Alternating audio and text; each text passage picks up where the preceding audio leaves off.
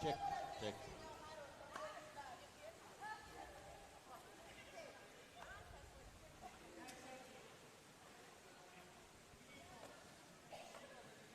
That's empty.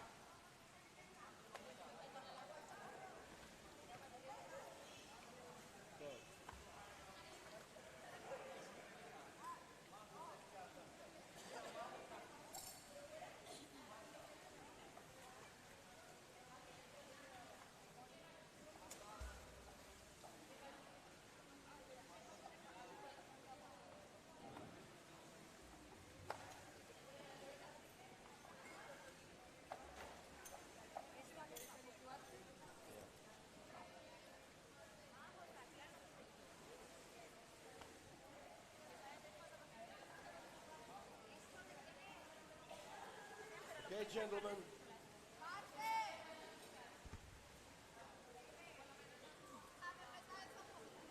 You here? You here? Talk to me.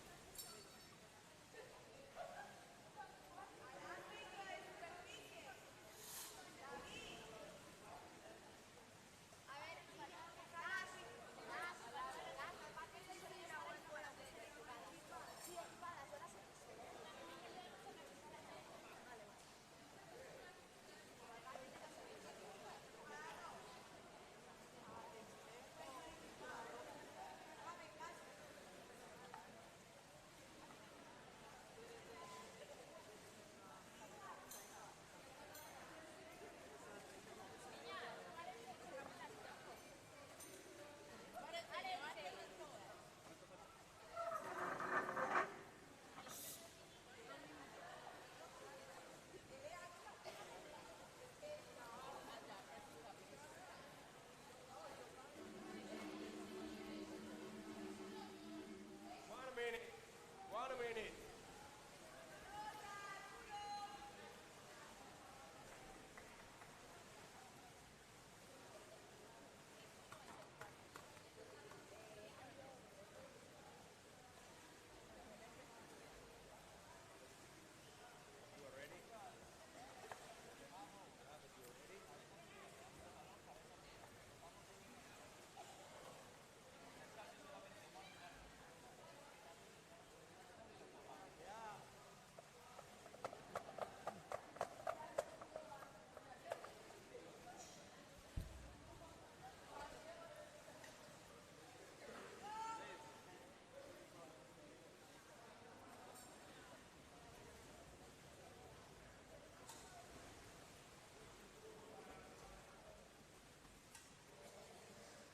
Okay. Teams ready. Blue team ready. White team ready.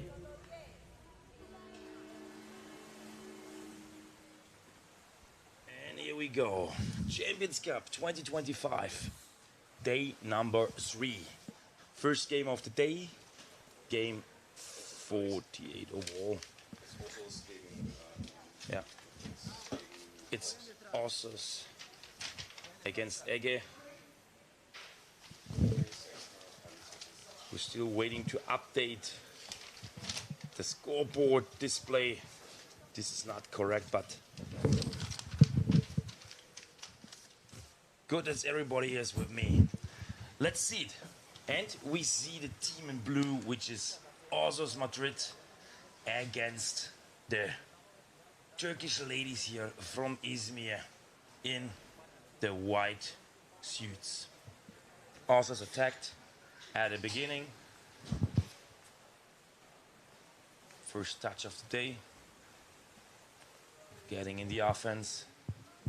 We see here number 9, Dikle Gümüş, waiting for the pass. Number 5, Tatiana Arias. Oh, intercepted by Zühlke German. However, back in Ozo's ball position. So we can see ball possession is changing fast in this game. Again, Dick Legumus with the ball attacked Diana. On the basket we can see Begüm, Genzer waiting, fight on the surface. It is the first game of the day, Champions Cup 2025. In blue, Ozus Madrid against the Turkish ladies from Izmir. 87 here, Irene Garcia, but then the ball is with Berfin.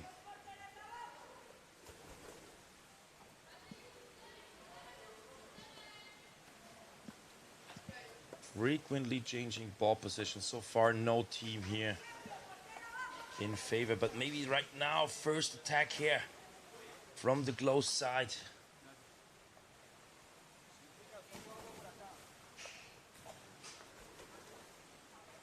Back and forth. Great steal here from number 25, Andrea Posada. And that's it. Now, first breakthrough chance here for Osos, but stopped by the Turkish defense. And so it is now Eze, Easy, who's swimming, the goalkeeper, passing to the middle. Seen her teammate, Dick Legumus, from the left, Sülfidan Kerman. Oh, right spot here. Again, Yakmur Alkan here was trying from the left.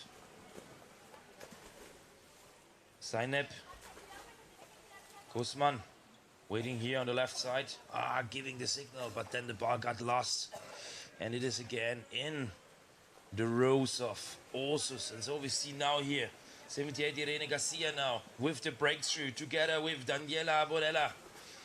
And number 5, Tatiana Arias, is trying to steal the basket. But also is not using this spotlight, this opportunity, but maybe still here the pass. Manuela trying to pass her teammate Tatiana, but this got intercepted. The pass is stolen and interfered. So it is now the Turkish ladies from Izmir with the ball here. Great chance here, great chance to attack, and it is very close. Oh, but also Tatiana here, the goalkeeper, saved her team. And so it is still 0-0. A great chance here to score from Berfin Peraksetti. Game still open, still 0-0, still the first half of the game. 94 Maria Jose here now we can see. Passing right hand side. Manuela. Passing Patricia. And here's the ball. We're waiting for Carmen here now. Carmen, the ball dropped down. But she gets it back. Brings the ball to the surface. And we can see the Turkish ladies waiting close to the basket. But traditionally, one single person defense here. Just one goalkeeper. Oh, this is tough. Oh, almost done here. Bijim here was alone at the basket. A fast attacker from the Osos lady. But then well defended here by Bijim Genzer. Easy here, left alone at the basket. The Izmir ladies are just defending with one goalkeeper. Mainly all the other players are mainly focused in forechecking, which is giving them, of course, a certain advantage in bringing pressure to the ball leader. Nevertheless, it also, of course, opens more opportunity and spaces directly at the basket, which will provide such crazy close situation again here. One player on the basket. Everyone else is going in between. Now it is number 14, Hatis Kübra, who's intercepting. 68, Ese, Eke, Isi. Ball is down. We can see now the Turkish ladies struggling a bit. Their time underwater is very short, but on the other side, of course, the ball possession is with them. Oh, this is a one big chance. 1 against 1 here. The shoulder was a bit in the basket, but these Legumes here attacked from the bottom with the probably best chance so far for the Turkish ladies.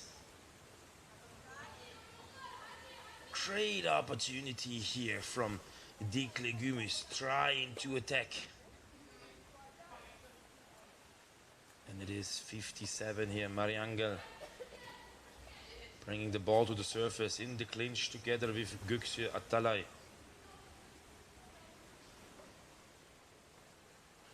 Ball drops down in favor of İzmir. Zülfidan.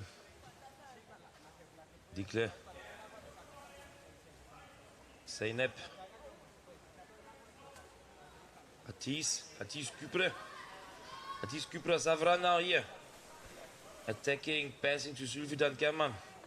And we can see Ekehisi here on the side, waiting for the pass, getting it, trying to attack now. Passing back, Dikle.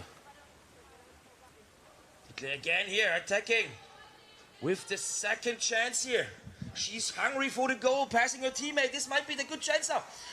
2 under the basket now. It is easy. Is she scoring? Oh, she's trying the best, giving the ball back here. This was a heavy attack here from the İzmir ladies.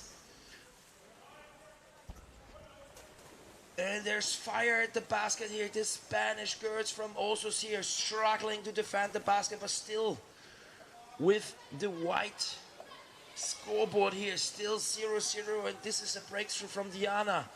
1 against 1 now against Begüm Gencer here. 1 goalkeeper left alone, and then again, as we discussed, oh yeah, great pass here. So Patricia here with the chance, but again also attacked. And this is the kind of the style of the İzmir girls. They are fighting around the basket, leaving one player alone with a lot of trust and trying to just get in ball possession with their attackers, Sinep Kosaman. And again, these Legumes, she had already 2 great scoring opportunities here, 2 spotlights, great pass here to her colleague, Jagmur. Jagmur here, losing the ball in the close fight.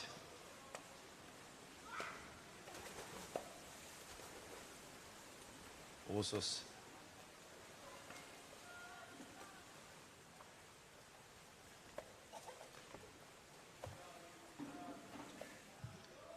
Again, İzmir.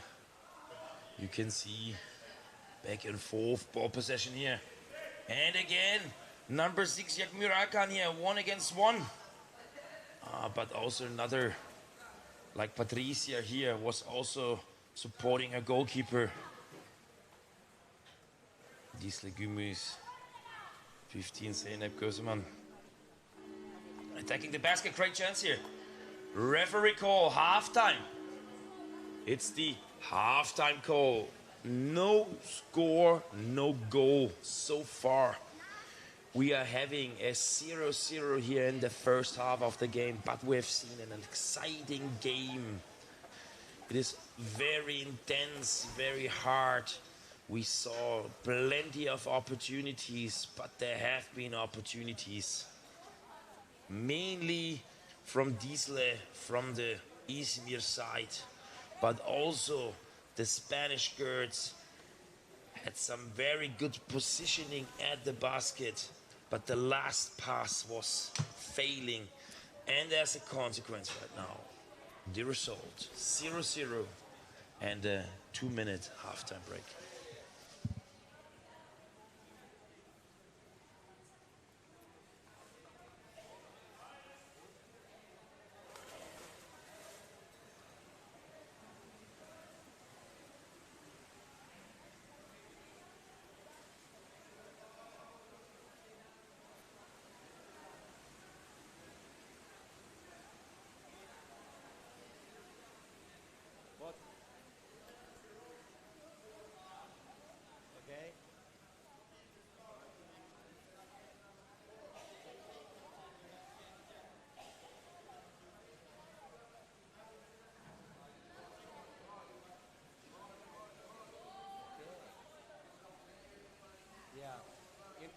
74 seconds, I can do 1 minute.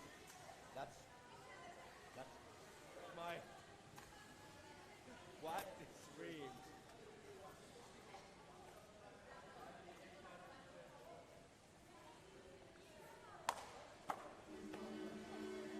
One minute. Perfect.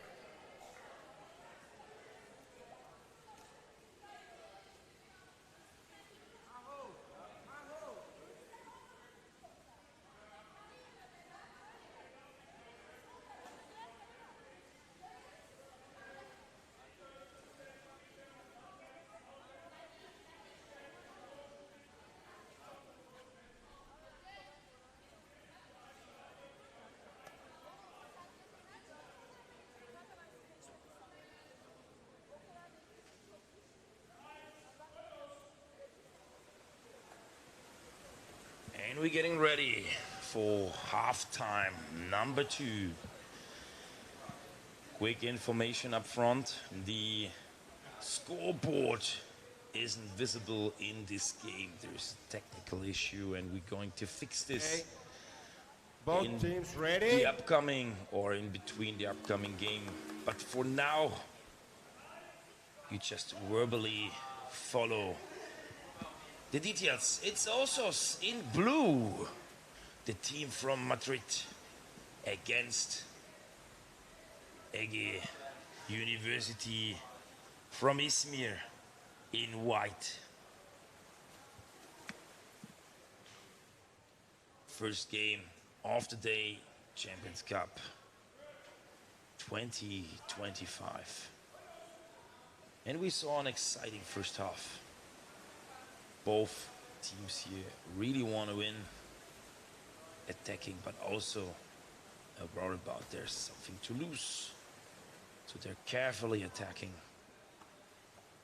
This is the game for place 11 and 12.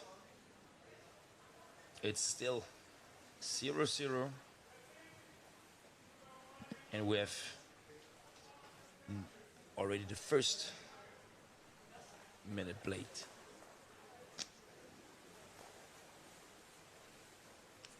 Oh, great attack here. Number 29 here, Patricia, trying to attack the head and score, passing to the colleague. Tatiana here with the ball in the scrum. And Andrea trying to steal the basket here. She with the best opportunity so far in the second half. From point of view, also Madrid.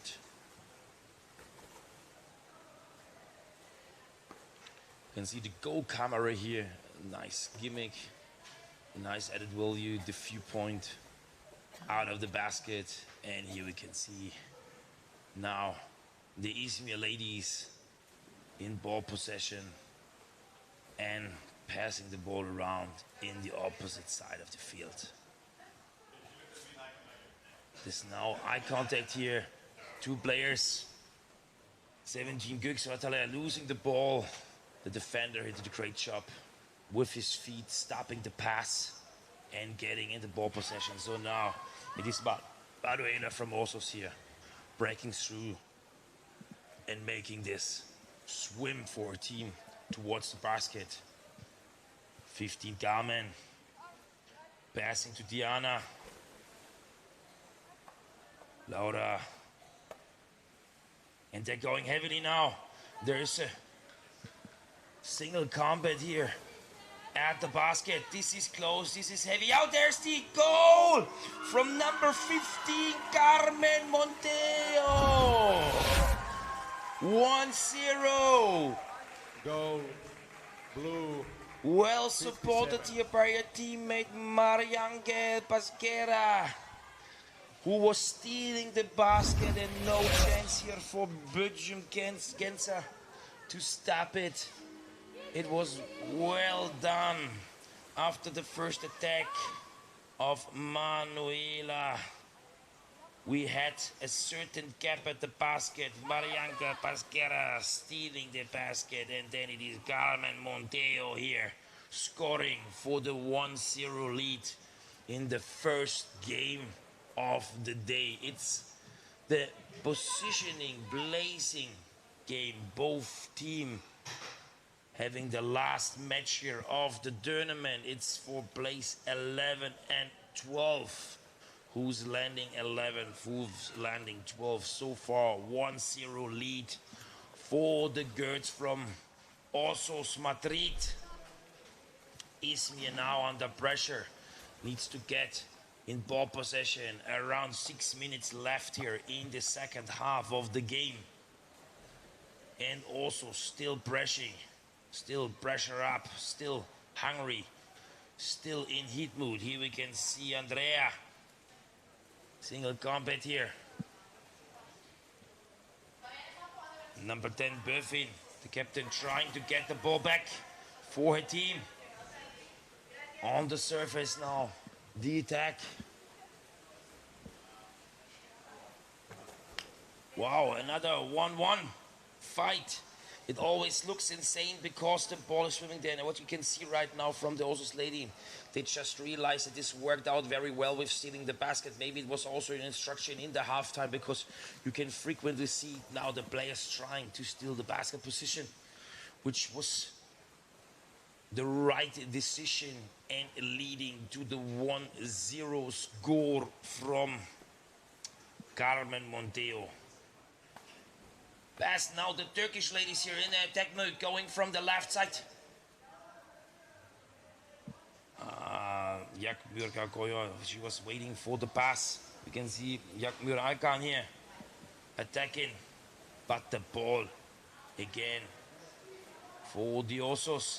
Attack from above here. Single attack from Nazli Ramirez. She's tried it from the top. Ball dropped down.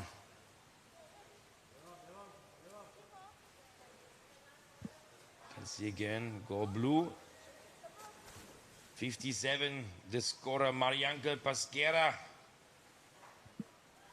57 scored, if I need to correct myself. So 57, Mariangel Pasquera here with the 1-0 lead. And now we can also see the scoreboard again. All information are now set up. You can see 4 minutes left here in game 49. Already 49 games here played at the Champions Cup. This is 3 minutes and 30 seconds left. Attacking the equipment.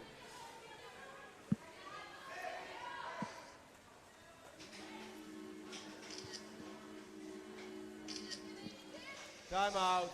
And here we Blue go. team. Time out. Break. Freeze through. Blue.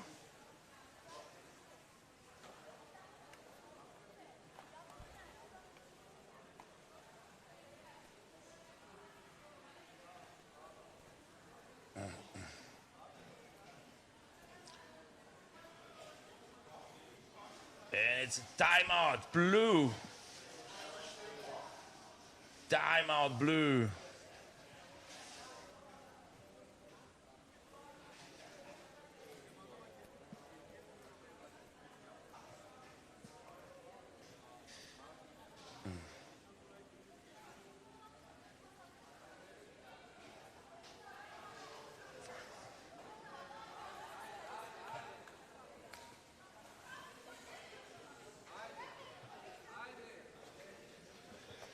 Timeout. Blue team also here in the 1-0 lead by a goal from Mariange Pasguera, assisted by her teammate. Great execution. Okay, teams, Ball get was ready. stolen and kind of Timeout is blocked. over. So it was not possible for Begüm Gense to really defend it. And here we go.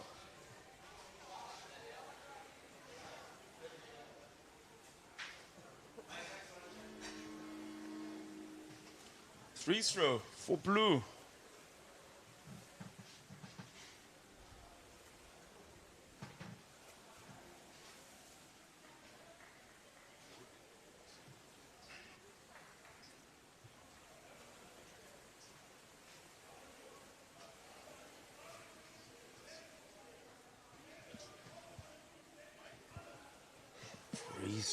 both blue, ball possession, blue. 25 Andrea. And Patricia here. Oh, 27 here. Manuela with the chance to score after a pass under the goalkeeper. But easy here, stopping her. No further goal here for Osos, but they are really rising up the pressure. Getting more and more control and dominance here in this game. It's quite hard now in this phase of the game for Izmir to come back, but they need it. They're one goal behind. They need now to invest more to get here an equalizer. One goal would mean that also Sears winning. Last game for both teams here for this tournament, and we can see at the basket Oso's player already in position trying again to steal the basket. A tactic that paid out well so far and resulted into the first goal of the day. Still here, surface fight. Ball brought up. 1 minute, 20 seconds here left in this game. Oh, 1 against 1, almost shot here. This was very great executed. Nasli Ramirez here, almost with the 2-0. She was shooting. But this was also well defended here. There was a small gap between the goalkeeper and the basket. She was swimming heavily and speedy and throwing. Tried to hit the basket with the ball almost in here. Big chance here from Nasli Ramirez. Well done, but still the scoreboard shows us 1-0. Game is not over, 30 seconds, maybe here. Izmir now in ball possession. Can they come back? One chance for them to attack. No, we can see the surface crumbs here, the fights. Last positions, goalkeeper still in behind. Oh, this might be the chance here. Number 14 here. She is heavily attacking Atis Kübra with the big chance here now. 1-1 single combat for the Izmir ladies. 5 seconds left. This might have been the greatest chance here to equalize, and the game is over. Well done. Well done. Osos Madrid winning 1-0 by a goal from Mariangel Pesquera. Congrats, but also well done from Izmir here. A big fight from both teams. And I'm passing by to our main commentators of the day. See you.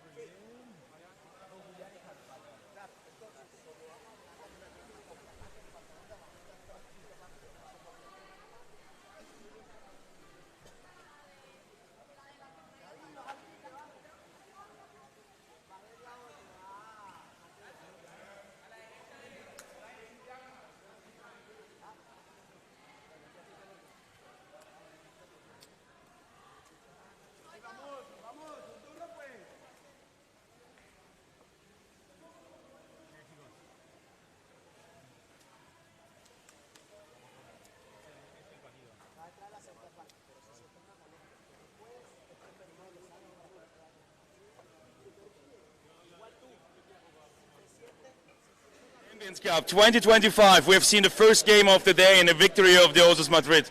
Mariangel, you scored. Tell us and the spectators what happened and how you scored. Yes, fue genial.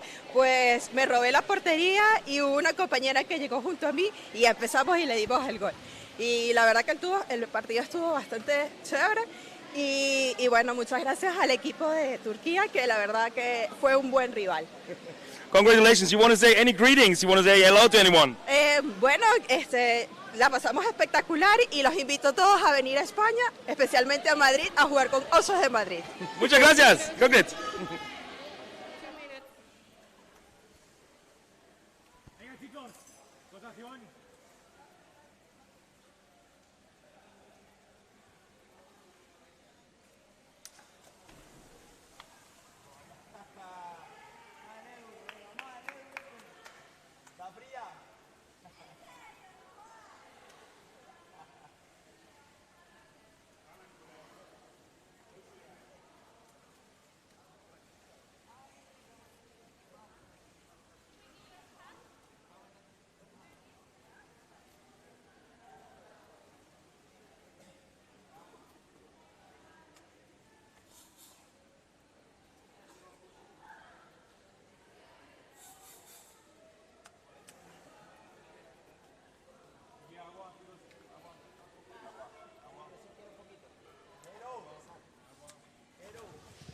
All right, ladies and gentlemen, we're back in here. Trote has been picking up the first game for us.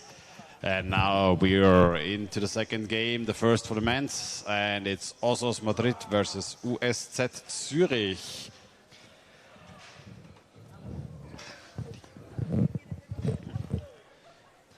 And a very good morning here to our viewers from Thomas and I in the commentators booth.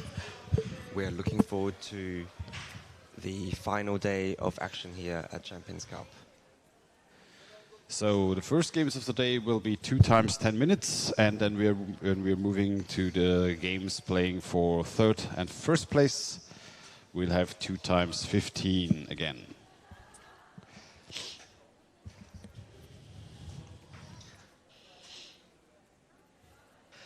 And all the games for today are the final games that any of the teams will be playing at this tournament. They are the playoffs for the final positions.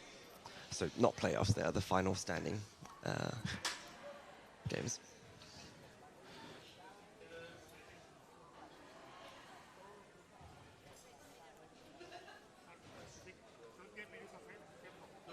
We seem to be missing one referee on the open side.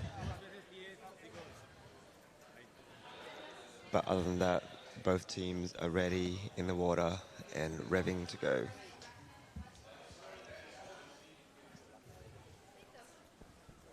White team ready. Blue team. And we are off. We have a nice calf. And Osos first out with the ball. Quite cautiously swimming left, right. Bit of resistance from Zürich here.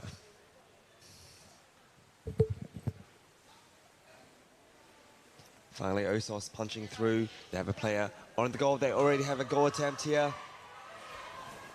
Goalie didn't look like he made contact with the goalie. But that was an encouraging start for Osos. Yeah, the Swiss had 2 very good games, one against Vienna and one against New York, before they lost both of them just by 1, but they were on more or less equal playing fields all the time. So we'll see what they can bring here. And they only lost 1-0 to Austria. Yeah. Wow.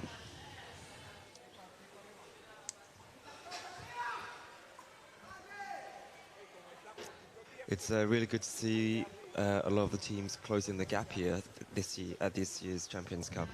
We haven't seen any really big score blowouts, like, you know, double-digit figures. Mm-hmm. I think the biggest score difference has been 7 or 8-0. I think there was 1 or 2 with 10 in the preliminary rounds, but right. other than that,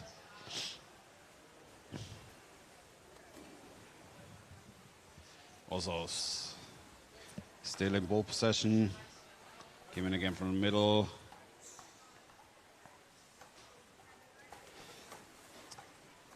Interestingly, they haven't tried attacking from the other side of the basket yet. Just focusing on that grinding from the close side. And they haven't tried attacking the goalie from above yet either. Zurich kissing the middle line for the first time.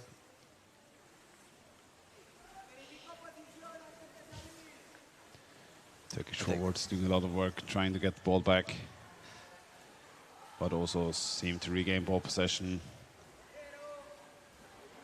And the commentator curse hits again.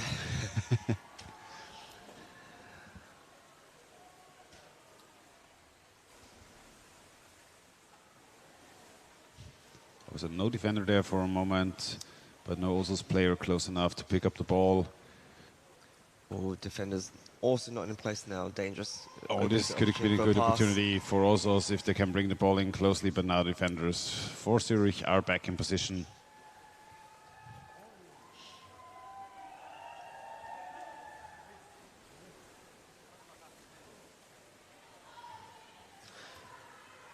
Osos definitely seems to have the better ball handling so far. Ooh, got the ball into the corner, but no player for Osos available. Had a setup.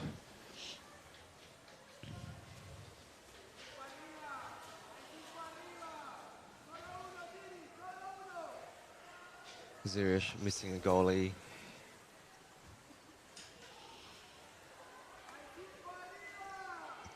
Currently quite hard for us to see what's happening on the surface, but it seems to be over, the ball is over the halfway of the pool now.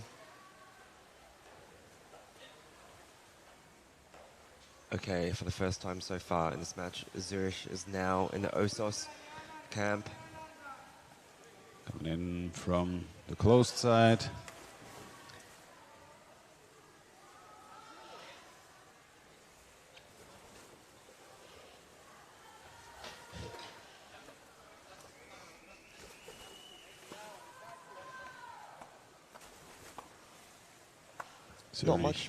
Not much pressure here from the Osos forwards. But here we go. There's the pressure. Yeah. It's just Sometimes you don't sneaking. need- The pressure was sneaking up onto him. Yeah. The best pressure is the Coming one from that's above on the goalkeeper. Pass downward. Defender and forward, though, in position. Fighting on the right side of the basket. Pass into the backfield. Trying to switch sides.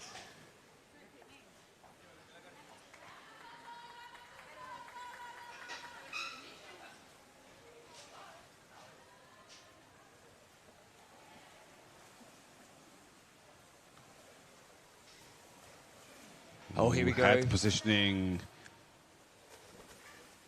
Not enough time, though. Coming in again from underneath. Those defenders just trying to push the players from Zurich upwards, away from their goalkeepers.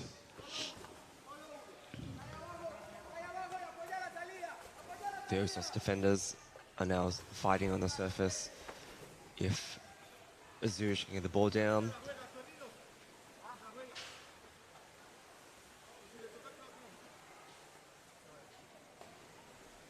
Nice little feint there from the Zurich player, but ball is out and in the Osos hands. Counter-attack has begun. It's 1 against 3, 28. Punches through, gets to the goal of the Swiss side. There's no defender in place.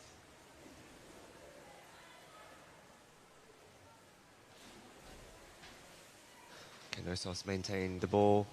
And they come in again, but there's no support player. Now they come. Nano gets the ball wrestled off him, and now the Swiss has a chance. It's called by the referee. Holding. Holding. Wide free throw. Holding. Wide But free it's throw. for Zurich. So Zurich back to the middle of the pool, regaining ball possession.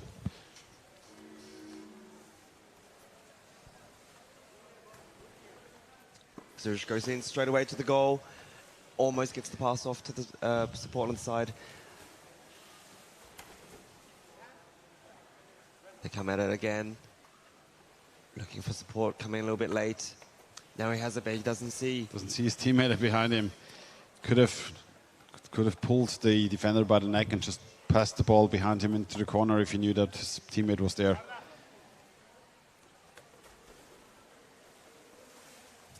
Taking another bite at the goal again.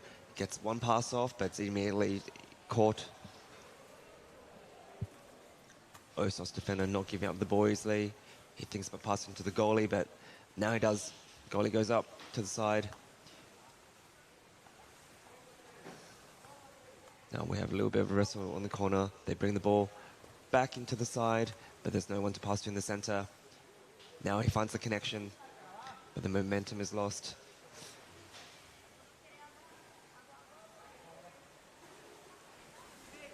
Now they bring it out to the far side. Straight to the Zühlke goal. Tries to go from above.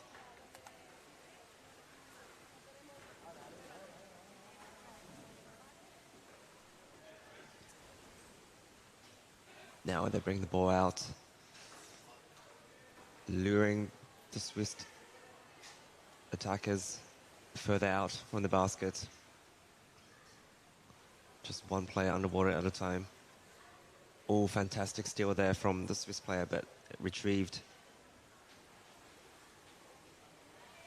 Ralf Schwedecki.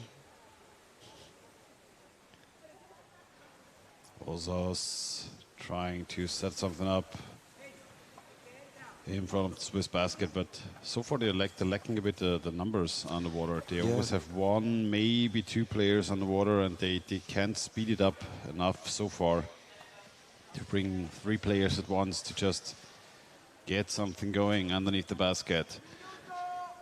Grimaldo tried to take over the ball.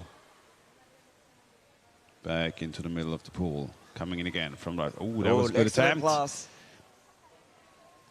But now the forwards swarm. He finds the ball again. Bounces off the leg of the goalie. Osos coming in from above. There was a slight gap over the goal for a second. Ball drops. In the hands of the Swiss defender. But aggressively forechecked. 1 against 3. He gets support. Number 17 is held. Now we have a fast counter. 1 against 2. Can he push underneath? Is underneath. Needs somebody to help him out. Player on the backside of the goalie. Pulled up to the surface. That was the best opportunity we've seen from either team so far. It's a shame there's no other player there.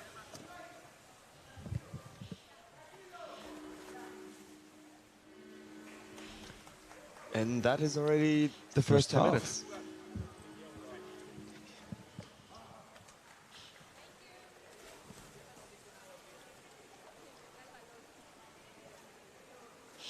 This might be surprising to hear, but 10 minutes feels like it goes by much faster than 15 minutes. I thought so myself. I thought the same thing. We need 50% more game time at the end of the day. Yeah.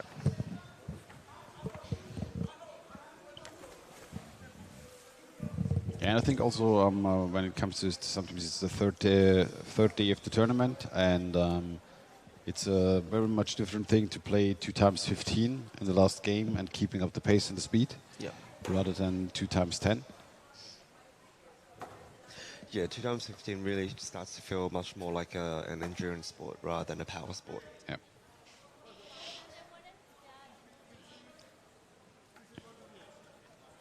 So Zurich so far had one good opportunity underneath the basket of Osos.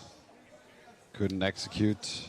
Osos one opportunity right in the beginning, but then had a bit of issues, in my opinion, bringing enough players, as I said, down there to get something dangerous going around the Swiss basket. I feel like Osos had lots of opportunities before the good opportunities. It's just like one pass is missing for it to become a dangerous situation. And I think that's partly down to what we've seen so far. They haven't managed to get more than 2 players around the opponent's goal at a time. All right, we have an exchange for us as well. Silva out and Gonzalez in. Yeah, and I think quite often those little advantages come from just a player staying down after the pass for another 2 seconds, so they can have double pass and then push forward. Or have a third guy sweeping in, setting up the second wave when the first one created enough disruption. And I think that's something that the elite teams do so well, is they don't relieve their opponents of the pressure after a wave. They just send in more and more and more and keep going and hammering on the basket, on the defenders. Seconds. And especially if there's an opening, they will take up all the space they get and try to pressure them into more or less leaving the space entirely. And the thing is, all teams practice attacking the opponent's goal with 3 players in training sessions. But in reality, very few teams, apart from the elite teams, are able to do it on a consistent basis. Yeah, absolutely.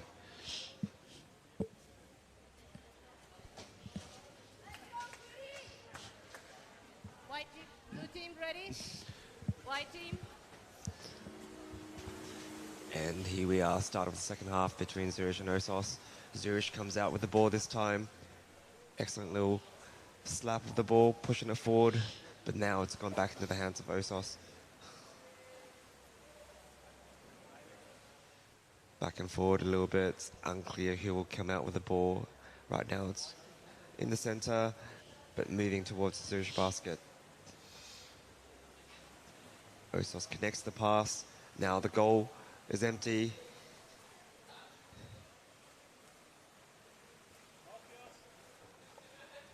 Goalie and defenders have established the positions. Excellent. Just into the hands of the defender, but Osos player already onto him. Always That is the best and most energy efficient way to steal the ball. just a quick tap. Yeah. Ooh, regained the ball possession, and the defender had to move back down. Dropped the ball. Stuck between the feet. Does get a grip onto the goalie a bit. You can see the goalie move from it now. The exchange. Dropping down, and now they can move outwards. Getting a punch on the ball, and this could be dangerous. That's one of the most dangerous situations if you're just here we moving go. out. No goalie. And also coming in, trying to get something on from the open side. But The goal is still empty. Oh, now we go. Zurich with a fast break. Can he break through? No, he's held back at the ankles. Needs somebody to help him out. Yeah, it's one of the most dangerous situations if he just Zurich left the basket. attacking the goal Zurich. from above. The Oh, goal's underneath! empty. Can he get the ball in? Defender just came in between, just pushed him up so he doesn't get a good hold on to Robin the Jan with the goalkeeper. ball now, looking for a pass. Needs some help. I think the Zurich players exchanged rather than just going all in with the players that fast breaked. Osos goalie still looks like they're under pressure. That was by far the closest moment we've had so far here. Yeah. Excellent counter-attack from the Swiss side. Now the Out of referee bounds. White free. has called it out of Out bounds Out for the of ball. bounds. White free throw.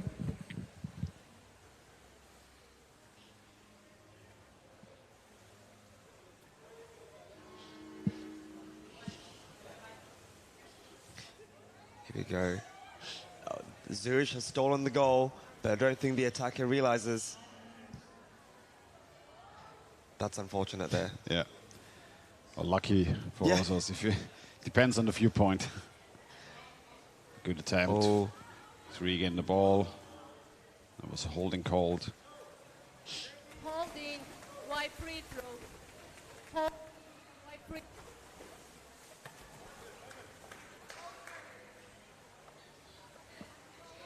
Yeah, I think both teams on offense somewhat struggling in the same way. Zurich, I but actually with the more think- pressing chances out of a fast break. that's true, but I think both teams have also shown that they do have gaps in their defense as well. Yeah. Like right now, defenders up on the surface.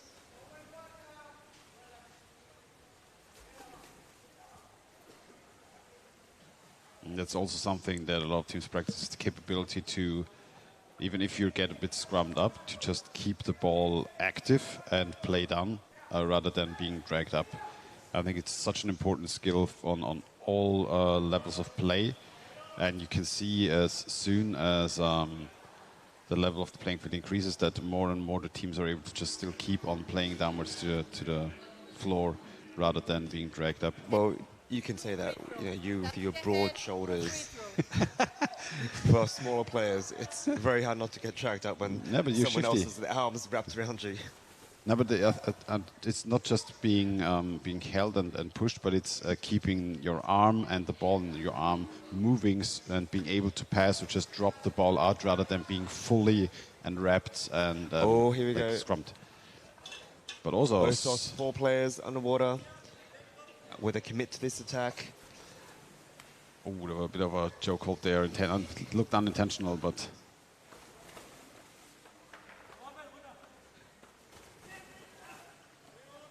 Osos coming in, player on the other side of the basket. Can't find the third person to pass to. Immediately knocks out his hand by Robin Jan. Robin still goes for the next player. And you got to say this about Swiss forwards, they are extremely disruptive. They're just in between a lot of the times. I mean, they're good at, if you only have one passing option, if your opponents only have one passing option, it's much easier to read where that pass is going to go and to intercept it.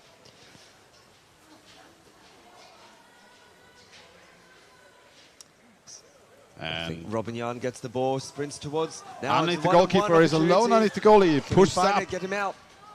Oh, doesn't get enough. But now, second opportunity. Dragged up. The basket is empty. Can he push it in? The ball in. Yes, now to get in. Zurich picking up the first goal. A lot of back and forth above the Madrid basket, but then the ball dropping down in the end and they can push it in. The ball was first delivered to the goal with a counter-attack, lightning fast from Robin Jan. And then I think Ralph took the ball, tried to get in, and then he was assisted by number 6 who, number 6 finally got the ball in. Ruben got in. Oh no, it was 95. Ruben. Zurich back in ball possession. Going for the Madrid basket.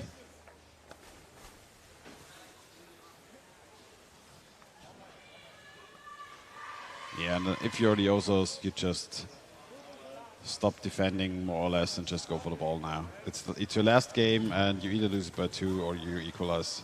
Yeah, you have to go boss mode. Yeah. As a defender, I call it touch and go rugby. You just touch the basket more or less once, turn around, put your fins into the basket, and sprint into your opponent and try to regain the ball together with your forwards.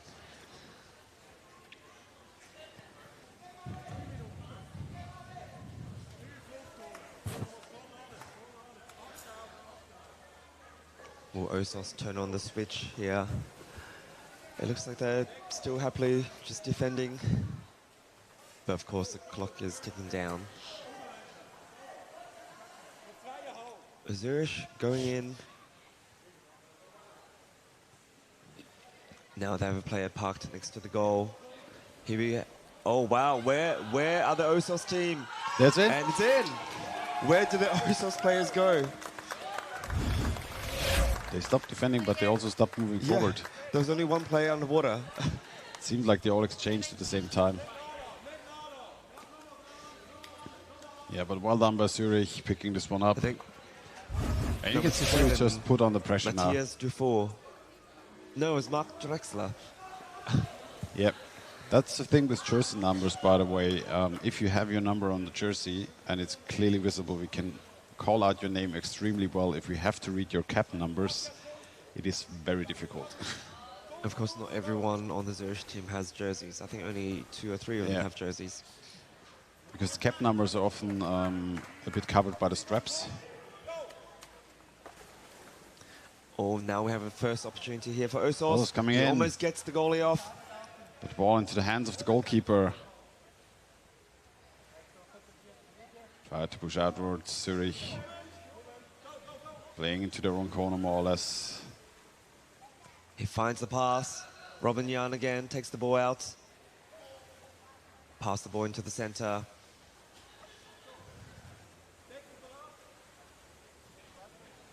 He doesn't see support player there. Ralf Stadecki gets the ball. The goal is stolen. The goal is stolen by Robin Jan. Can he deliver it? Yes! He gets it in. That's the nail in the coffin. That is the absolute nail in the coffin there. Yes, you're right.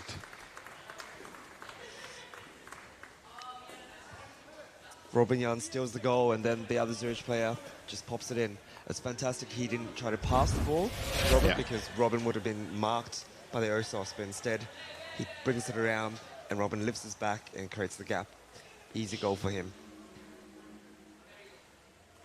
Yeah. That's the thing when the basket is stolen away. The defending team is on this interception duty. Yep. Everybody's on interception duty. And on the offensive team, everybody's on delivery duty. Yep. So there's literally the player who's stolen the goal away has done its job, basically, more or less. And then it is time. And I think it's funny sometimes how hesitant teams are when the basket is stolen away to just swim in, full force push and sweep in. They're like looking for the perfect opportunity. No, it's just go time. Go, go, go, go, go. 5 players on the water. Yeah. Push in, get everything in their guts. And Zurich taking it away from Osos.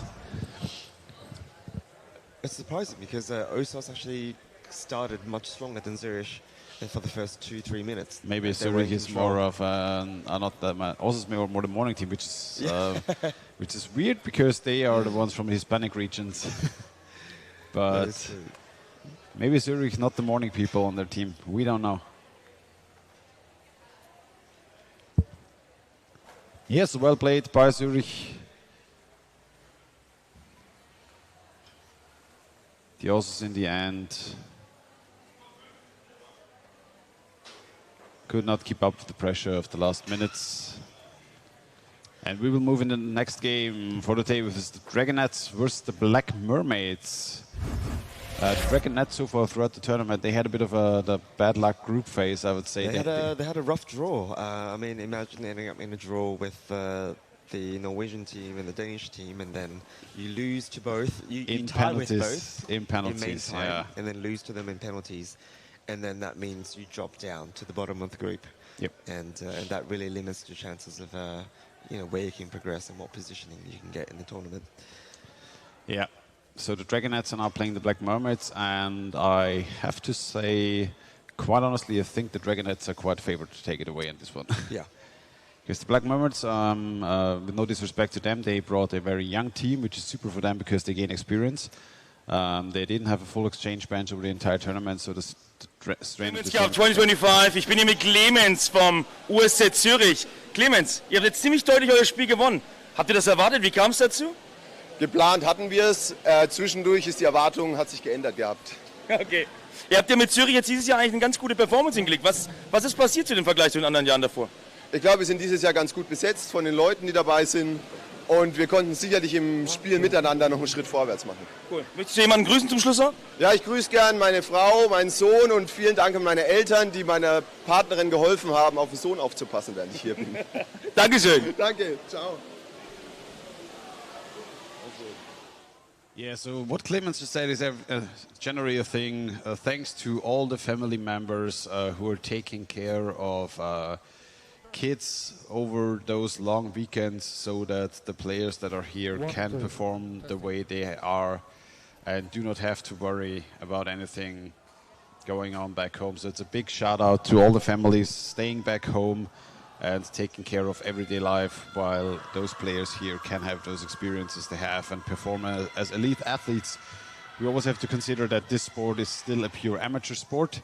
So everybody here is usually having some kind of day job. They are full-time students. They are parents quite often. And yeah, so it's something very out of the ordinary to just be here for 3 days and purely focus on underwater rugby. Don't forget they might also have furry children as well. Yep, that's Dogs, what was. cats. Yeah. Oh yeah, also yeah, of course, the pets, the pool pets. Before the interviews, we were just discussing the sort of difference in experience levels between these two teams. The Black Mermaids, as a name, has been around Champions Cup for decades and decades. It's a Swedish team, but as we know, teams go through different phases. Sometimes they sort of They peak and rebuild. sometimes they rebuild. Yeah. And with the Black Mermaids this year, they have brought a very young team. Well, there's quite a mix. You have there some really experienced players like Ann-Sophie Karkau and a few others. And but they also have, I believe, a few teenagers with them, at least 3 or 4, who've only started playing rugby in the last several years.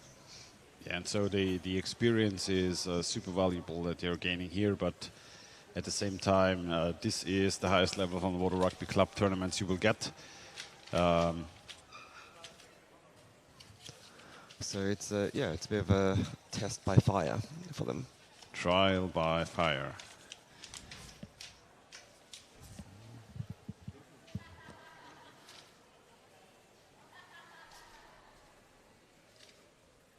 I believe that was Lisha Fong's laugh from the Australian side.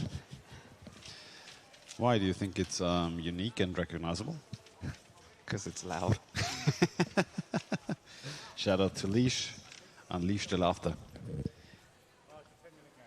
It's loud and shameless. As every love should be. Love, loud and shamelessly. That's the name of the having fun game.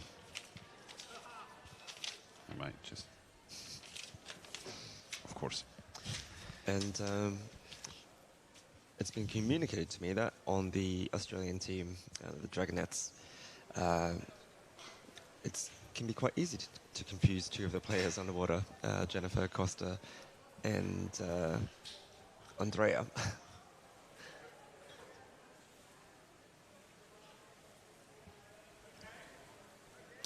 Referees indicated 1 minute to the start of this game.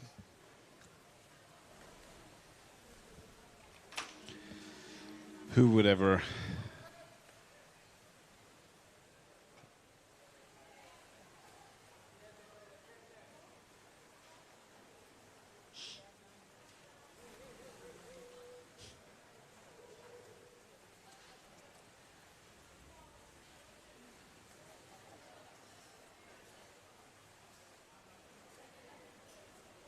It's often quite funny to watch, as we can see right now, the players the last 1 minute before the game. I think that there's those who just try to stay as calm as possible, and there are sometimes those super energetic people who just need to hype themselves up as much as possible. I think some people just try to stay warm. Okay, I cannot talk. That's not my field of expertise. I have biopren, as we call it in Austria. You have bio... What's the word? It's an abbreviation from neoprene suits. What's combat right. suits? Yeah. Okay. Now Just the natural variant on my body. All right, Dragonettes versus Black Mermaids. Dragonettes first to the ball, but the Mermaids pick up their pass to the right, and they're immediately being pushed towards the to the right. So knee out of bounds, but can keep the ball in play. Lisha Fong there. No, that wasn't Lisha Fong. I'm getting all the names wrong already. Okay, Yeah, it's not like we Dragonettes. talked about confusing players initially. But they do have quite nice numbers, the Dragonettes. Yeah, good visibility.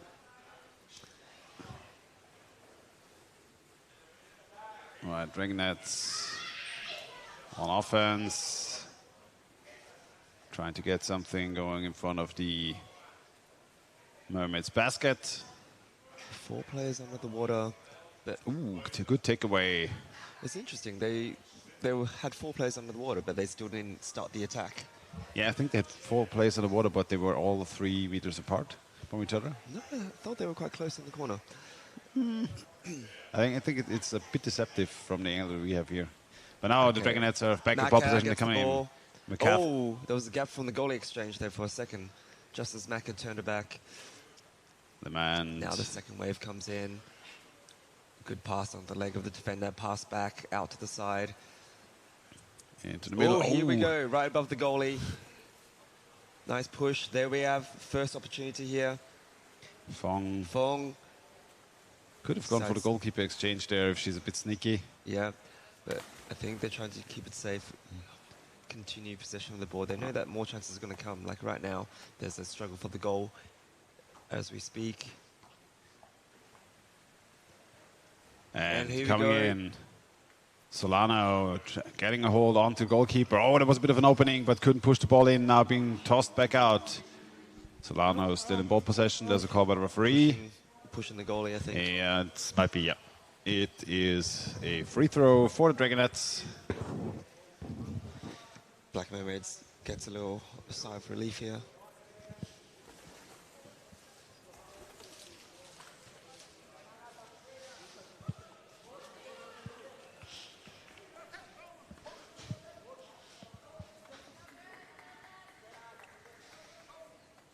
Holding the basket. Yeah, somebody held on a bit.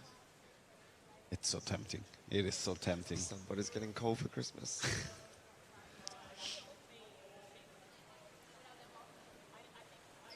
Black Mermaids really taking their time with this free throw. I think they're kind of using it as an unofficial timeout.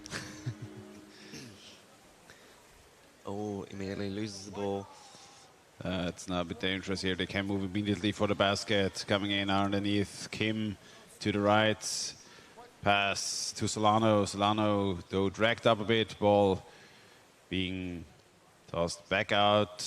Morales on the left. Player waiting on the right. Can she bring it underneath? Mar gets the ball. Mar passes back down. Bit of back and forth.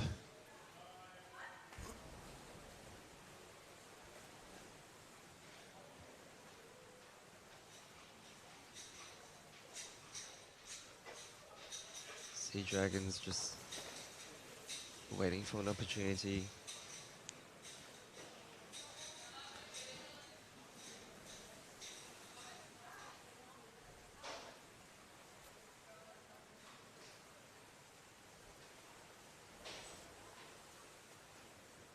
I mean, if the forwards are going to give you some breathing space, then why rush things?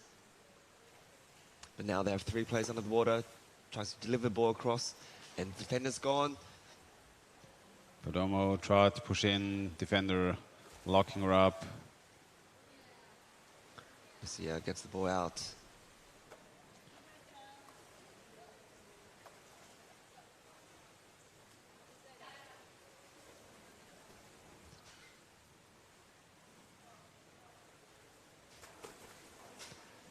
And Jakim's in position, and Kim Jakim does goes have for an the opportunity. goalie. Kim with the first straight up chance underneath the goalkeeper. Diffused in the last moment, but now yet again another chance from the other side. This time Morales can put a bit of pressure onto the goalkeeper. Basket was empty for a moment, but now the hands from the other side again. 3 players, and there the Dragonettes can do it. Number 4. Kat David with the first score. It was 38 again. Bobby Costa was taking it. Bobby, what's up with your names and numbers here? No, this isn't the real replay. This is... Want to bet? Rosa Costa. I saw something completely different. Bobby is seeing phantoms here early in the morning. You need to drink your coffee, Bobby. Mermaids moving back up, but I think the ball was out of bounds right away. So Dragonettes will pick up the ball in the middle of the pool.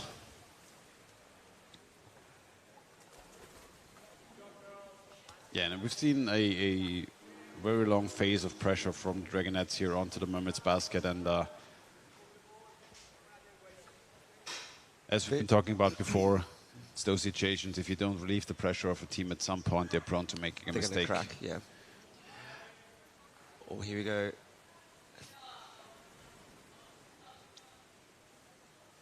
I think that was Lamond.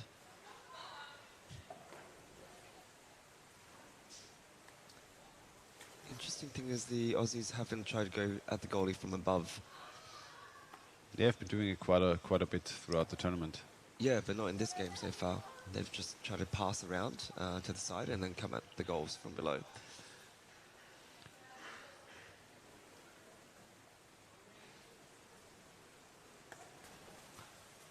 Attempt there from the Aussies to steal the goal. But that Pushing. was called for pushing. Or Solano. No, she didn't. I think just Solano is definitely one of the cheekier players on the Aussie team.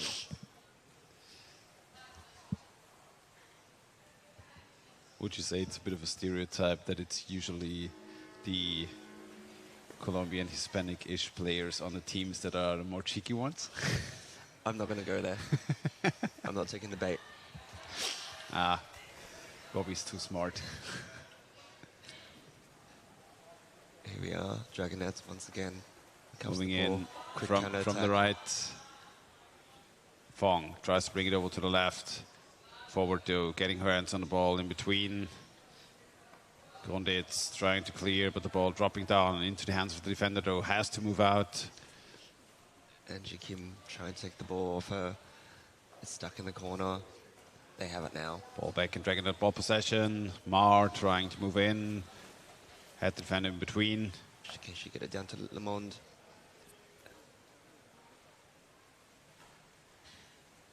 Naka coming in on the left, passes it over in the middle.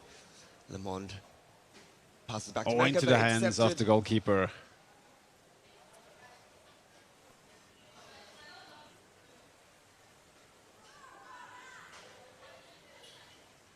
Oh, that's a bit of a costly drop. Defender, though, coming in just in time. And Kim finds a gap in the goal, but doesn't shoot.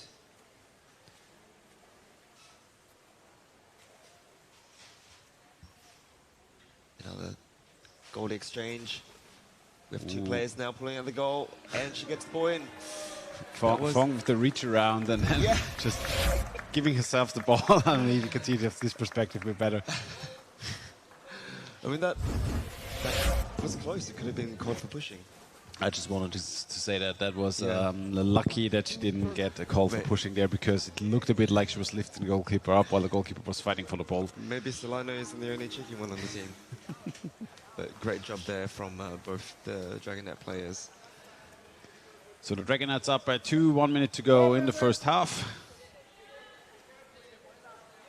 But I think the Mermaids so far are putting up a really good fight against the pressure that the Dragonets are bringing. And this is the first time they've bringing the ball to the Dragonet side. Krakow.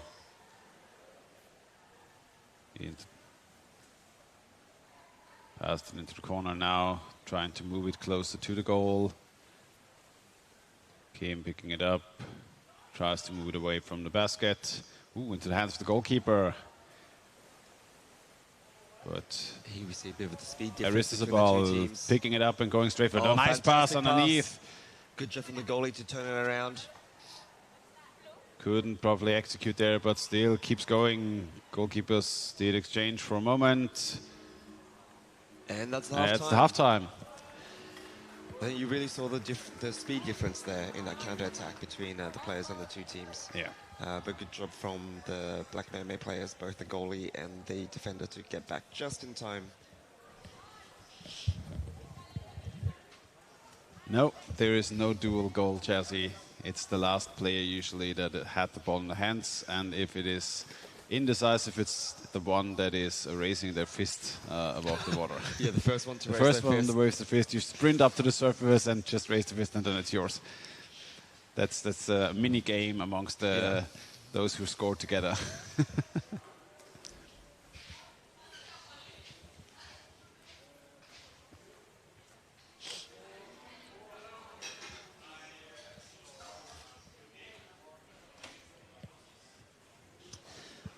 It's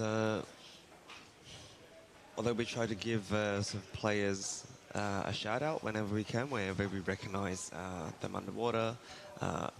If they don't have the numbers on their jerseys or their fins, it can be really hard. So if there are listeners wondering why we're talking about the players from the Dragonets, a lot more than from the Black Mermaid side. It's because we can't see the Mermaid's numbers most of the time.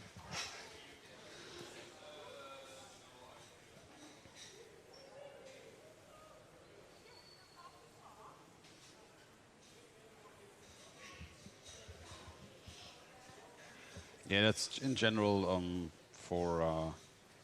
I know a lot of players have bathing suit preferences. A lot of females have opted for the Open swimsuit back. T-shirt combination, so they have the bathing suit with the open back because they sometimes are more comfortable. But then they put a shirt on with the number.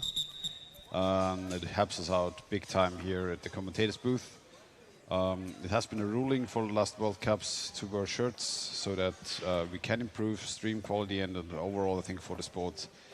It's been a very good change that player visibility and the credits for the players, or to give credit to the players, has become more and more easy. And if you have the name printed on the back as well, we know some players love to have nicknames on their jerseys, but in terms of equality, we try to call out the last names of the players, especially because most parents, friends, and families will recognize the last names. Quite often there's a bit of mix-up as well. We have a couple of pops on the Viennese team, but they're all marrying. We can't do anything against that. But yeah. But we can't prevent incest. Okay.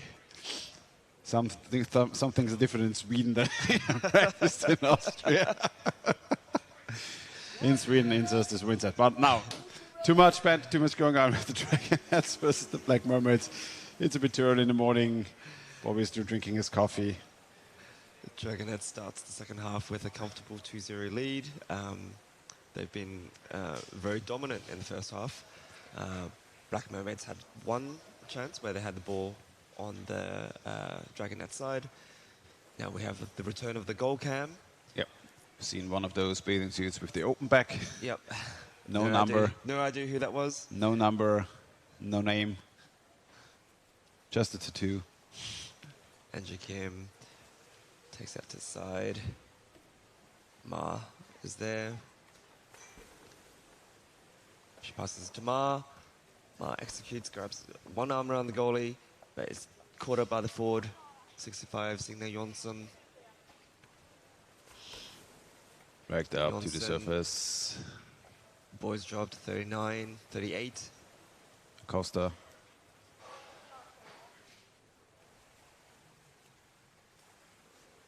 Lamond. McCarthy. Macca.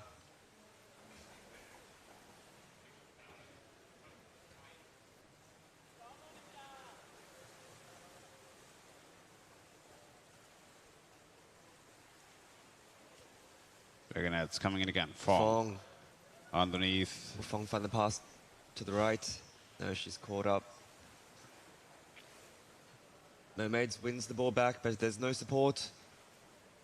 Someone needs to help Signe Jonsson out. Oh, there. Threads the needle. Cat David. Fantastic timing there on the goalie exchange.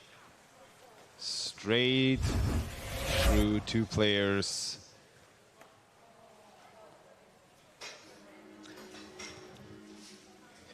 Is that Jennifer Costa again? Is that Cat David? That was intentional. It's always a Costa.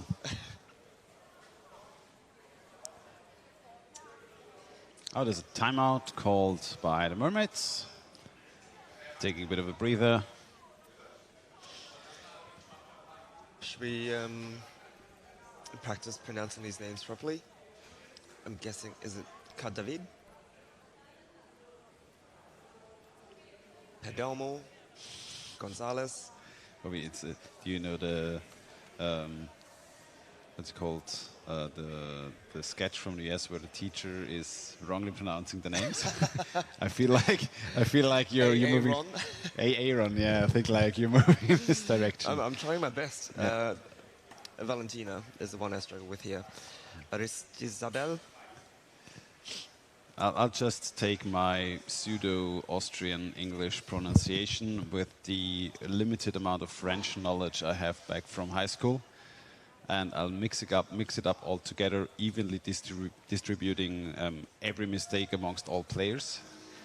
Okay, here we have starting, I think that's either Antonia Yelm or Monika Grunditz with the ball. Kept it to the right, Andersson trying to bring the ball down, but being taken away. Gonzalez picks it up again.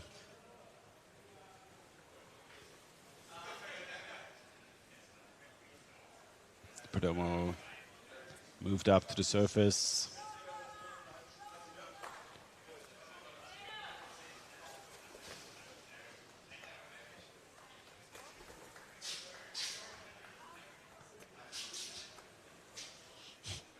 Just scrumming it away on the surface. You can see two mermaids and they're just being dragged out of bounds.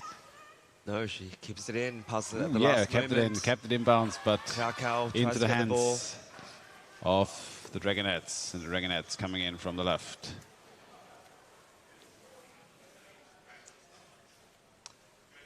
Morales Great work from bringing it Grunditz, to getting corner, the ball but back for the Mermaids.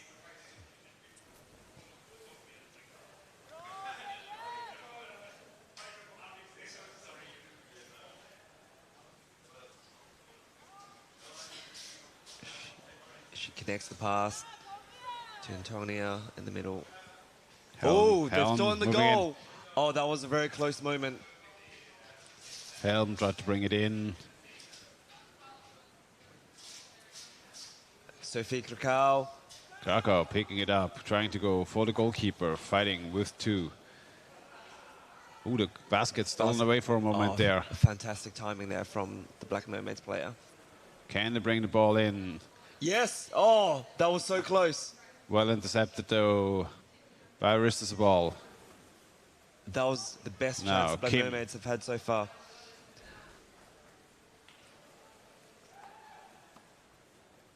Ma coming from the side, passes back into the middle. Fong puts the ball in the corner.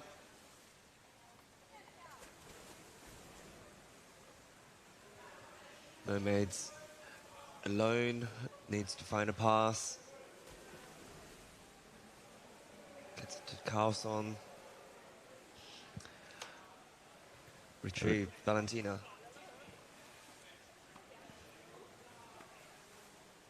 It's like you're avoiding her second name. Mako waiting down there for the ball.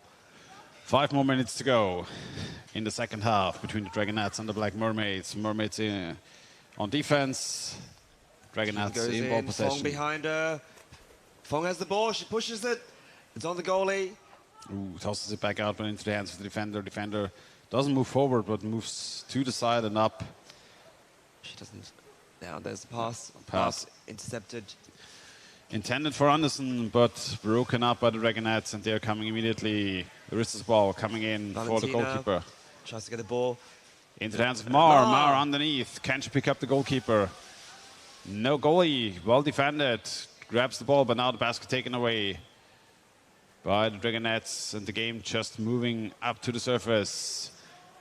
But Anderson trying to push for it. Johnson looking for a pass, passes backwards, but it's taken by Maka. Coffee. Maka passes to Kim. Kim attacks from above, waiting for someone below.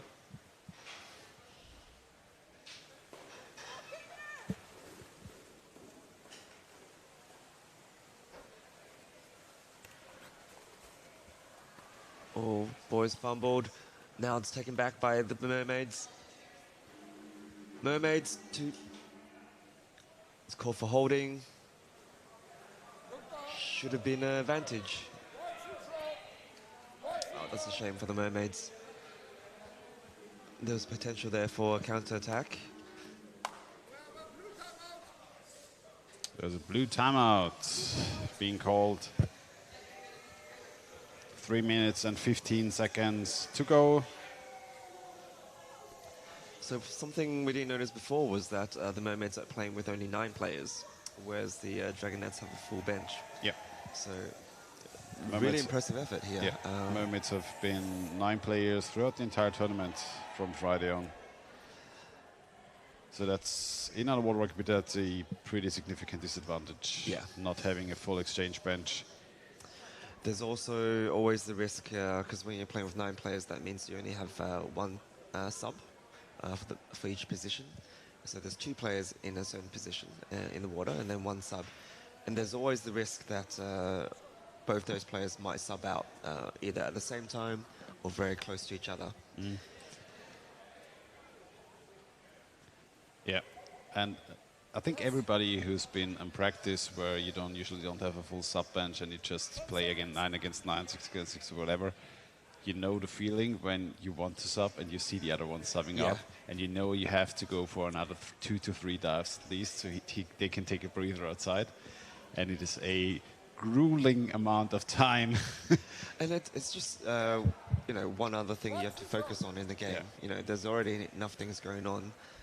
But to think about the timing of your substitution and of your partner, needs as well. We have people in the comments mentioning that last referee call, which kind of killed the momentum for the Black Mermaids, even though the referee call was meant to be in their favor. But it's, you know, credit to the refs. Sometimes it's very hard. Oh, we have a strong attack here from Ann-Sophie Kracker, I believe, on the Black Mermaids. Ann-Sophie just trying to casually fight off 4 players from the Dragonettes. It's her signature. See it going. Oh, the ball just go. dropping down. Can we bring it in? Amazing. The Mermaids coming over. Was that Grunditz or? I couldn't see the number properly. It's Grunditz. just on the cap. Yes. Well played by the Mermaids. Then bra your butt, Monica. Yeah, you can see Ansoff, one of the very most experienced players here, and probably at the female tournament. She's been playing the sport for, well, probably as long as she's doing sports. Just casually fighting off 4 players. But it's her signature move to attack the goalie from above, pull them off, keep the ball, and then if she's not able to score herself, to pass it on to someone else. Yep. That's the skill of a good support, is to draw as much attention as they can and then keep the ball moving, so your teammates have time and space to play. And that's a lot of credit is due to those players actually, because they keep a team moving so much and they don't get the goal credit most of the time. But they create the opportunities, right? Yeah. And sometimes players just do both. They just do everything. Gassner. Yeah, I think at the absolute elite top level, I'd say mostly 70% to 80% of the team are able to do both. Yeah. And but it's still very common, even in the top teams, that it's 2 or 3 players that score 80% that they really of the goals. They really stand out. Yeah. We have a cheeky effort here by the Aussies. Strong pass to the right. Try to bring ball in. Le Monde waiting patiently for the ball, but it might not be coming because we have Monica Grunditz up there, who is just absolute class at wrestling for the ball. Scrum on the surface for a moment. Gonzalez tried to move it in. Oh, there was a goal. There was a gap in the goal. Acosta pass to the left, and now both players trying to squeeze the ball. But McCarthy just tried to squeeze it through, but not on their watch.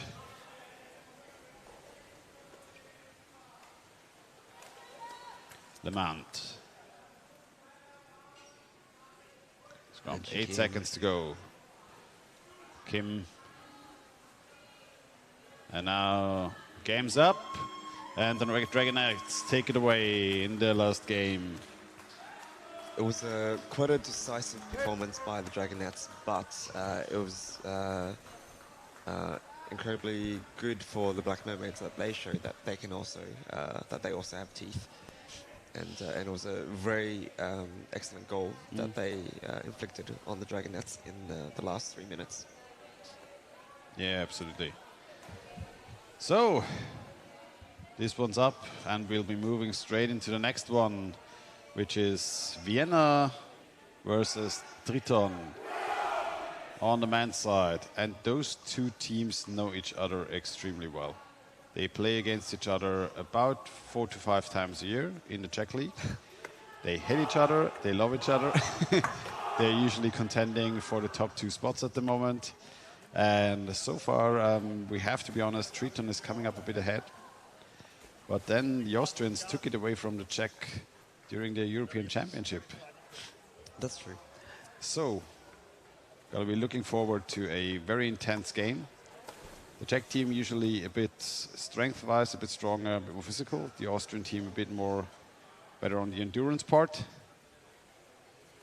And we'll see who can bring it here in 2 times 10 on the last day of the Champions Cup.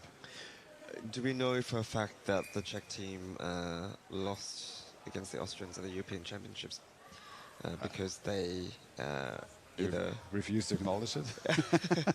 No, I mean, I've seen many times at the Czech League that the top teams there, like to have a liter of beer in between each match. Nah, I think they took it actually quite serious. Okay. Well, I mean, that's the problem, right? Maybe. Champions Cup 2025. I'm here, team from Australia, the Sea Dragons. You just made a very, very nice last game. Quite dominant, a lot of goals. Tell us, how do you feel and what happened in the water? It was awesome. We learned a lot from the competition, and we learned from our mistakes in the past games, and we applied everything that we said we would. So, yeah, I'm really proud of the team. Yeah. Did you expect that high result? Of course, we expected to win. We always go with that mentality, but it was really nice to see that our game was actually applicable and that we could actually get through it. Great. Last chance to say some words to the community? I'm really happy to be here, and yeah, just keep going. Thank you. Thank you. Yeah.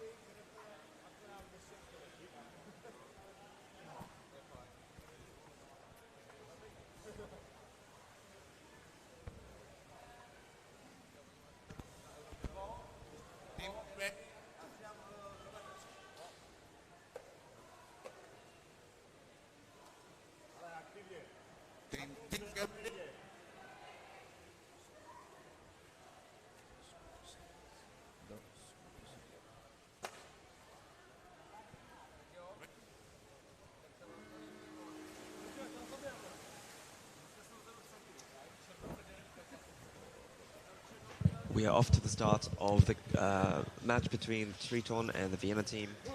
This match is for which place? It's for 9th. The grudge match for 9th place. You can see Peter Maracek signaling, so yeah, come closer, man. I need somebody that needs to rip the ball out. Maracek, that's a familiar name. Yeah. It's also a wedded couple here in the Viennese team. Yeah. I recognize the name because I was commentating the Vienna match last night for the women's, and Maracek was one of the, I guess, anchor players for the women's team. Yeah. They have similar play styles. Okay. Triton gets the ball back, passes it, long pass right into the center. They seem either this ball is a really good ball for passing, or the Triton. Just they are physically quite strong. It's a call by the ref. Pushing Yeah, the goalie. my pushing on the left side of the goal. Yeah.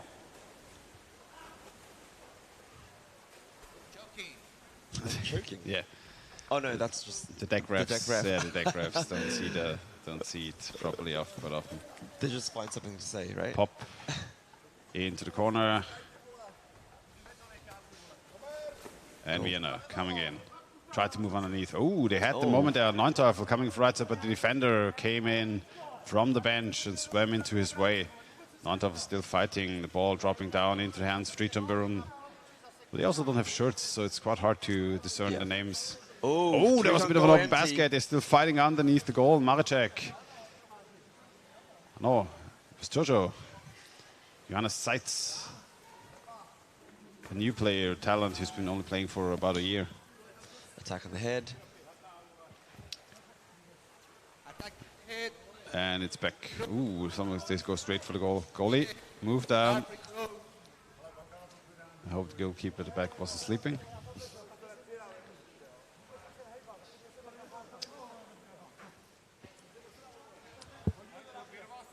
Triton taking their time with the free throw.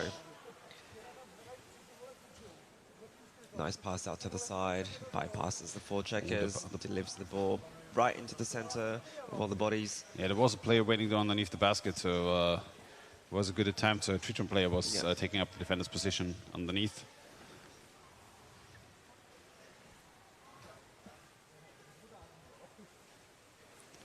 Coming in again from the left, Noll. Oh, here we go. Placed it to the right, good attempt. Two players from Triton waiting on the other side to take the ball back over. But Viennese forwards. Oh, that was a missed pass there. Can he pass it off to his comrade? Pop defender just got in between at the last point in time. Marcek tries to pick it up, but the ball's still back in the middle of the pool for Triton. That could have been a costly pass there into the hands of a Triton player.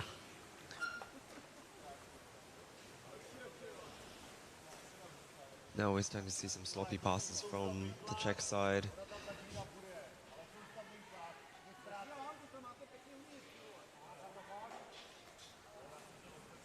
Czechs slowing the pace down a little bit so they can catch the breath. I think they had a few players exchanging on the bench as well. Ooh, good pass to bring it back out. Well read by the defender. That should be holding call, yeah. Yeah, not sneaky enough, my friend. Live free throw. We could say the same thing, Austrian players sprinting forward to the other side. See if they manage to steal the goal. No, from the goal cam we can see there's a Czech player firmly on the basket. Yeah, both sides expecting it at this point. Neunteuffel has two players available, but one-on-one. Gösel. Pass into the middle. Sides. Can't hold. Well plucked there from the Czech player, but immediately taken back from 25. Knoll to the ball. Braga pass to the left again. Gösel in the middle. Wiesner. Neunteuffel tries to regain possession. Ball back in the hands for Vienna.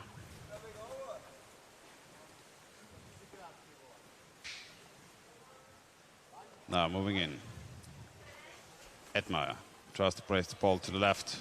Floated up a bit too high, not into the hands of the player waiting. Oh, Wiesner grounding out underneath the goalkeeper. Wiesner tries to move in, but the hands of the defender are onto his ball arm. Ball. Oh, wow. There's a call by the ref. Go! No, that was a call by the ref first. There was a call by the ref first, sadly. They just pushed it in at the same time. Oh, that's a shame. That free throw. Yeah, it's a free throw for Triton, but that was close. Yeah, just one mistake from the Triton team. Yeah, reasonably good. Oh, the Triton is underneath now. Last second, the defender doesn't see the ball on the right. Ball still moving underneath the basket. Does get his hands onto the ball. Goalkeeper was moved up, just pushed out now.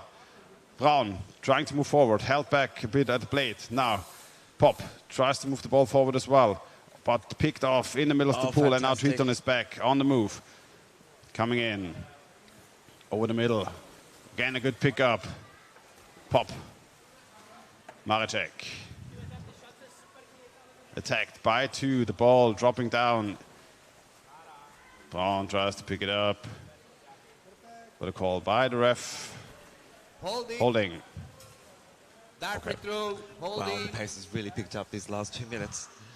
2 meters. We had what was very close to a goal. First on the Czech side, but now 2 attempts on the Austrian basket. Yeah. They made 2 hard pushes on the Austrian goalie, but the goalie barely budged. Do you know why that could have been? Would it be shoulder in the goal or anything like that? Would it? I haven't seen it on a goal cam, Okay. so It's a shame we don't have the goal cam on the on one side, on the Austrian side of the basket. Live free throw. I think there's a warning against Robert Pollack for holding. He did it a couple of times. We've seen the first one underneath the basket. That was him. So now he got a holding. Neunteufel coming in. Oh, has a player underneath. Wiesner waiting for the ball. Neunteufel tries to move it. Wiesner, cannot hold on to the ball. Now handled above the basket. Triton though back in pole possession. And now fast break for them. Oh, Does we have a defender back? Defender is there, but they're moving in. Ball might travel to left. No, picked up. Edmeyer came in, swooped in, got the ball out. Ball handled into the hands of a Triton player. Triton player was on the way to the goal. Wasn't seen by his teammate on the surface with the ball. A good fast break opportunity from Triton. Sides tried to move out, pick up the ball, but back into the hands of Triton. Triton goes in again come for in, another shot. went in for the gap. Still playing around the goalkeeper. We see 2 players onto the ball carrier. The ball dropping out. Yet again picked up by Triton in front of the basket. They want to go for the goalkeeper on the basket. Ball Forwards being coming handled late. upwards. No defender for a moment. Handled on the surface. Now Vienna trying to push out a bit, but 3 Triton players onto the ball carrier on the surface. And I said the surface game is Triton's game in this case because they are the physically bigger and stronger team. So Vienna has to bring the ball down, has to play fast. There's some big players on the Vienna side too, though.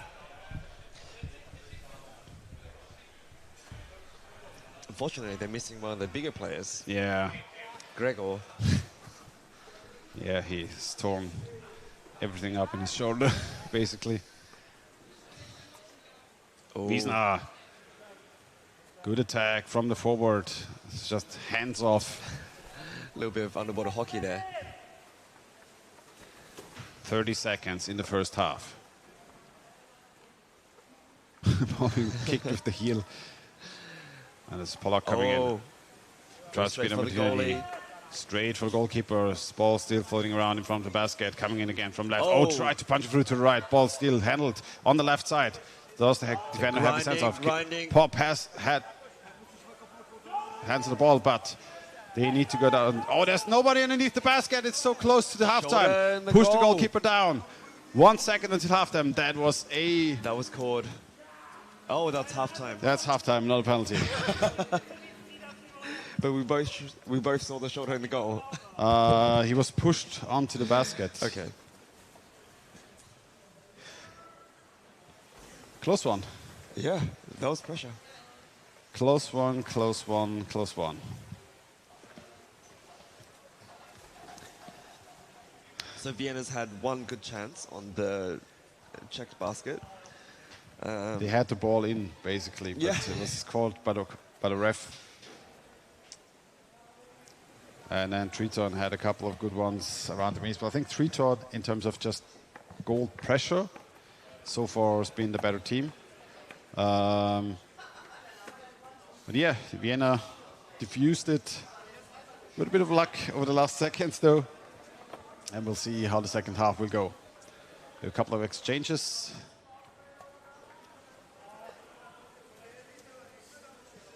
Triton seem to just be better at this kind of meat grinding style around the basket.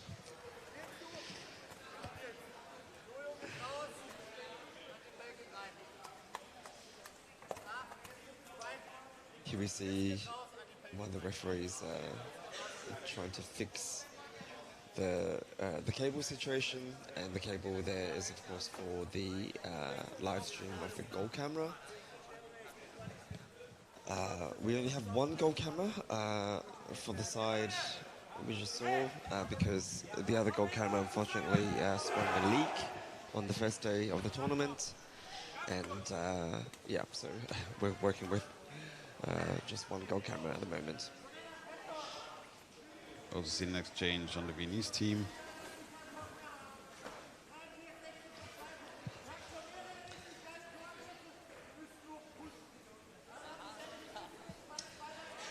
In the chat we have Melissa showing some support for the Vienna team. And now we have Marek, I'm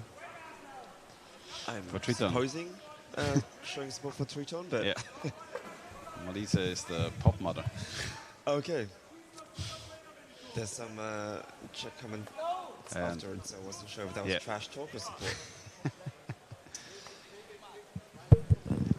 If you are creative with your trash talk and speak a language we don't know, then go nuts in the chat. Keep it PG-13. Keep it kind. I'd say there's always room for really good banter. Teams get ready.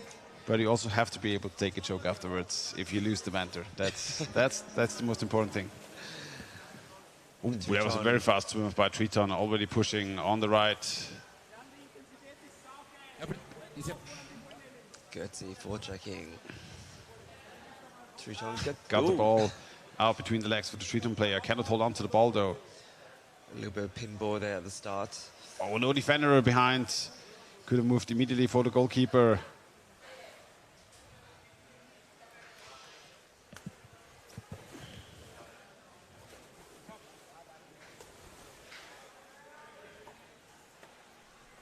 Triton moving in. Onto the fins of the defender, but playing still in the middle of the pool. Triton in ball possession. Flooded his mask. Mask malfunction. Moving out a bit.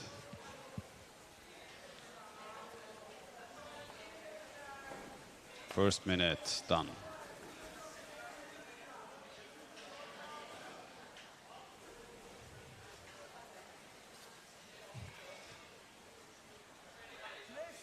See. Triton now set up around the Austrian goal. Triton player waiting in the corner. Ball being played on the close side.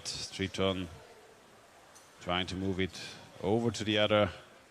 Still held on to Austrian forwards. Tried to intercept. Oh, optimistic pass. Didn't see the ball. Had it basically between his hands. Trying to coming in from above onto the goalkeeper. Tried. Oh, the goalie moving. Oh, here we go. This could be it. This could have been a crucial chance. Goalkeeper moved a bit off the basket. Well saved there, number 42 on the Austrian side. Edmeyer got in between, helped the goalkeeper out. Now two Triton players on the other side of the basket. Forwards trying to push them away. Ball dropping down. Gösel picks it up. Could have been a fast break opportunity. Needs some help in the middle of the pool. Braun moving over. Moving to the side. I think for Vienna it's now most important to stabilize a bit and keep the ball amongst their own. Braga. So with those, I'd say he wasn't really under duress. He just saw a player, and he wanted to pass, and you could really see he wanted to pass, and those are the easy ones to pick up. It was a total tell. Yeah.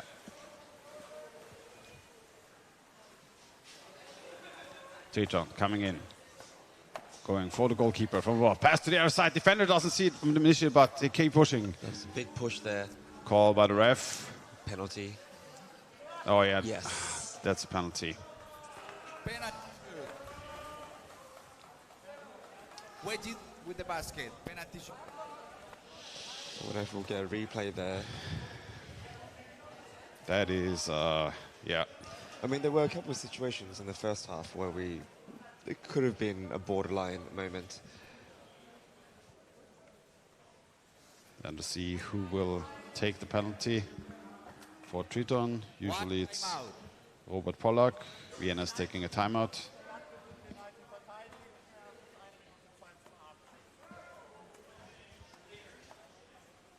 Usually Jan Pop would pick up the defense, but I know that his left hand his right hand is heavily damaged at the moment. Yeah. So, but at the moment, or has it been like that for the last 2 years? Yeah, he hurt it at the Champions Cup actually.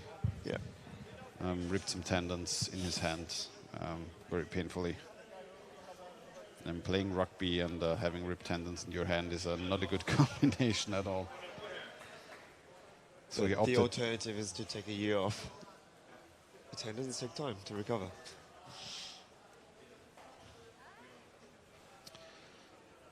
So usually Robert Pollack is taking the shots for Triton. We'll see. I think Robert subbed. So we're going to see who will take it in his stead. Triton Baron actually, we can do a big shout out to them. Their divers club is actually youth, a big organization in Czech, youth growth for underwater rugby and diving as well. They have a swimmers club, a divers club, doing summer camps for the kids. Yeah, I've seen. So if you've seen the Instagram content, their club is a huge contributor to the local sports and diving community. So shout out to all those guys spending their time bringing up their own players, and they have really grown over the last years. I think I see some of that happening in Graz as well, where they have these camps where Graz youth players are also joining. Yeah. So it's Jan Dopirak and Jan Pop. He's going to take the penalty, and usually he tries to lock the player up between his legs. I just want to say it, and keep him there for as long as possible because it is just an energy saver. But good grip on the neck. Boy, that's a strong grip on the neck of Pop. Tries to stay in between. Good shift, but now he's got the back now, and he's got his. He could have actually gotten it in his hands, but that was well defended for a long stretch of time. But then the good grip around the body, and he even had his hands in between, as you could see. Yeah. But I would say the finish was a little bit risky there, just throwing the ball. Yeah, absolutely. This could have landed in Jan's hands. But he put so much pressure on Jan in the first 10 seconds. He could have gone up for air and then come back down, and it would have been a much easier finish.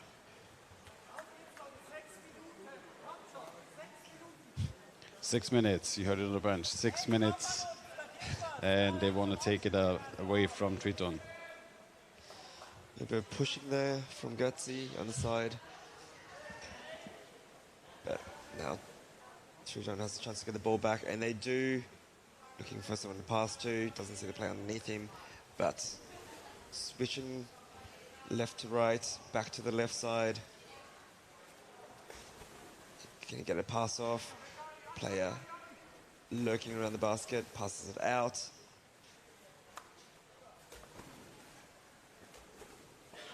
Still playing on the left, tried to pass underneath the defender, ball dropped out a bit.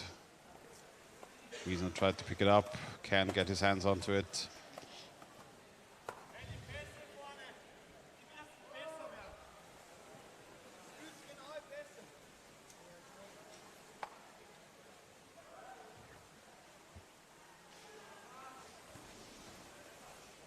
Callista passes down. Looks like they're taking maybe a little bit less risks now that they're in the lead. Yeah, they're focusing a bit on playing it in the corner. Yeah. Oh, the defender moved out. Ball picked up by Pop, tries to move it forward. Just tosses it out, creating some space. But Triton moving in again onto the goalkeeper front back. Have to be careful. Ball still on the right. I can see the forwards just trying to crash in on the last moment.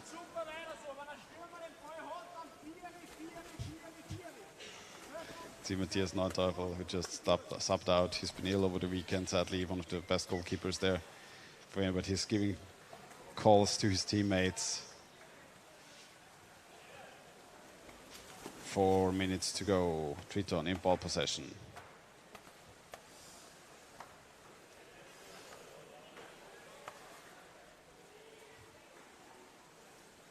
Playing in the corner. Oh, Oh, great big effort climbing over the goalie. Can he deliver the ball to his teammate? Oh, teammate pushing from the outside. Edmeyer, though, in between, has his hands on the ball carrier. Goalkeeper still fighting, now being dragged up. The Triton players, but still playing downward to the floor. That was a strong attempt from Triton to push in. And valiant defense also from the goalkeepers. I really like how Triton just, you know, they changed the pace in an instant. Play in the corner, you know, passing calm to each other, and then before you know it, they decide to attack. Oh yeah, no, good shove here, but onto the hands of the goalkeeper. Tries to push out. Adna has the ball in his hands. Now needs support from his teammates.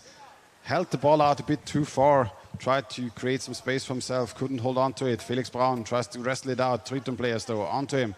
Snatches it away. Picked off. Britnek got his hands into the ball.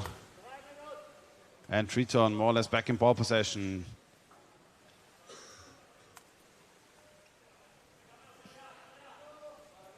And a trust up in the middle, or a bit of holding there, but ball now over to the hands of Kinderman. Pop, I'm still used to saying his own last name. Boys pinballing back and forward. There's Adna. no goalie. Adna tries to move through, tries to bring the ball down. Adna still spinning, passing downward. Pop.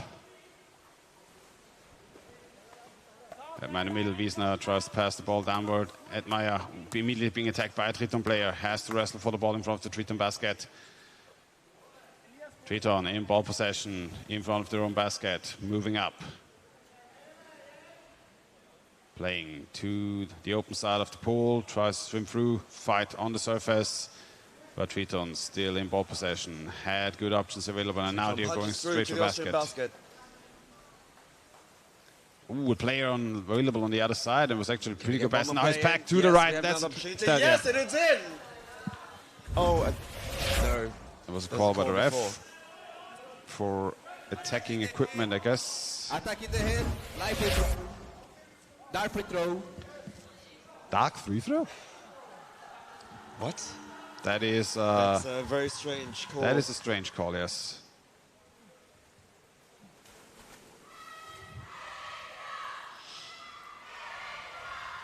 That yeah, that call just.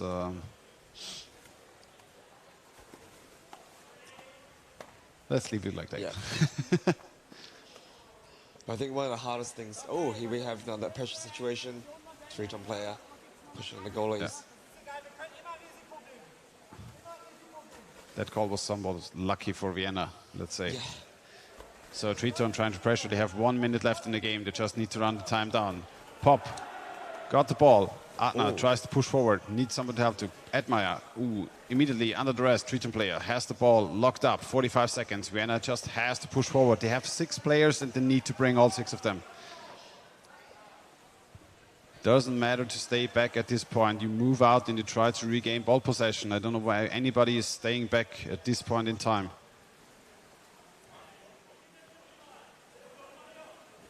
A 1-on-1 against the goalie. But the boy's locked up and he gets a pass. Oh, Yeah, it's in! Yeah.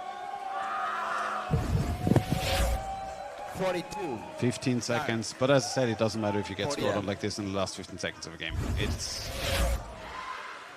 But I think it just shows that when Triton, when they get an opportunity, Yeah, the execution and they- the it's really good, finishing. Noll took it away, and Triton got the revenge match for the European Championship. Well played to both teams.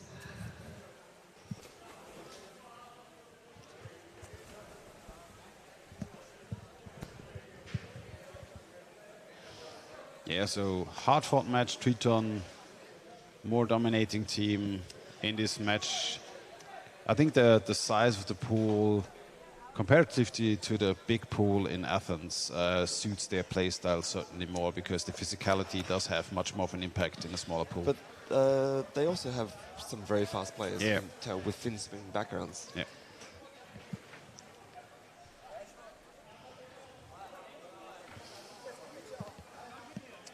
Coming up next, we have a match with Helvetia and...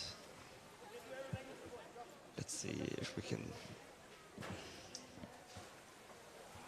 pull up the schedule here. Let me take a guess first.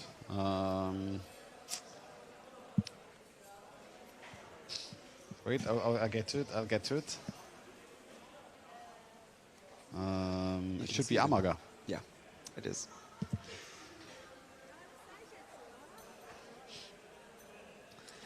And this is a match for the 9th and 10th place. Oh no, sorry, 7th or 8th place. 7th or 8th, yep.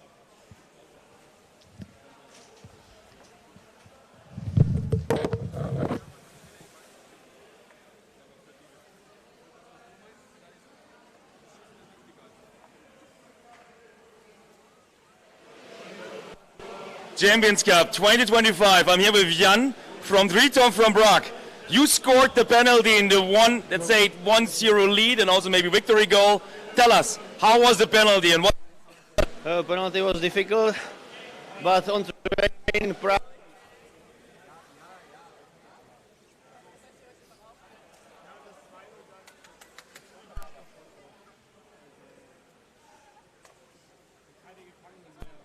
People. Do you want to greet anyone? Say hello to family, whatever. Hello to family. You can also be checking if you want.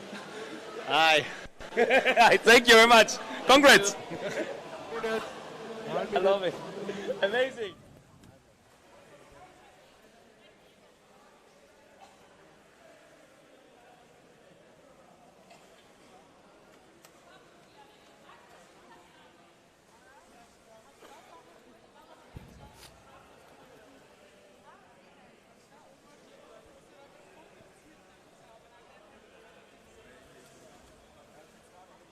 Right, 6 players, please. Hello, ladies and gentlemen. We are coming up to our 5th game on the final day of Champions Cup. In blue, we have the Helvetia team You're from fine, Switzerland. right? White, Amager from Denmark. Ready? They're playing for 7th and 8th place here. And we are starting right on time. Amager first to the ball.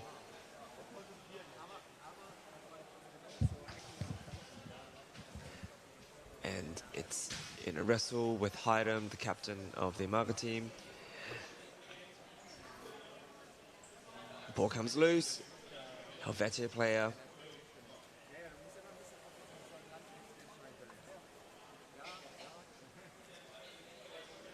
Amager players seem very good at wrestling with their legs.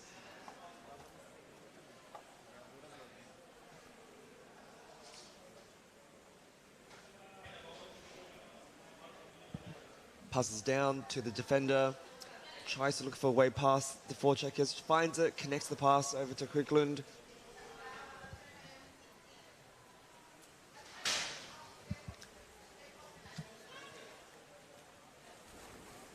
Now the Helvetia team are on the defensive.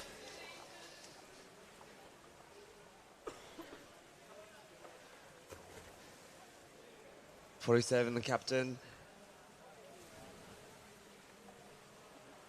3 players underwater, a 4th joins them. Just gets locked up before she was able to pass it. Now, Amager fighting to get the ball back into the camp of the Swiss team. Ball drops, Swiss player gets it. Finds a teammate, but quickly intercepted. Iversen, Dina Iversen.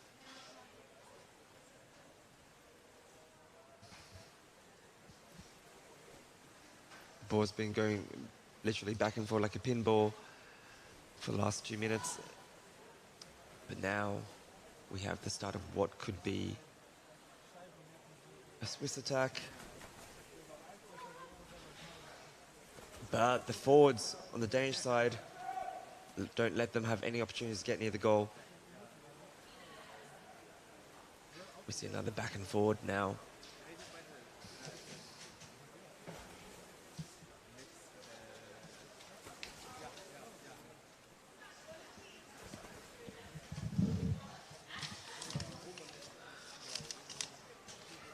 Ball is caught on the surface. Players waiting underneath for it to drop down.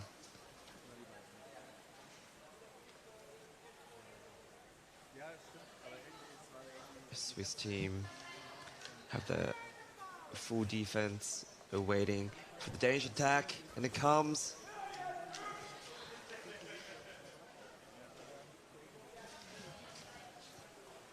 Now Swiss has a chance to counter-attack here. The ball bounces back into Danish hands, and the referee calls it for holding.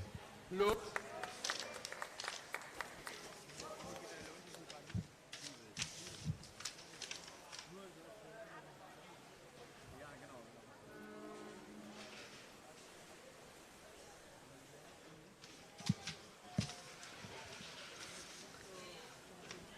Cecily Merkel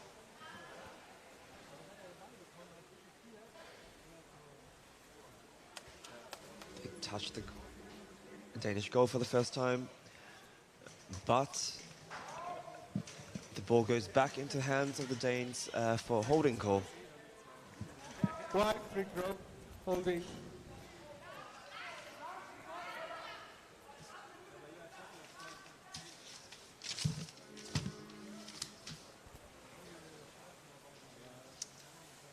Free throw was fumbled a little bit, but now we have 3 of the Umaga players on the water, slowly approaching the goal together.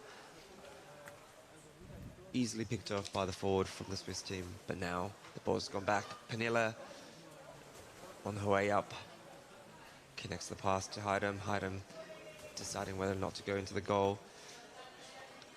Forward checker from the Swiss team isn't giving up, putting Heidem under a bit of pressure there, and gives an opportunity here for Arioli.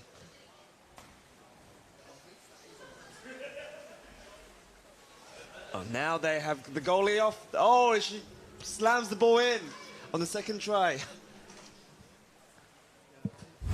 No, there's a sign from the referee. So that goal was not awarded. I believe there's a pushing call, pushing without the ball. No goal. No.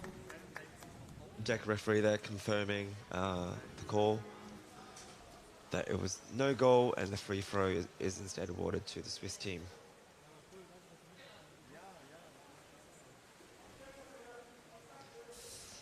Bit of elbow on head action there from the Umaga team. Heidem wrestles the ball out towards the center, but the Swiss players doing their best to try and keep her on the Danish side of the pool, but now the Danes have the ball. Lang gets caught up, didn't see the player come in from the bench. Now the ball's back in Swiss hands, but might not be for long. It's 2 against 1 on the surface. 1 against 1. Neither of them can wrestle the ball free, but it drifts into the Swiss corner.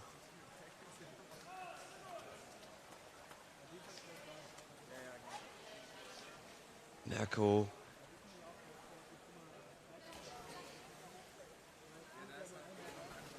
Swiss forwards putting a lot of pressure here on Danes, not letting them set up an attack. The ball went above the water, and the deck ref has called it out of bounds, so that will mean the Swiss will get a free throw from the center.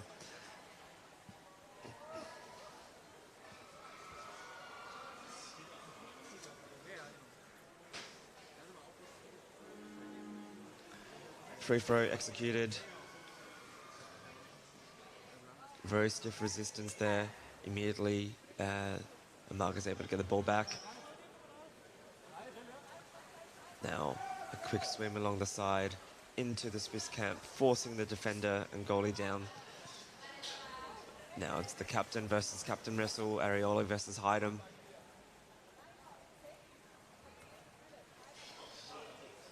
Arioli not just wrestling, but swimming the ball back towards the Danish side, but now it comes loose.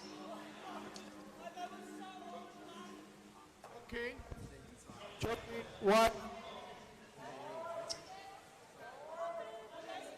Ref call awarding the ball to the white team, Umaga. I believe it was for choking.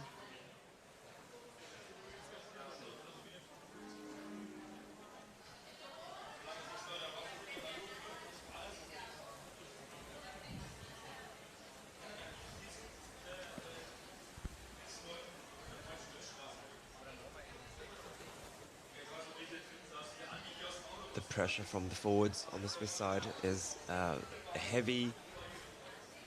Amaga not able to get the ball near the goal, but now there's a gap. There's a big gap.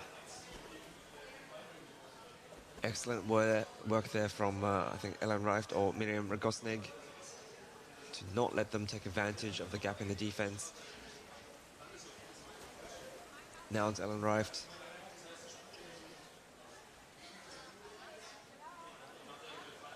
Reift against Joe. The ball's going to come free, and it does. Into Amaga hands. Leila List has her foot held back. Now she's going straight for the goalie. The defender comes up, pushes them to the surface. Ball goes up and now down. Leila List again. She's going to go for the goalie. 1 minute. 1 minute. She draws the defender up, but now well read by Arioli. Arioli locks the ball up and drifts towards the surface, neutralizing the threat for now. But it seems like Amaga is really starting to build the pressure, going to attack the goalie. One more time, hide him against the goalie. There's a gap. Now the goal is stolen, ball drifts down, and this could be it. No, excellent work from the Swiss team, saving that situation.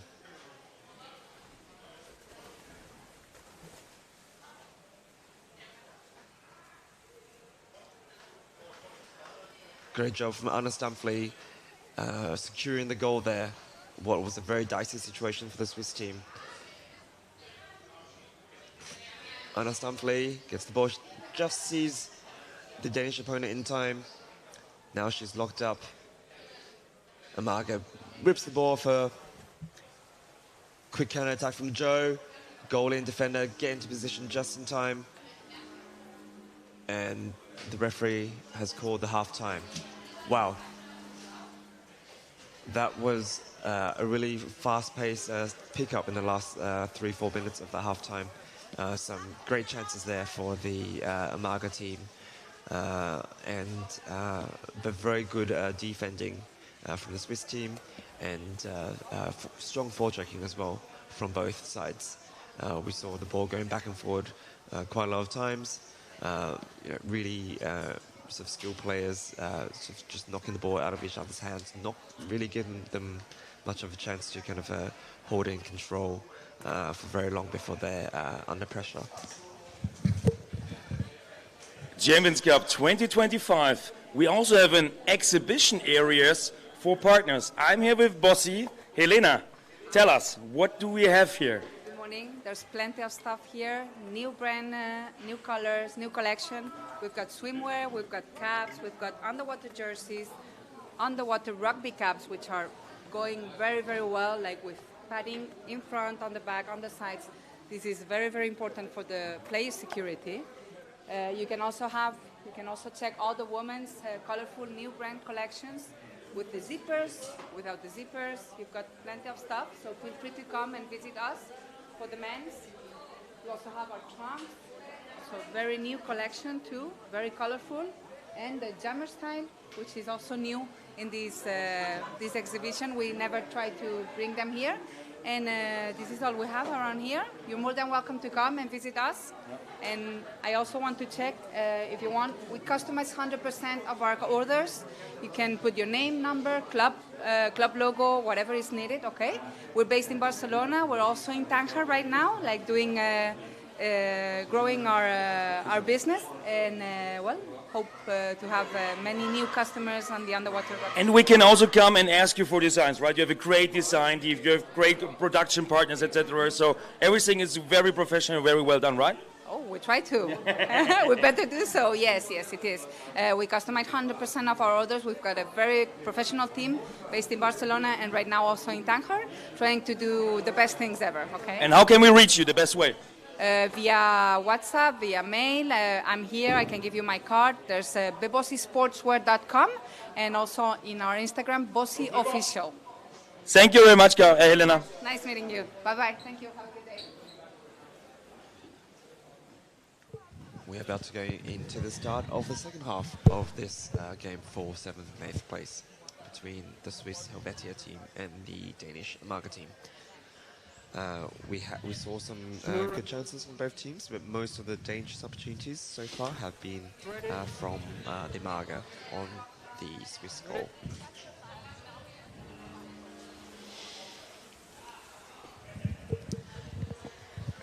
Now joined back by Denki, commentator extraordinaire. So we're starting off the game with a bit of a scrum in the middle.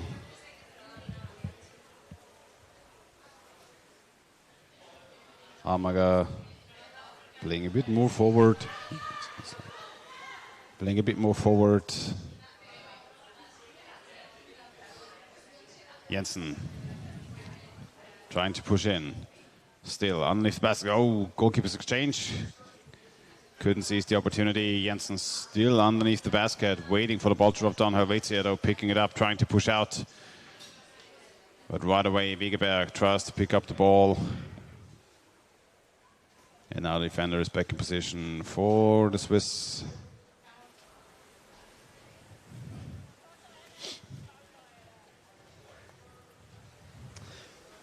Switzerland gets the ball back. They start counter-attack, 3 players. Lagosnik pushing forward on the Amaga side. Tried to go in from half high, but again, Wegeberg in between.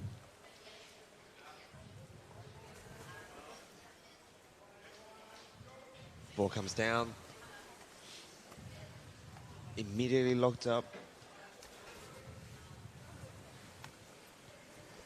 Isa, the Marga team, incredibly efficient at locking up the other teams as soon as they have the ball.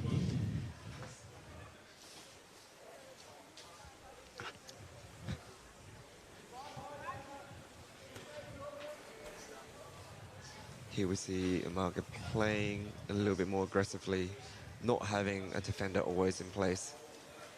But Helvetia coming in from the right, trying to play above the basket, try to move over. 2 players helping out underneath.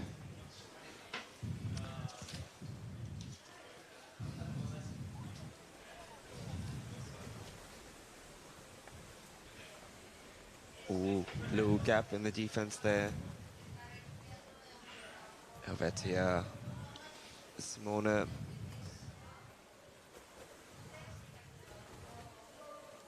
Oh, she goes straight for the goalie, but pushed up by the knees.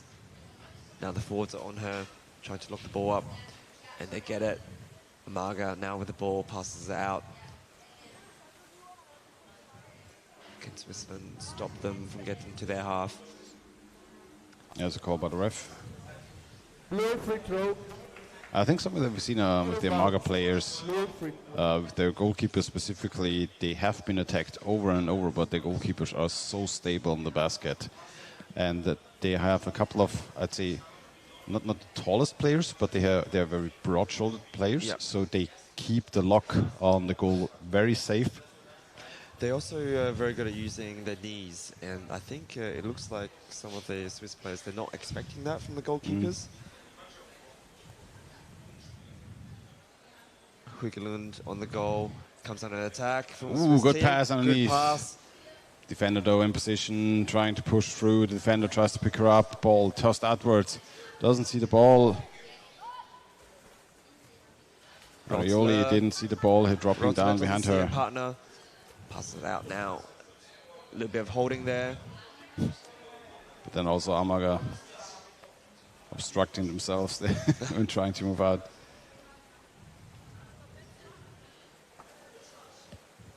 There's likely a wrestle on the surface now. It's drifting towards the middle of the pool. Looks like Marga might have got the ball back. And they're starting a counter-attack. Choosing not to go in and attack the goalie right away. Instead, they're going to pass it. Maybe give themselves a chance to do some exchanges on the bench. Now they're going to go in. They have a player set up, later list on the far side of the goal. But once again, it's about delivery. And she loses the ball.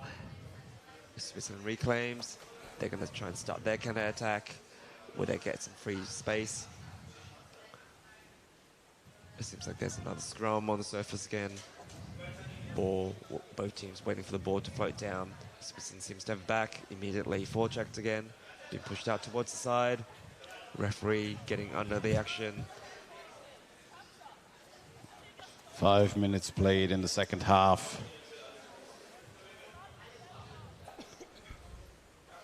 And so far, a bit of a stalemate between the two teams. Just scrumming in the middle of the pool. Denmark, interestingly, don't have a goalie on their goal, even though it looks like the ball is drifting towards it. Switzerland comes out with the ball. Locked up again, this time underwater. Denmark reclaims it. Pernille tries to take the ball out. Switzerland back again, where they come in with a vengeance. Finds a good pass. Again, coming in from above, just tries to pull out by the ankle. But so many players in between cannot pass the ball downwards properly.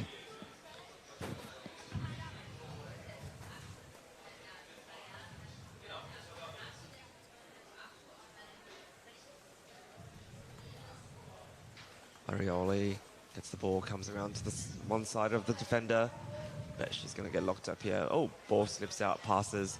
Rogosnik waiting. Cannot pick it up though. Now defenders from Omaga pushing forward. Having a bit of assistance in the middle of the pool. Haidam passes. Lists.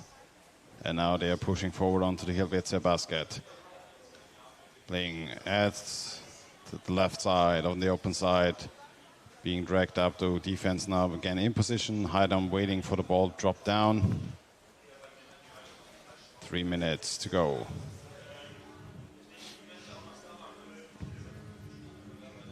That's called by the referee. The call is choking. Choking, and it's a free throw to the blue. Timeout. Timeout taken.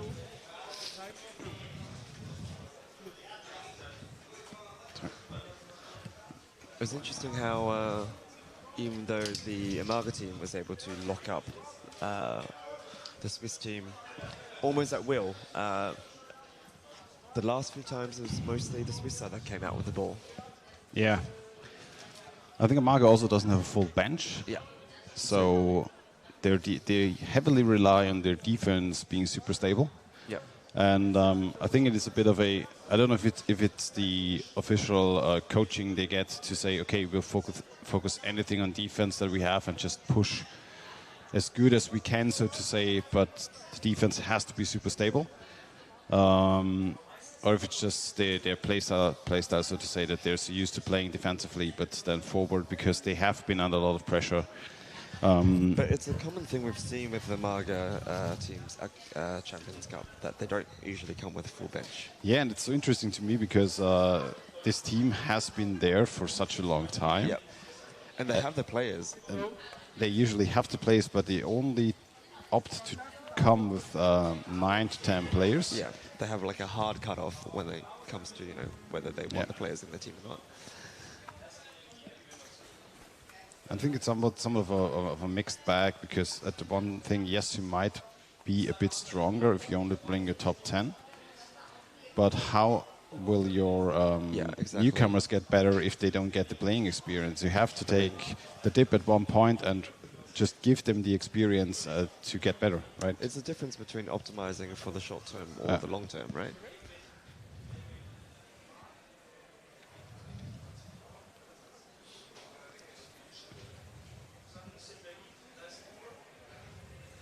I think in Switzerland they have the sort of the opposite approach to that. Yeah, and I think in Switzerland the team right now has a bit of momentum because they have been building up for the European Championship this year. That was their big goal, to participate there as a fully stacked Helvetia team, and they managed to do that. They performed really well at the Euros. And so the Swiss team, I'd say they have a very even power distribution amongst their teammates, because they have been basically growing up together in underwater rugby. And so here we have a strong attack from Leila List. Above, get past the Pernille. Real threat here. Long arms, drags the goalie off. Good job, whoever it was who marked Pernilla there and made sure that she couldn't pass the ball.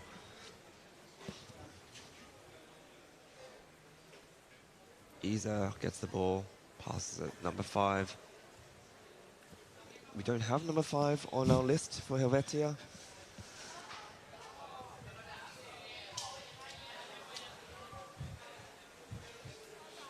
Ball reclaimed now by Marga.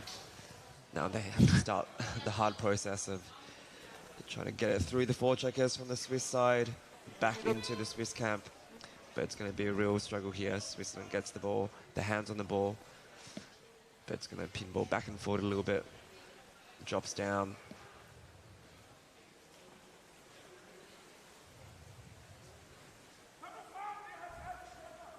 Everson finds the pass. Pernilla passes back up.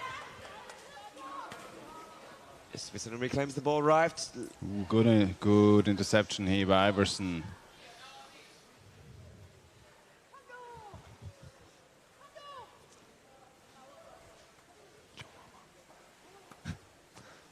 Shellstrup. Now we have the Danes back into the camp of the Swiss, and we have 10 seconds remaining of this match. Can the Swiss... 5 seconds to go, and this might go into penalties. This is going to go into penalties. Yeah. And I think the Danes are actually pretty confident when it comes to going. They have done it a couple of times this tournament already. They have strong defenders. They have physically strong players. So penalties big players as well is in their favor.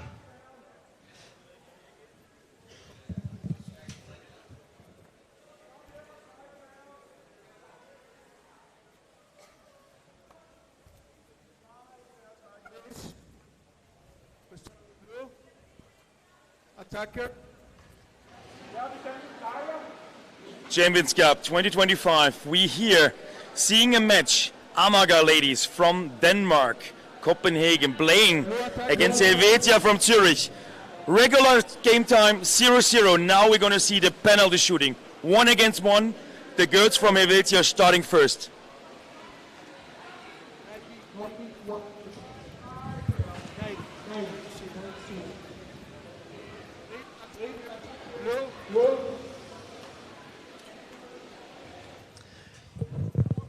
This is our first penalty shootout for the day, which means that the schedule will probably likely be pushed back a little bit for the rest of the games.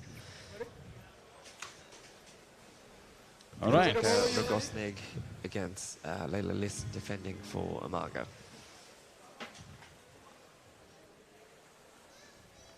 Gosling comes down from above, grabs the leg. Good movement by Liss to move off the ring.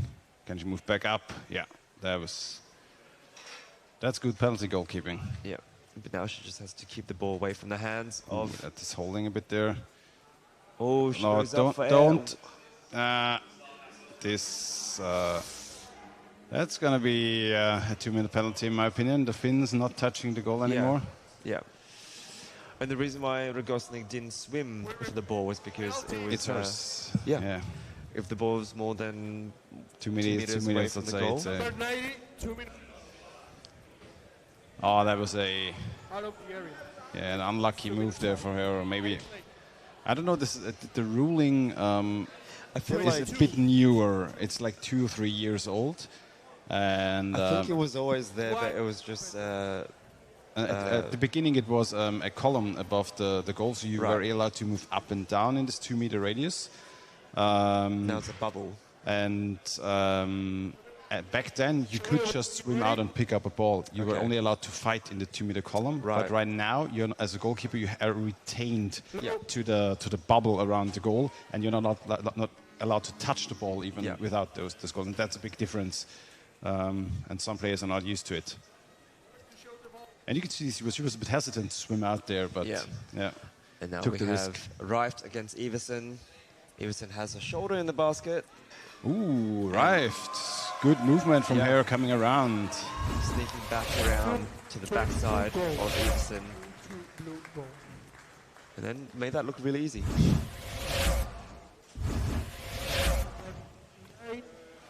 Defender. Blue. Defender.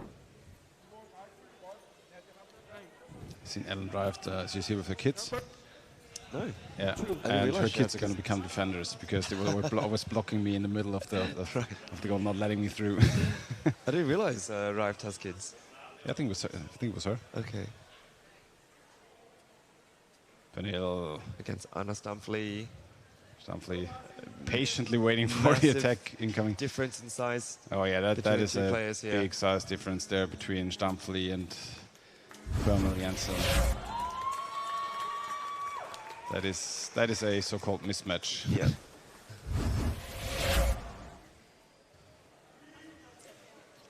It's a rough thing because in other rugby, the defending team has to decide first who to bring as a defender, and then the attacker actually has to choose. Yeah. Okay. And since the news ruling, actually there has to be a list who has to line up. I don't think they would have had time for a list. Yeah. But that's under CMS rules. Yeah. But they have time for a list. But she's on the bench. Yeah. 2-minute penalty. She has time. I think actually she's allowed in after 4 penalties when the 2 minutes are up basically in penalty time. Yeah, but because she's defended again, she can't defend again No, until she can, but everyone else in the team. she can score. She can. Yeah, she can score. Yeah. Oh, hard grip on the neck of Skulund, but she's heavily defending. But Büchler gets it through.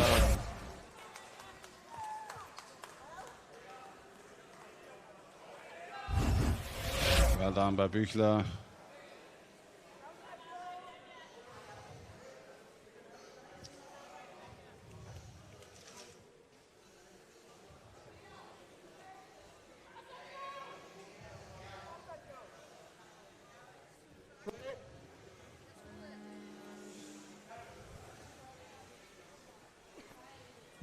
Yes, we're on the other side. Oh, okay, it's already started. Oh, wait, again, the patience. Oh, I just pushed her up. I think that's especially when we see penalties on the women's side. A lot of players opt to just cover the basket instead of trying to have their feet in between themselves, the basket and the attacker for the longest amount of time. And I think simply in terms of how to take the most time down for the attacker, just have your feet in between is the most efficient tactic you can have. If you end up on top of the goal with the attacker underneath you, that's the most vulnerable position you can be in. Now we have Cecily Merkel against Pernille. Also, big size difference. Merkel gets Pernille off, and she finds the gap. Well done by Merkel. And decisively shoots it in. Goal. No hesitation. Just determination. Got the job done. 19.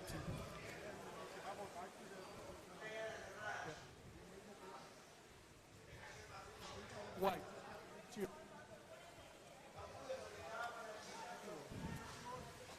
Four.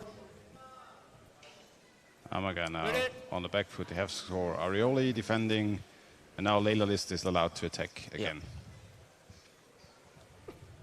List swims past the foot to her face.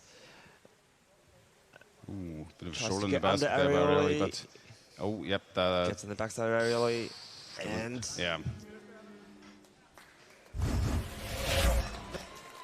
The good grip by List here in the end, just getting the hip and pulling her up.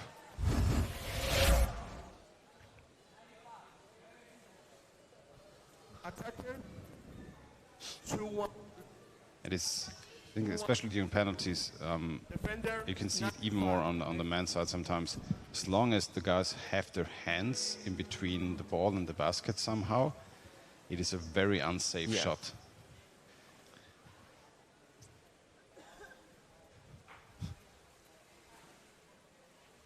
nice. Yet again. Very well done, Ragos. Is that Ragosnik again? I don't think she's allowed already again. But it's 21. Yeah. Did she do the first one then? Did they already go through everybody? They can't have, no. White. And 2 defender. Was it 21 who did the first shoot for the I Swiss? sure thought so. Now we have Family row, Wright ready. defending.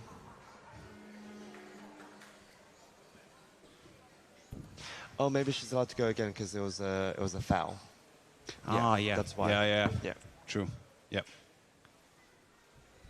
And Rife defending against Franzen. Both sides do the same technique, basically. White. It looks like it's up to the one goalie who really knows how to defend penalties on both sides. So Amaga basically waiting for Layla Liss to be back at goalkeeping. Because you've seen her doing the perfect goalkeeping moves at the beginning, except the swimming out part. We don't mention that. Thank you. Medea Emsch versus Vegberg.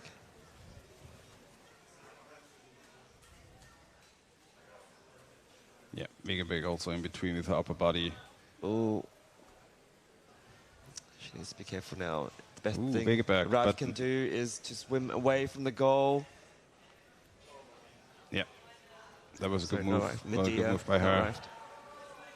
20 seconds to go. Medea now really needs to crank up the pressure. Wegeberg. Oh, Yes! she pushed it through on the side. But Wegeberg so far. Paid off. Yeah, but Wegeberg so far with a good defense, Yeah. sticking in between, not just going onto the basket. I mean, that was a little bit risky there, but it paid off for Medea. 7 defender. It's always a bit of a discussion in penalties. Do you put in your best goalkeeper first? I would push it back. Because usually the first scorers are Yeah. so good that they will make it anyway, most likely. Oh, wow. With the second attempt. Yeah, so the first scorers usually are that good that they do it anyway. And if you have the confidence in your scorers as well, then you push back your better goalkeepers to third slot. Was that Rotzler who almost saved that on the Swiss side? I think so. Blue 9. Now Anna. So Marianne Heidem is now defending. Oh wow, this is going to be They tough. pushed her back quite a bit. Yeah. I'm pretty sure she Great knows. job, Anna. Heidem rotates. Now she's got her hand on the ball. There's a risk that she'll just be able to pull the ball out. Anna needs to swim away from the goal. Swim away from the goal. So the Heidem has to let go of the ball. Otherwise she risks losing the ball. Yeah, but Heidem very careful to be potentially in contact. But now she's a bit too far up, and now she has to let go. Yeah, that's the 2-minute penalty for Heidem there. She's not allowed to fight. And the ball is too far away from the goal. She shouldn't be able to get it. Not sure about the perspective, but I think I wonder because the referees didn't have their hand up, so they didn't signal. No goal. No goal.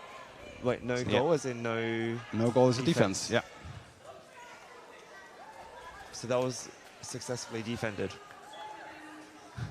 Yeah. Wow.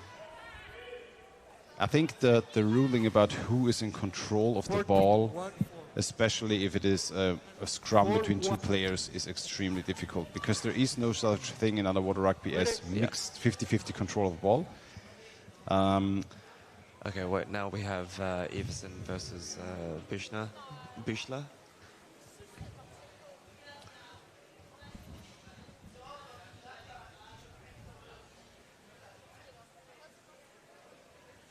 Everson already underneath the goalie.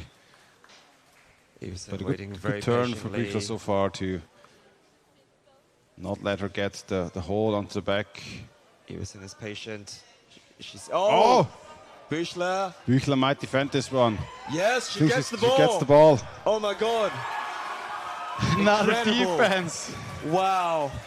For that to have happened in the same round, absolutely incredible. That is a bit like the Orcas Krefeld yesterday. Now in the crowd you can see the next team, the Wales, waiting for this penalty to finish so that they can start playing their game against the Seals from the USA. Okay, but we are now up to the 6th round of this penalty shootout between Helvetia and Amaga to decide which one of them will end up in 7th place. And the captain, Christina Arioli, is taking the penalty, gets on their head. Oh, that was a bit impatient there, tried to push through, but now with the second attempt, she gets it in. Blue, go.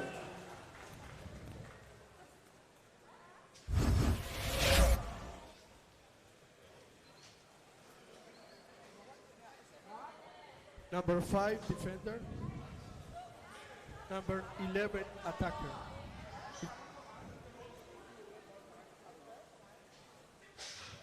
Harder now, attacking against Clara. Clara Werner.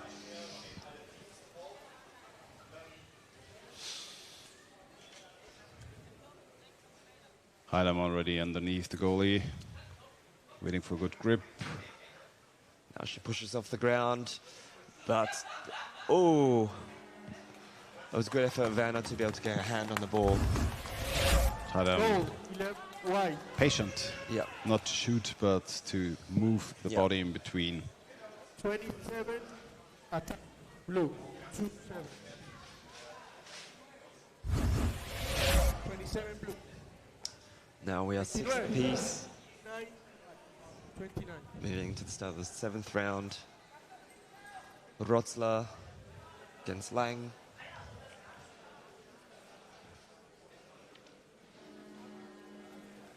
So more or less half of the team has already taken or defended the shot now. Rotzler gets under the back of Lang. Lang rotates and... Ooh, Lang! Rotzler should have been a little bit more patient there. And she's in control of the ball. Oh, but she's in control of the ball.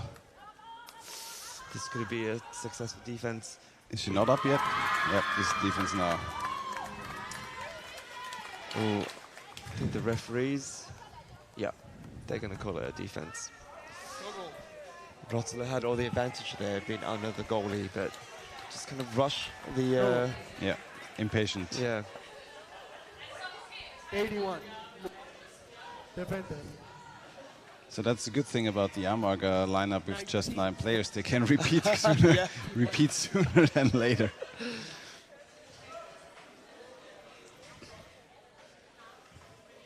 If people are wondering why the referees are so many referees around the pool, penalties is the point where the rate of pass outs is the highest in the entirety of the sport because it's 45 seconds one-on-one. So the refs are out there just to try to check on the players when they come out. Skiggling here, back. Was a bit hand of grip on too. the back of the neck of the Isa. Ball. Great work from Isa. She handles the ball in front of the chest. Flips the ball. They're defending again. Oh, wow. Oh, the ball dropping down. Skiggelund can't pick it up. Has to sprint to the basket. And gets it in. Oh, my. That was so close. How did the ball drop down again? It looked like she had complete control. I have no idea. I have no idea. She had the ball in her arms. She was going up towards the surface. She came out of the view of the camera, and then we saw the ball drop. Off-camera magic. Well, after 7 rounds of the penalty shootout, Amaga comes away with the match. Very close game. Must be disappointing, if not bittersweet, for the Helvetia team. They've only played good and close games in this tournament. So, their ranking does not sort of reflect the level of performance they were able to put in. But I think that's the beauty and the bittersweetness of the Champions Cup. The teams are getting so close to each other at some point that a lot of losses and a lot of wins come by a very small margin. Yeah. And so it can be bittersweet in terms of group seeding for one team that lands on 3rd slot in the group would actually be able to compete with all the top teams. Yeah. But that's the name of the game up to some point. And I think right now the level between 6th position and 10th position, or even 11th and 12th as well, is actually quite close. It's 2 or 3 goals difference or a penalty.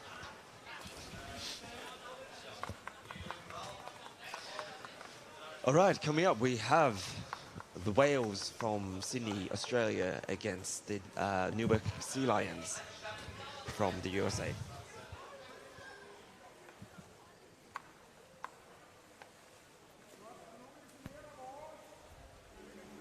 One minute.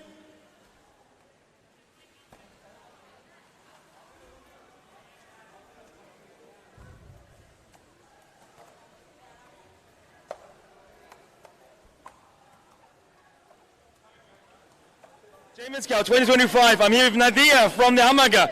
Amazing fight here. You scored the final. It was very exciting. Explain what happened. I mean, she was really tough. She, not gonna lie, she kind of had me, but then we dropped the ball, and I was like, you can't miss this, girl. So I went out for it, and I saw that she dived again, whatever. And I was like, no, don't do this. You want to greet anyone? Any greetings to your family, friends? Yeah, like my boyfriend and my dog. Thank you and congrats. Thank you.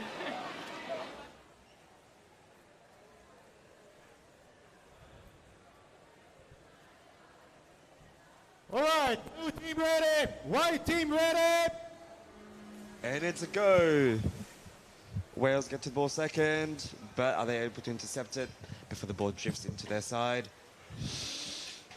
Now we have a cluster, 4 players all around the ball.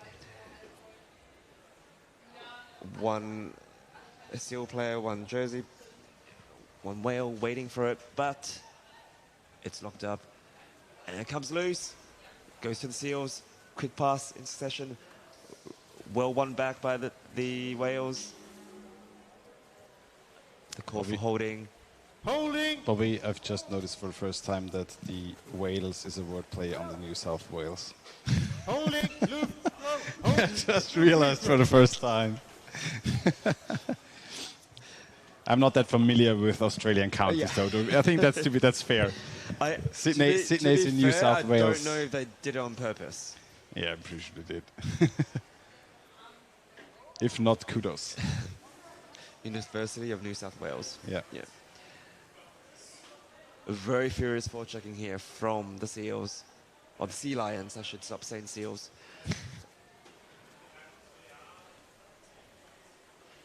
Wales take it to the corner. Bit of a move towards the goal, but it's locked up here. Ball now is going to pinball back and forward. Sea Lions are trying to get out of their own half. Gets 1 pass, but immediately locked up by the Wales. This might be a match where we see a lot of wrestling here.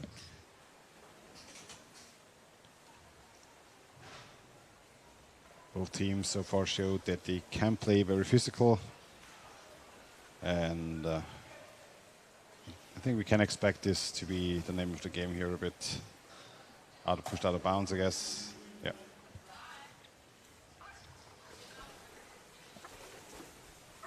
Choke hold. Choking? Blue free throw. Choke hold. Blue free throw.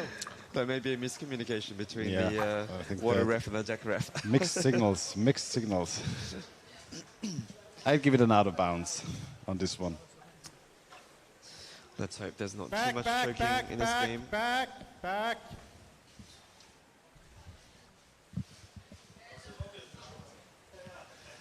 Sebas taking his free throw.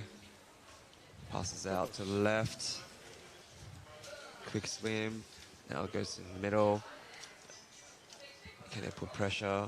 Early pressure on the Sea Lions goal.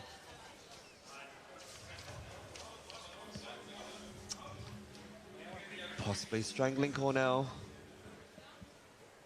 I think he had his... No, it's choking. Free throw. Holding. Free throw. Holding.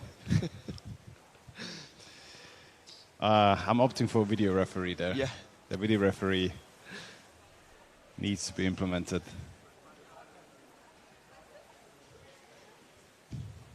have a little bit of a contrast problem from one of the cameras. Where could have placed it to the right. Sea Lions first to put pressure. Escobar tried to bring it in from the left, couldn't execute properly, but still two players on the right side. Barahona tried to go for it. Defender though in between. Rivera from the right. Oh, good pass to the left. That was a superb action, but well read by the forwards and blocked him off. Escobar. Pass to the right. Went straight for the goalie's neck, but now being pushed up. Columbus doing his job as a defender there. Was again Barahona trying to put it in. Now fighting on the surface, but the ball back in the hands of the Sea Lions. Ramirez to the side. Barahona again. Incredible pressure here. Alone underneath the goalkeeper. Goalkeeper still holding strong. Now pushed above the basket, but still going. Escobar.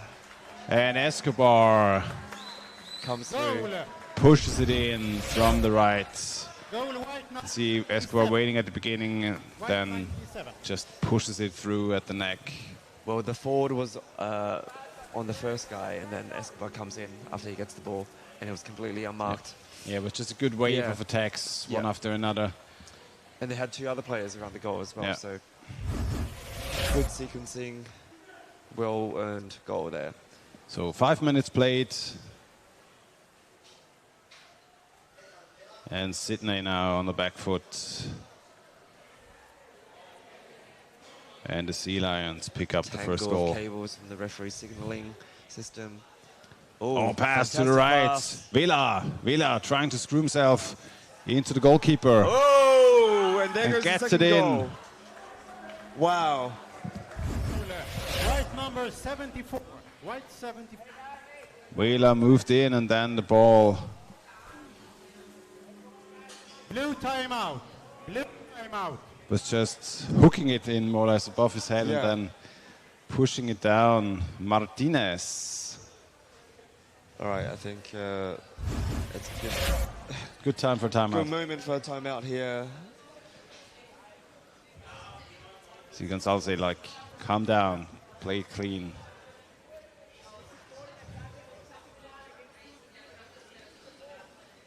I think that's Gonzalez and Diaz there. The captain.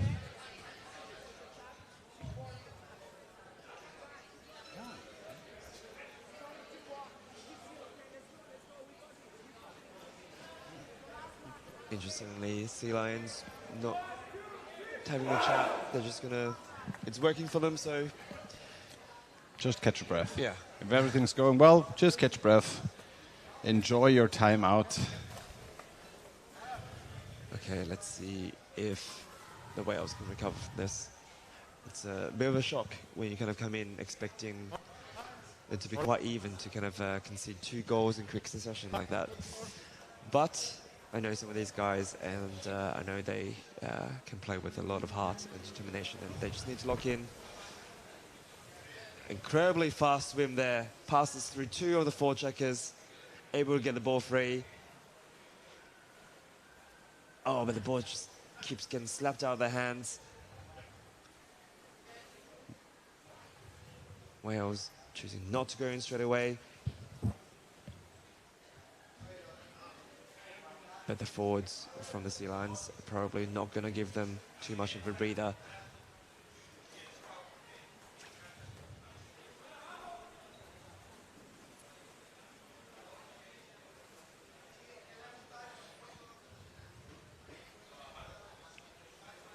Good effort by the forward there coming in. I think that's the problem when you have this strategy of like waiting to kind of set up an attack. It's too predictable at some point. It's too predictable, and it makes it quite easy for the forwards because they can see what's happening too.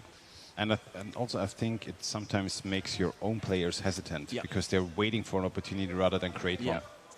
Oh, there we Good go. attempt to try to push the ball through to the other side. But the ball picked up by the defender and locked up, dragged to the surface. They're going to try and drag him out. Ball still in the hands of Zapata. Sea Lions coming in one-on-one. Oh, good grip on the neck of the goalkeeper. And it's again Martinez picking it up. White number 74. 74. Like a penalty there. Yeah. Gets the 1-on-1 against the goalkeeper. This is not good for the Wales. No. I think they just, after the first two got scored so quickly in such quick succession, it just was a big shift in momentum for the Sea Lions. And but there's also a gulf in the sort of ball handling here and the speed of the passes and the accuracy of the passes. Yeah. And now with the confidence of being, up a few goals, the Sea Lions are also having more players underwater because they know they can afford to take that risk. This is Wales coming in, tried to bring it in over from the left. Deers tried to bring it to the right, but Pablo.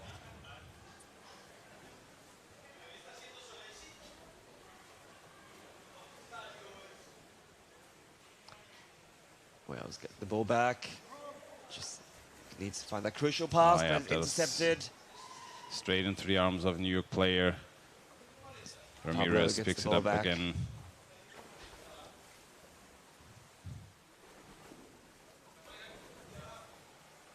Oh, fantastic steal of the ball. Call it the dying swan. Yeah.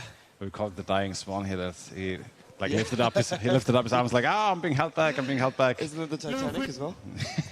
The Leo. And we call it the dying swan. It's like being dramatically showing off that you're being held back. But sometimes it's important to do so. Yeah, because it's hard for the referees to see otherwise. Oh, great work there from Luke Zhao. Almost gets the ball back for the Wales. Can bring the ball to the right. Oh, yeah, can bring it underneath the goalkeeper. Goalkeepers try to exchange. Defenders on to ball carrier. Ball carrier still keeping it mobile.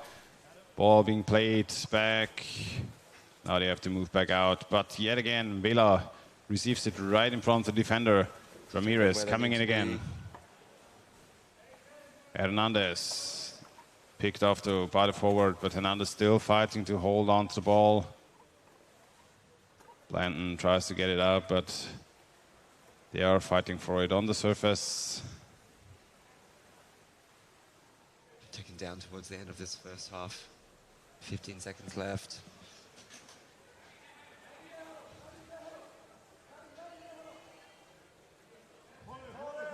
It's probably going to end in a scrum here. 3 seconds, 2, 1. Yes, tried to go for it from the last seconds, but now in the halftime break, and Sea Lions taking 3 scores within a couple of minutes in the first half. Hector Escobar with the first one. And Vela I with think the one second thing one. we've seen is the Sea Lions, they have not hesitated at all to go into the goal and start the attack. Yeah. They go in, muck about, create some opportunities, and then they try and capitalize on that. I think a lot of the set plays, unless you're very, very elite teams, having these kind of set plays of organizing to go in to attack the goal usually is not realistic outside your own training sessions. Yeah. And if you set it up like Ålesund has some of those tactics where they bring very specific players into certain positions, but they have done it on such an elite level for so long now, and even their opponents know what they're going to bring, and still sometimes it gets through. Yeah. But it's just the efficiency of the execution at this point where those players are so well in tune with each other. But yeah, something that also I say myself to my players when I'm coaching, one of the biggest killer of opportunities is hesitation. Yeah. You can't wait a second to swim in to get a better oversight of a situation. You have to see the opening basically being created in front of you and seizing the initiative. Yeah. And fudge around and find out. Yeah, F around and find out. And yeah, especially a lot of new players, they think more or less that they have to wait for a defender to not be there or to see those huge gaps. And It's the opposite. It's like most of the time you have to create these opportunities yourself. But if at any point in the game you see these opportunities. Yeah, you sprint in and everything, full on, full throttle, and give it your best. And a lot of it is just pattern recognition as well, right? You've played enough, you've seen the situations, how they play out. You know what those opportunities look like. And then the more experienced players, they know what the rotations and the movements they know what it looks like one step before those opportunities even come up. And that's fun thing I've experienced over the last years, more or less fun for me because I've been out due to health issues, but I've been here and there back at practices. And since I've been playing for 15 years and in between commentating tons of games, so I see the patterns and I know what to do and I can execute it from time to time, even though I haven't practiced in a lot of time. So a lot of the young players are like asking, hey, how you do it? You're not in practice for such a long time. And say, yeah, it's just recognizing what's going on over and over and over again. And a really good way to build some of this recognition is just by watching games, right? Reviewing the games over and over, watch the good teams, watch how they are moving. And I think one of the first things to learn, especially as a young player, is to recognize the patterns of the forwards. Because the movements of the forwards, and especially when one player is taking out two forwards, we're back in the second half, that's one of the biggest goal points. If you play out two forwards, you go in. That's the goal point for everybody. Now we're back into the game. Sea Lions in ball position. Wales had it initially, but now the Sea Lions are moving over, and they have a 2-1 situation. 3 Sea Lions, 4 Sea Lions. Do we get 5? No. Still playing to the right. Escobar. Oh, but good interception. Oh, fantastic work there. It's Mana. Mana. Mana kan ia Mana. We have a call from the referee, possibly attack on the mask. Deck ref trying to understand what's going on. Equipment. You got it this time. Wales. Moving on from the right, open side. Need to shift to the closed side. It's always difficult to go in from the open side because it's the exchange side, so the players are sprinting in, and you have a bit more time on the closed side, on the wall side. That's why a lot of teams opt to go in from the other one, especially when they have a build-up.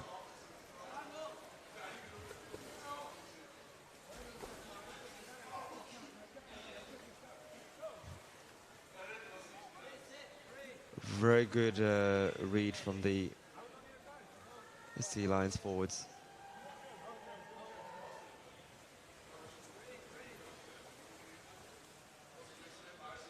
On 15, Brian, somebody cognitive is just hit the initials of us in the MS. But now the Sea Lions coming over, working into the defender. Good pass to the right. Pablo. Player still waiting on left. Oh, he gets the ball underneath, and this is a good opportunity for the Sea Lions. Had a bit of time there to push up. Connie picking off the ball. Tries to bring it away from basket. Now coming in again, Sea Lions from underneath. Goalie exchange. Had a bit of a... Oh, and they get it during the goalie exchange. They got it into the goalkeeper's exchange there, yeah. I think Seba there questioning his life choices for a hot second. Ramirez picking it up. Yeah, it's a tough thing for the goalie because as the exchanging goalie, you have to be aware of where the ball is. So you're in control of the movement, and you have to signal the guy on the basket as hard as tough as it is for him if he's being under press to keep up the pressure.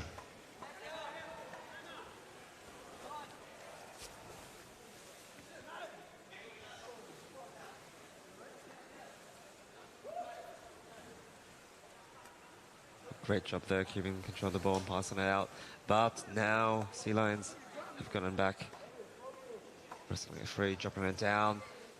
Going to go straight in for a 3-person counter attack.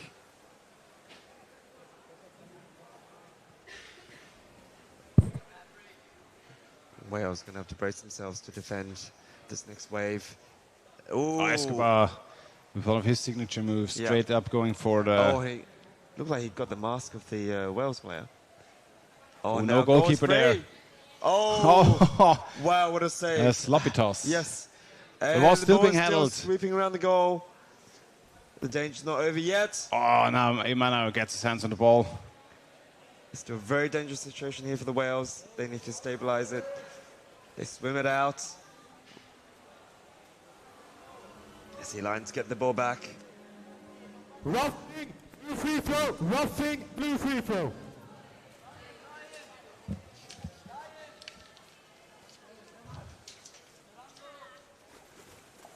And even though it's a 4-0 lead, it's still an extremely physical game between the two teams. Yes. Usually you can say if a team has a bit of a lead, they keep it more, let's say, fluid and stop with the heavy physicality, but for some teams, that's the way to go until the bitter end. I mean, that's just the playing style. That's what your reflexes are used to. Escobar. Three players going in hard with a forward to get there in time. Again, tried to pass it behind the back of the defender. Moved it a bit back and forth, but now being dragged up. But still... Ramirez goes in, tries for the pass to the other side. Oh, now defenders out of position. Oh, good effort by coming in from underneath. Defender leaves. Barahona. Oh. That wasn't the best time for the defender to leave. No, that is... oh, straight to jail. No trial, no nothing. Jail. Yep.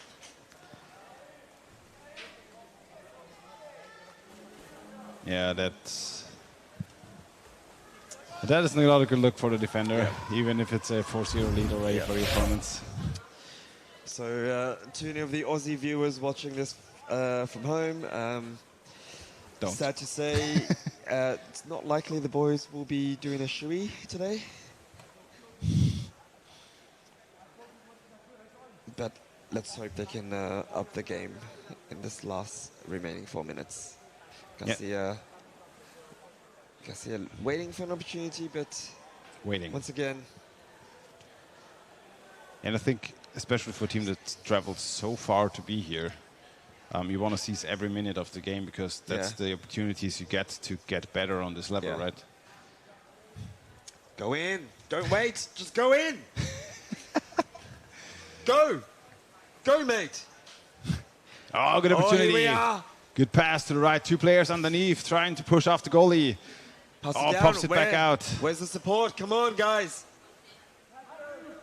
Garcia tries to pick it up, but the situation diffused for the Sea Lions. Leal tries to pull it to the surface, and now this is called by the ref. Standing on the edge. There's been a foot on the ledge. Roughing. Ah, okay. I think I can stop pretending to be impartial now that the Wales are 5-0 down. Didn't question it, but we didn't question it. It's fine. You're allowed to be partial now that the Sea Lions are 5 in the lead. Can root for your team to put one in. It's just a little bit frustrating, right? Because, like, you know, they're just not going in to the goal. Everyone seems to be waiting for everyone else. Yeah.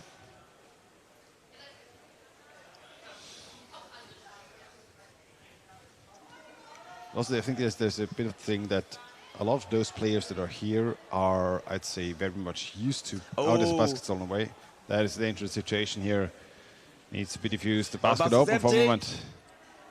Come on, guys. Silence. And immediately turning it around. Ramirez going in. Ramirez trying to get some space. Pass to the right, Barahona. And I was wondering why I was saying Barahona so often, but there are two Barahonas, Kevin and John. They're very good at sneaking players in next to the defender without defender seen. Ianamo, Mana goes in one-on-one. Can he deliver this? Onto the chest of the defender. Mana tried to go for it. Couldn't get past the legs after the goalkeeper fast enough. That could have been legendary.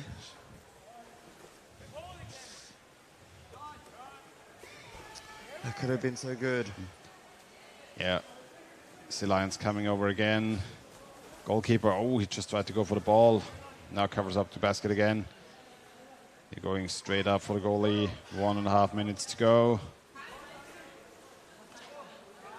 Yeah, I was mentioning before, a lot of those Wales players, I think they're used to be able to... an open basket. To go. Yeah. they're used to just be able to go in on their home turf because it's their strength and they are the best of their country.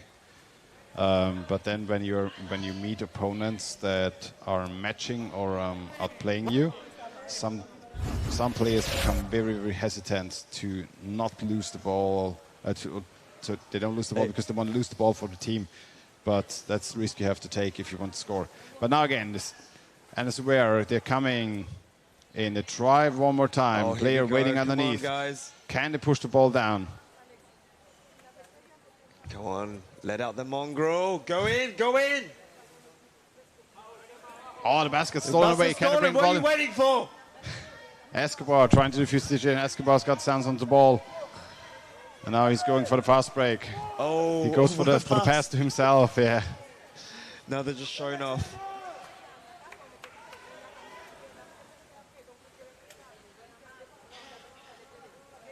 Ten seconds to go, and I think the Sea Lions will take this one away from Sydney. Good hustle, guys. Good hustle. Kinda.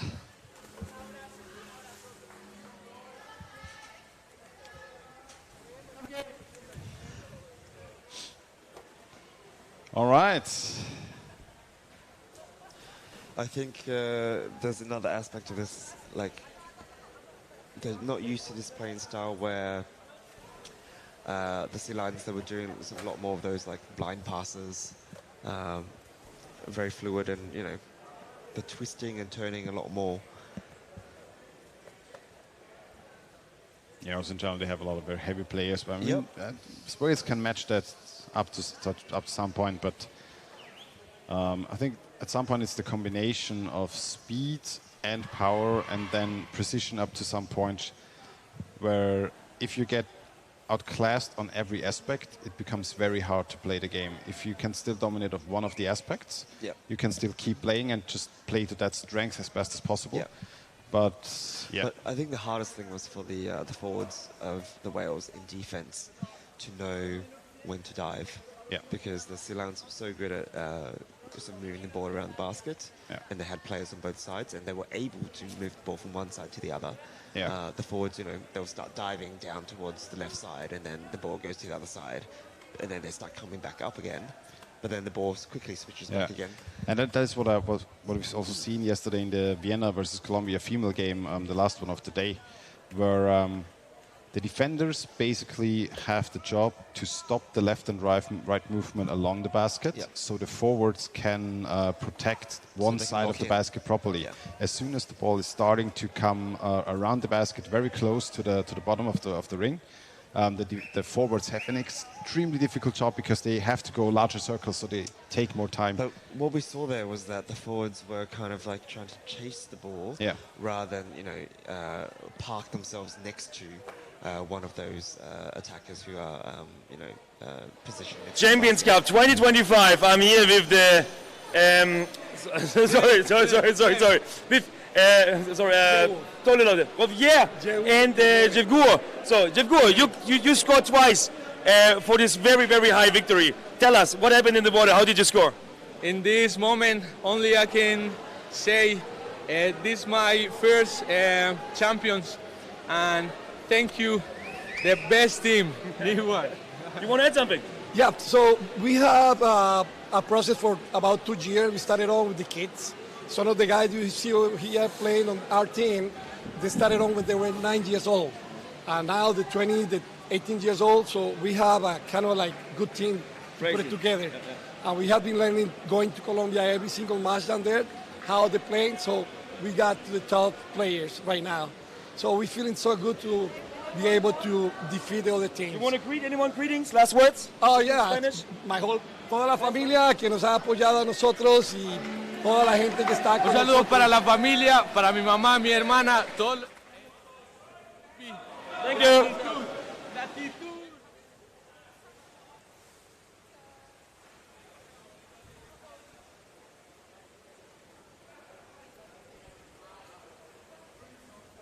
Hello, diving in back into the commentaries booth here. We have the Hammerheads playing against the Frogs Bordeaux. I believe this match is for either 5th or 6th place, or 7th or 8th place. Final match of the tournament for both teams. And Bordeaux in blue and Hammerheads in white. Hammerheads currently have the ball, but it's contested. Drifting towards the centre of the pool.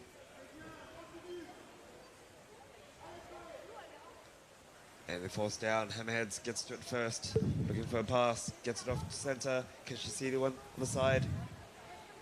Very good connections from the Hammerheads, passing the ball back and forward. But now they come up against the goalkeeper.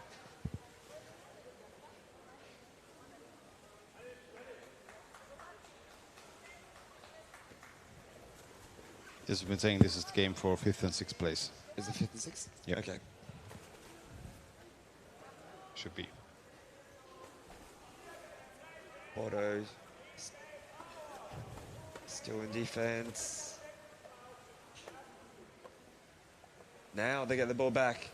And she gets a pass off, but immediately under attack. Chloe and Eckhart.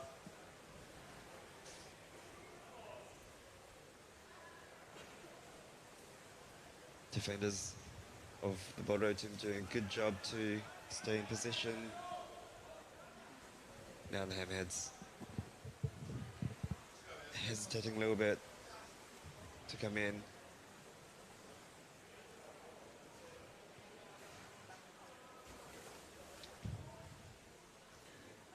Bordeaux forwards doing a great job keeping the Hammerhead players busy.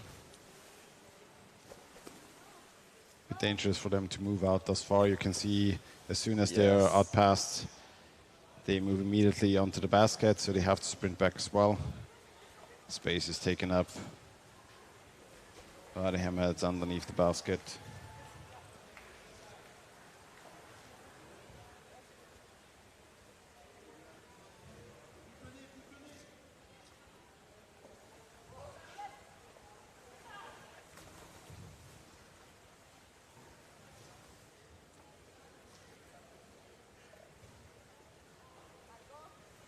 Oh, Hammerhead player waiting.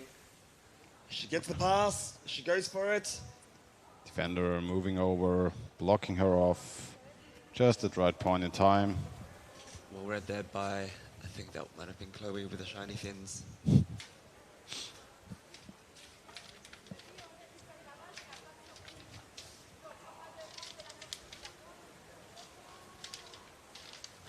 Now Bordeaux comes loose, but she loses her fin.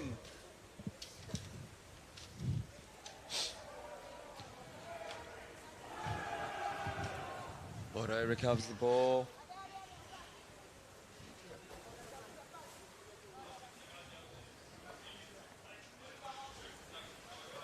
Ziegler makes an attempt.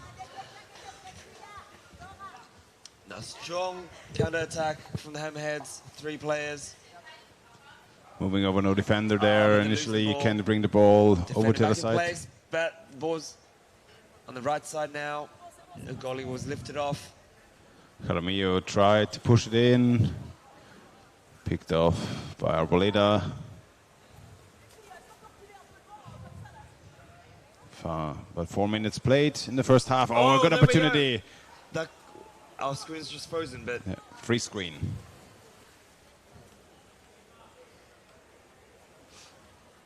We are waiting for the stream to return. It looks like that could have been a goal. No, they're still playing. A free throw. That would have been an amazing save there from the Bordeaux team. Okay, now they have the ball, and for the first time they have forced the Hammerheads defenders down onto the goal. But can they bring the ball close to the goal?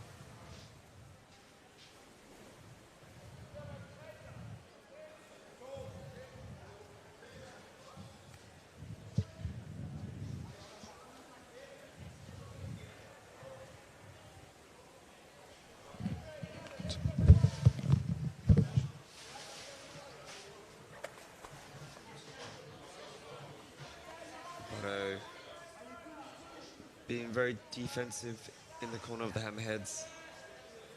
not rushing to go into the goal.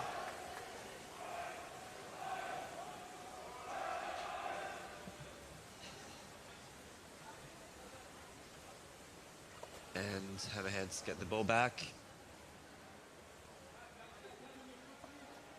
But it's contested above the basket. Now they push off from the goal. 3 players.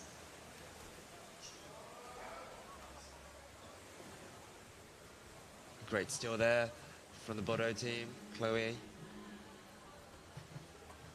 Call for holding. Free throw, white team.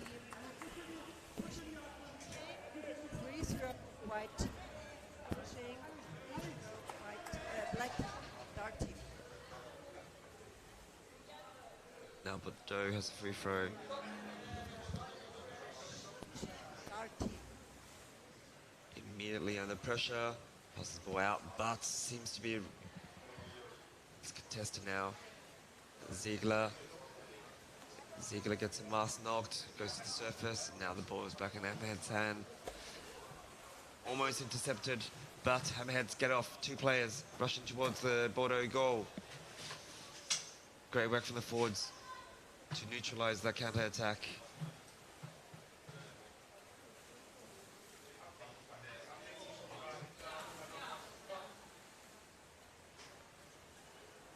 Hammerheads brings the ball over to the right side. Pass in the middle. Pass behind the back to the left side. Oh, fantastic. The defender didn't see where the ball went. Immediate pressure on the goalie, but the attacker has now stabilized the situation, brought the ball to the surface.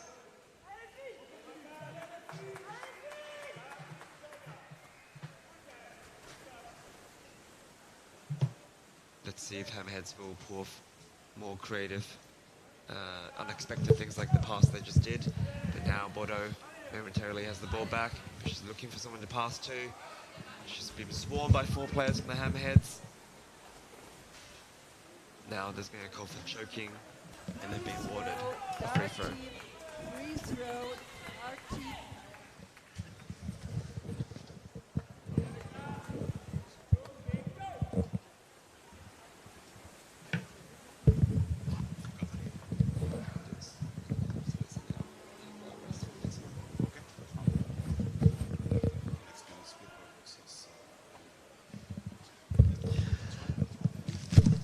Leandra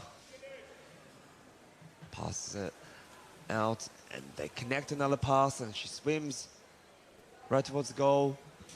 Now, this is the first real chance at attacking the Hammerheads goal. There's a little bit of pressure there on the goalie, and oh, the pass was not seen. Pushing without the ball.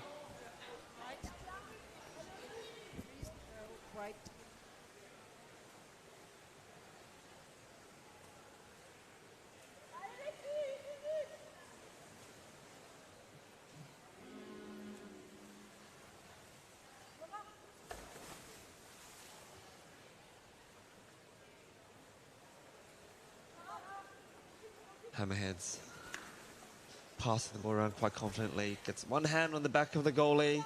Now there's a goalie exchange, brings the ball over, almost a good pass successfully to this side. A very nice interception there from Ziegler coming off the bench. Chloe swims away free with the ball. Her snorkel's trailing behind her. She gets there, but the goalie's already in place. She's going to wrestle for the ball. Will she get it free? She has 2 other teammates next to her. Yes, they get it free. Number 19 goes in. Immediately taken by 44, who rips the ball out. Kalini Fonda. Now she's in a real wrestle with number 83. And we reach the end of the first half. The French team, for the first time in the last 45 seconds, were able to put some pressure on the Hammerheads basket. Let's see if they can carry this momentum on into the second half.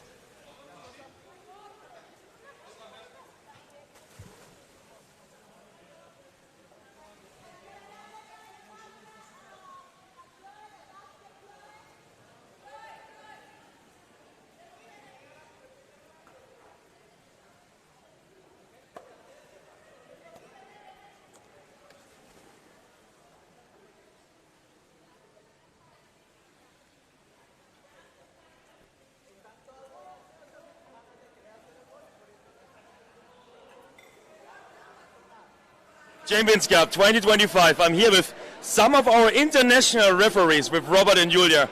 Robert, Julia, tell us something about what does it mean for you to be here as a referee and something about the atmosphere. I think it's the best to be here. It's the best tournament we have in the world.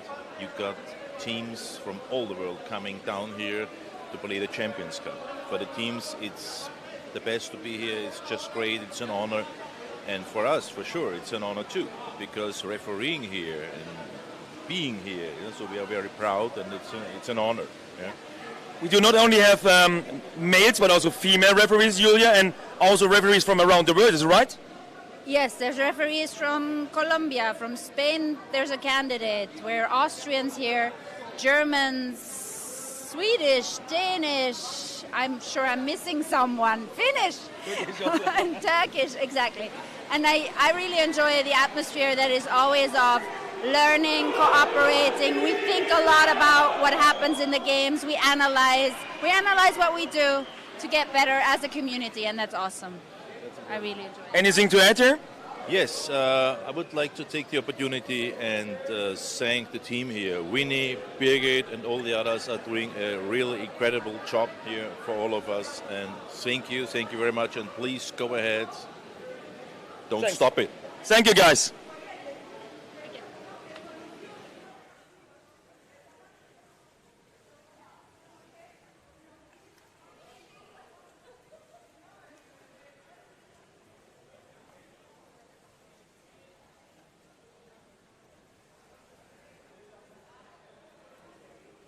Hello and welcome back to the live stream. We are about to enter the second half of this 5th and 6th place game between the Frogs Bordeaux and the Hammerheads from New Jersey.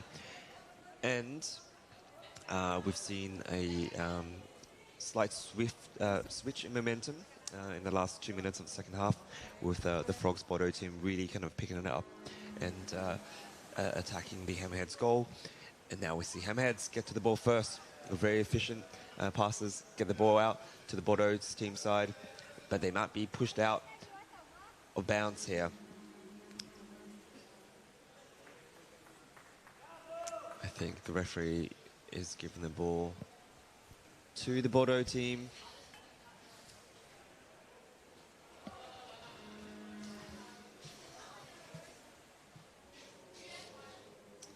Bordeaux immediately under pressure and lose it. Hammerheads really good at connecting their passes, but Bordeaux also not making it easy for them to hold on to the ball after they get the pass. A very good forecheck and pressure there. And now Hammerheads seem to have a free opportunity to go towards the goal. But attackers are now back. Okay, they go in.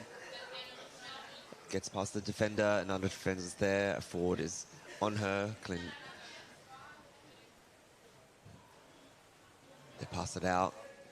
Probably going to slow the pace down a little bit, take a break, allow some of their players to switch out on the bench. Now they're ready to attack the goal again, but she's held back behind the fins of the defender and giving the forwards a chance to intercept the ball. One of the Bordeaux players has her mask kicked off her face. Now the Hammerheads, just one play underwater, two, they get the ball. Looks like they're just trying to tie out the forwards a little bit. But now they're 4 players underwater. Are they going to go in? They do, and she tries to find a gap in the goalie, but the ball bounces off, taken out to the side. It's now clustered to the surface, but they managed to get the ball out. Probably time now to breathe a little bit. Think about resuming their attack, looking towards each other. No decisions been made, no one wants to go in first. But now they do. But the forwards from the Bordeaux team are on them. Oh, they formed a block and the defender's missing. Now they're going to try and push the ball in together, 2 players. The goalie's been dragged off, new goalie's on top now. Defenders in position. Great job from the Bordeaux team to stabilize that attack. forwards from Bordeaux working overtime. Chloe here trying to get the ball back. Ball comes off loose.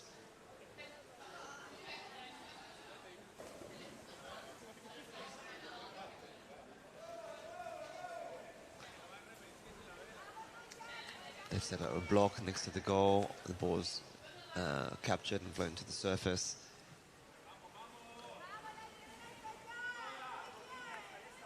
And one of the players from the Bordeaux team is locked up but dragging the ball towards the center. She gets it free for a second. There we go. Now they have some breathing room. They're connecting a few passes. 4 checkers are back. Chloe gets the pass off to Mirto.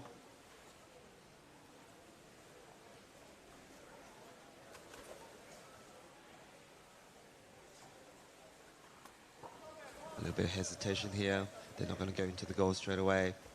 But now they have a Parker player next to the goal. The defenders and the forwards come down, transform her. Fonda passes the ball back out.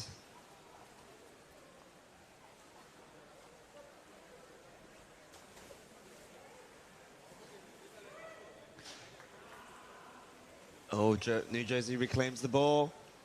Hammerheads, 3 going in. Still 3 of them. They're going to go all the way to the goal.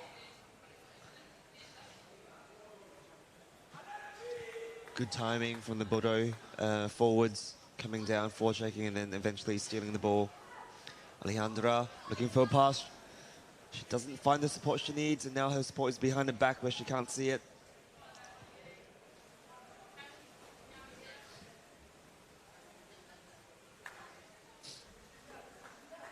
Oh, very aggressive forechecking there from Bordeaux.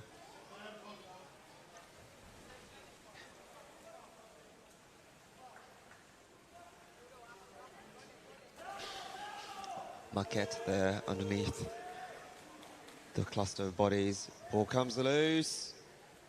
Alejandra trying to pass the ball down to Martinet.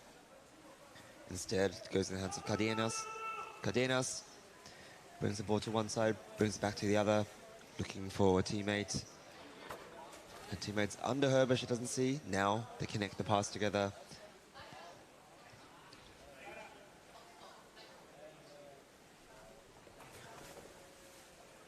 Good job so far from the Bordeaux team, stabilizing all the dangerous situations in defense, and now for the second or third time they have had some consistent possession of the ball in the Hammerheads half.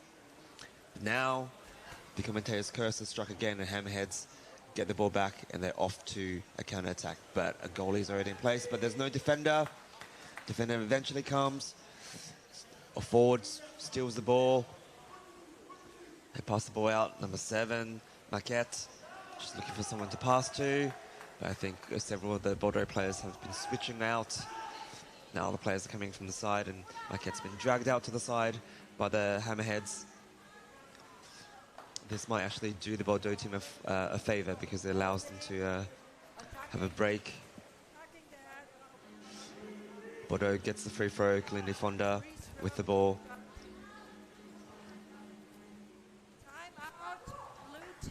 Timeout from the blue team. I think that's a good call.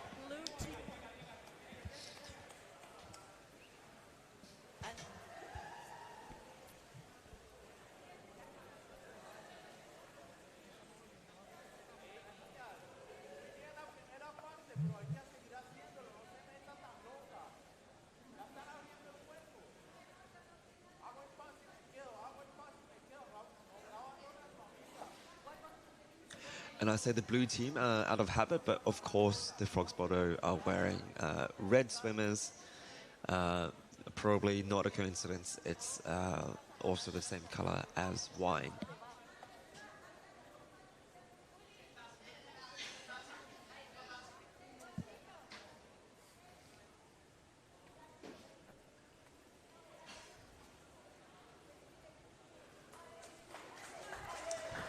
Right, looks like they had a good uplifting pep talk 8 seconds left. They're going to get back in the water. And hopefully they can spend even more time in the half of the hammerheads and start building up some pressure. It's been quite even so far, but when it comes to sort of real ongoing pressure on the basket, it's you have to say it's been in the advantage of the hammerheads. And they're the ones who've also had some very good 3-person counterattacks. But now, Bodo trying to wrestle the ball. Hammerheads trying to wrestle the ball away from the Bordeaux player, who's got it locked up, Erika Monsalve.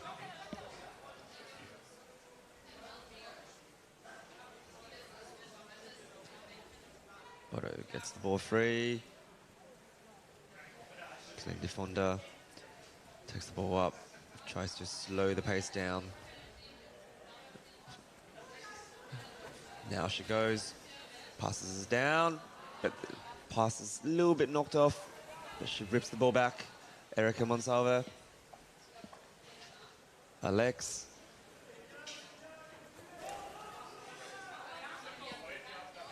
Coming Fonda with the ball. Assessing the situation, decides not to pass to the teammate yet. Okay, now they connect it.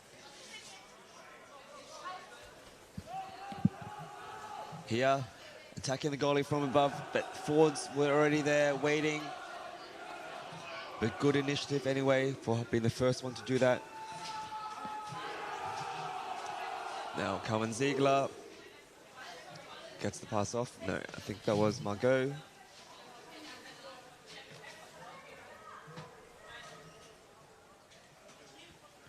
Clendi Fonda again.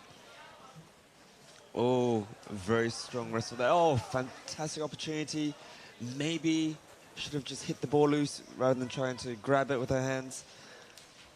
But now she's forechecking the 3rd play in a row, so amazing capacity there from number 7, Juliette Maquette.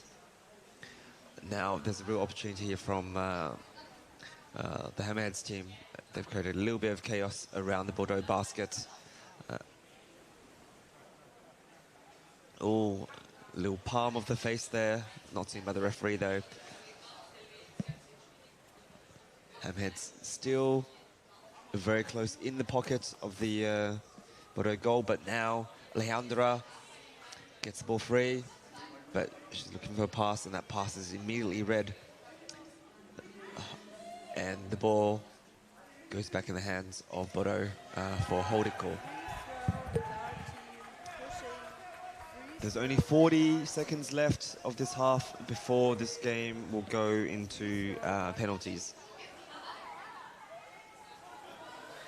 which at this stage is the most likely scenario.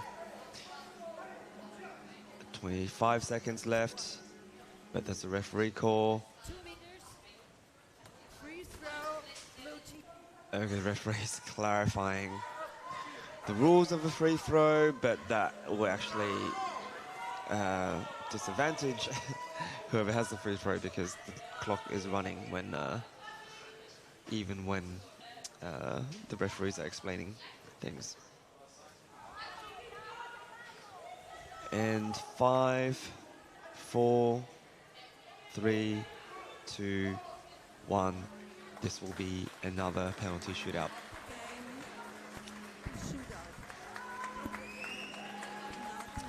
Which is not unusual when two teams are fairly evenly matched. The small size of the pool as well can also make it harder for sort of there to be a big score difference when the teams are evenly matched.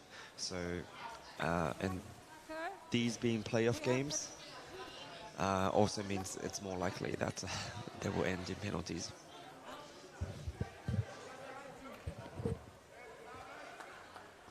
Champions Cup 2025. We're gonna see the game for place number 5. New Jersey Hammerheads against the ladies from Bordeaux, the Frogs. It is 0-0. We're now starting the penalty shootout. Who's gonna win? Stay tuned. Thank you to our man on the ground, Torsten. Yes, we are indeed moving towards another penalty shootout. We saw one earlier on between the Swiss team and the Danish team in the women's. And now we will see one between the French team from Bordeaux and the Hammerheads from New Jersey in the USA. In the chat, we see a lot of support for the Hammerheads and Colombia. If there's anyone watching this and supporting the Bordeaux team, please express your support in the chat. Send out some good vibes. And yeah, let's hope we have another exciting, high quality set of penalties here.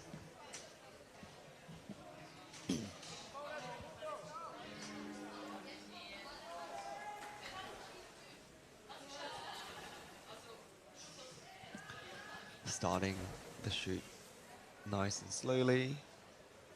I believe this is Mieto from the Bordeaux team.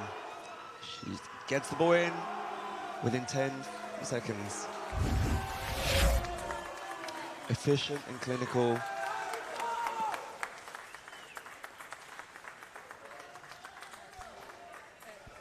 Mieto Apostolidis.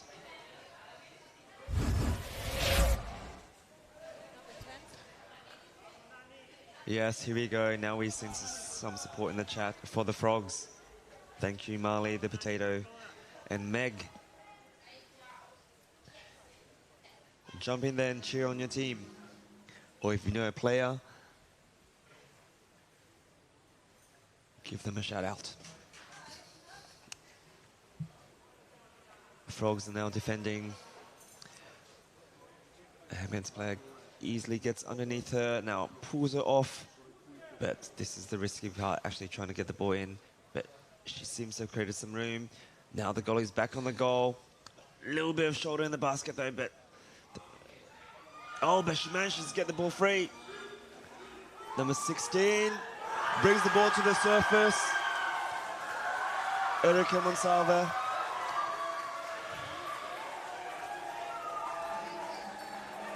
And that is it. Oh, that was a gargantuan effort. Great job, Erika. The referees seem to be discussing. Is the result final? No. It was not a successful defense. Unclear whether it was because she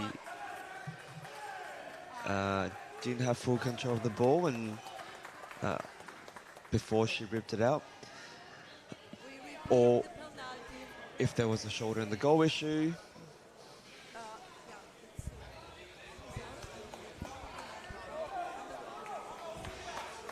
The 2-minute thing, that's just a technicality when someone, a defender or attacker, fouls in doing a penalty, then they are sent to the bench for 2 minutes, and it means that in those 2 minutes they can't take another penalty. So normally if you take a penalty as a defender, you're allowed to then take it as an attacker, but this means that for the next 2 minutes they can't use her as an attacker.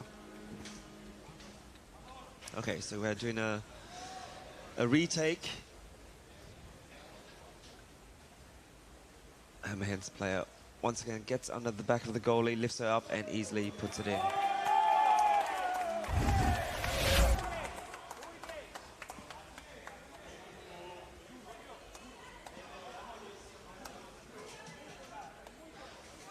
Goal there by Julia Gomez.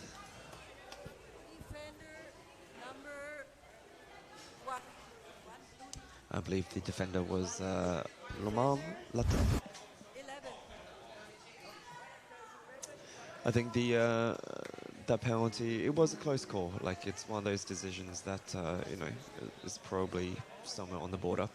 Okay, but now we have Alejandra for Bordeaux taking the attack. She has the back of the defender. She's going to try and push off the ground with her feet. Well, she was trying to kick, but Maybe it's better if you push off the ground with your feet. Yes, right, like that. Whooshing up for air.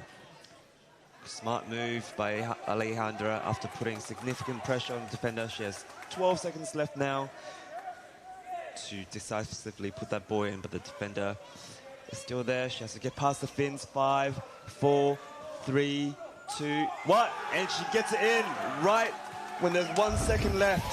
Wow. That is right on the margins.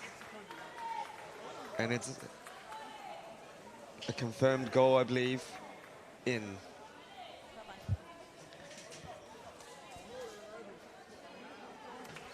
It's a confirmed goal.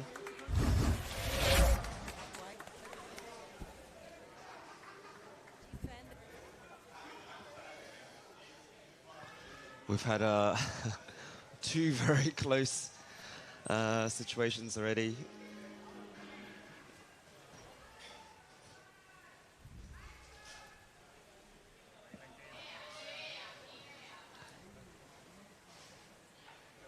Now it looks like it might be Kalindi Fonda defending.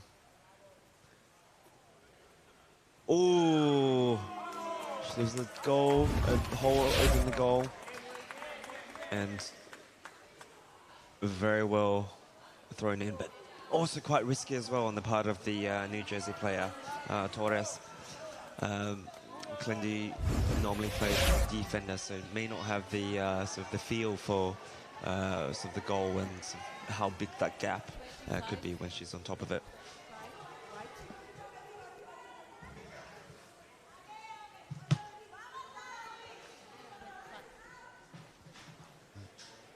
Some really good support and comments here in the chat.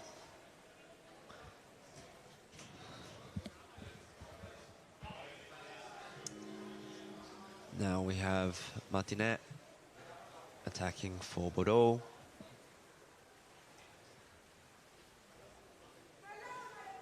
Defender looking quite comfortable at the moment. Now she's on top of the goal. Martinet tries to get under her back. Oh, but she decides to go for the head side instead. And now she drifts up. She should go for air, and she does. Good call. Now she has to get back underneath the goalie, and she has 15 seconds to do so. The goalie is very agile. Puts her fins in front. Martinet really needs to go for it now. 5 seconds left. Come on, Martinet. Oh, and the ball drops down, and it's a defense. What an effort from Daniela Yaramilo. Wow. Oh, it's a shame for Martinet. She made a good call to go up for air. But there was a situation where she was underneath the goalie, but instead of going for the back of the goalie, she decided to try and attack on the head side, which is always a lot harder. But this will be a good learning opportunity for her.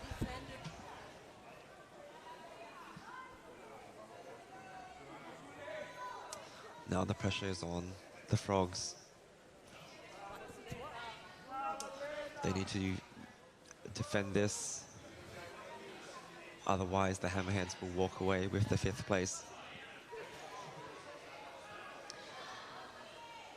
Paula Zuleta Bonilla will be taking it for the Hammerheads, and Mirto will be defending for the Bordeaux team. Mirto in a good position now, but oh, there's a pull of the cap there. There's a pull of the cap, and the referees spotted that, and they're calling it. So that will be a successful defense then. Which means we continue on to another round of this penalty shootout. 2-2 apiece. Paola's penalty attempt was disqualified for pulling on the cap of the Bordeaux player. Very well spotted and called by the referees.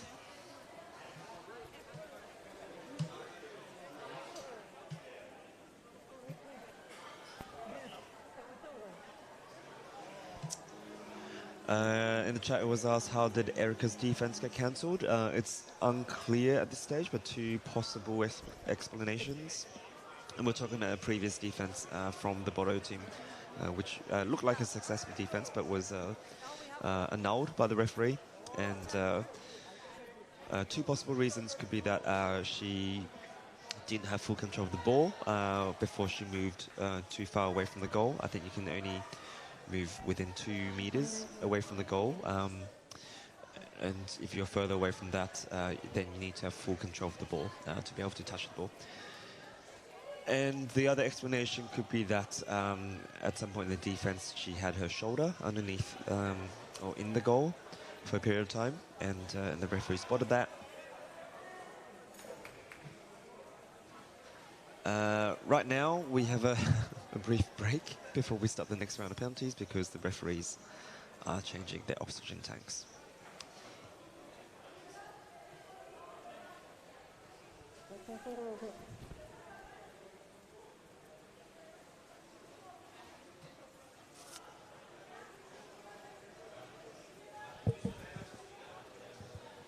Number 12, white number 12. Dart. Yep.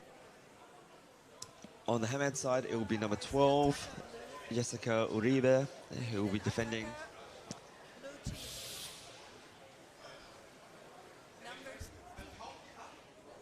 And on the Bordeaux side, attacking will be Erika Monsalve. She was the one who almost had a successful defense before that was annulled, and now she's attacking. She comes in quite slowly from above, but manages to get underneath the goalkeeper.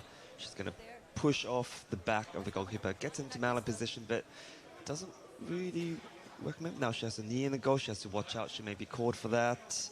And she finds the gap and gets the ball in. That was very slow and methodical, but effective.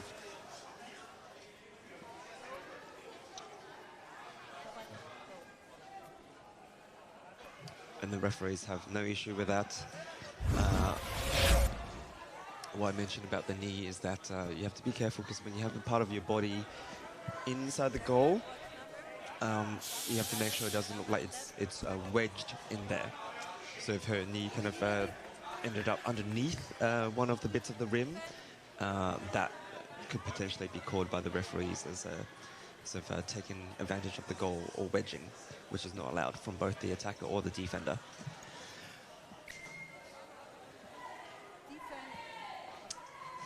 Now the pressure's on the hammerheads here to deliver this goal. They look like they have quite an experienced player taking it. Luisa Gomez. And the defender is Alejandra, also another experienced player on the Bordeaux team with Colombian roots. Alejandra, oh. That was a quick and efficient goal there from Jessica Uribe.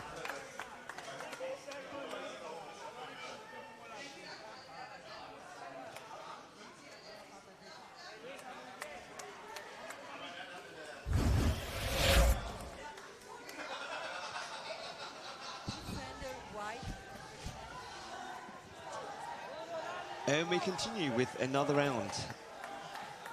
Now we have Chloe Hunkart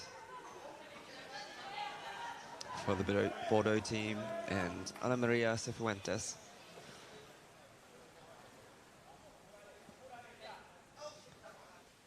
Ana Maria is in a good position. Chloe forces her onto the goal, but she's just important for her not to rush it. Possibly not a bad call for Chloe to get up, but now she has to get past the fins again. Now she needs to start worrying about the time. Okay, she goes up for one more breath. The referees look like they were maybe considering calling that for kicking. Chloe doesn't have time on her side. She only has 5 seconds left. She can't get stuck behind the fins. Oh.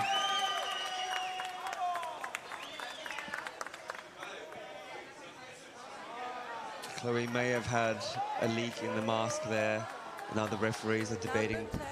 2 minutes for kicking. Yes, okay, so the referees have awarded or annulled the defense and given 2 minutes to the defender for kicking the mask of the attacker. And we saw a little bit of that at the start when Chloe first went down. She had the fin in her face.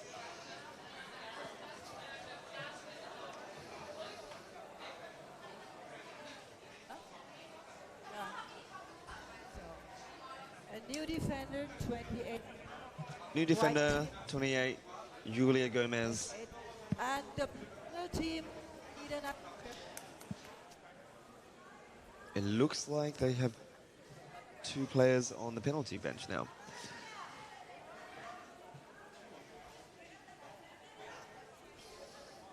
Julia Gomez will be defending for the Hammerheads, and unclear right now who will be taking the attack for the Bordeaux team.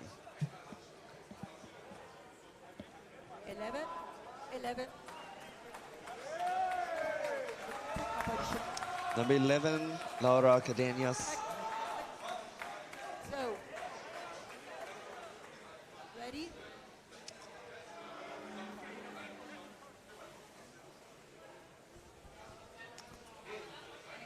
Laura dives down, stuck behind the fins. The defender decides to stay on the goal though. Now Laura has the ball exposed. The ball comes loose. Oh, this could be a successful defense. Oh, that's a shame. Laura had a good position underneath her on the goal, but then she went in and had the ball exposed. Okay. Okay, so it's over. So they're really it's over. I don't know if it's the referee said it's over, but the Hammerheads still need to do a successful attack. Yes.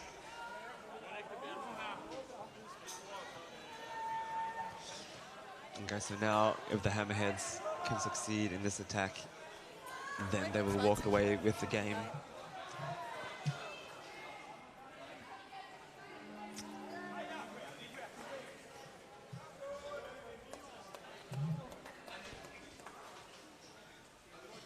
Defending. Oh, the ball goes in.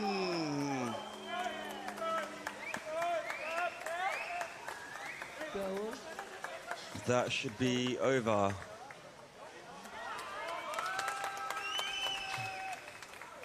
And that should be the result for the Hammerheads.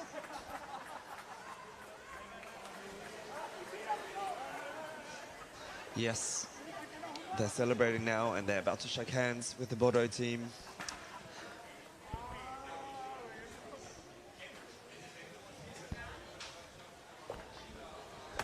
Great effort from both sides, and I think particularly challenging situation for the Bordeaux team because I feel like being a newer team and less experienced players, they may not all have had the chance to practice penalties before this.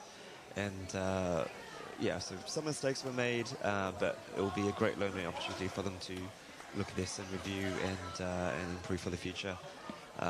Very well fought from Bordeaux, and congratulations to the Hammerheads.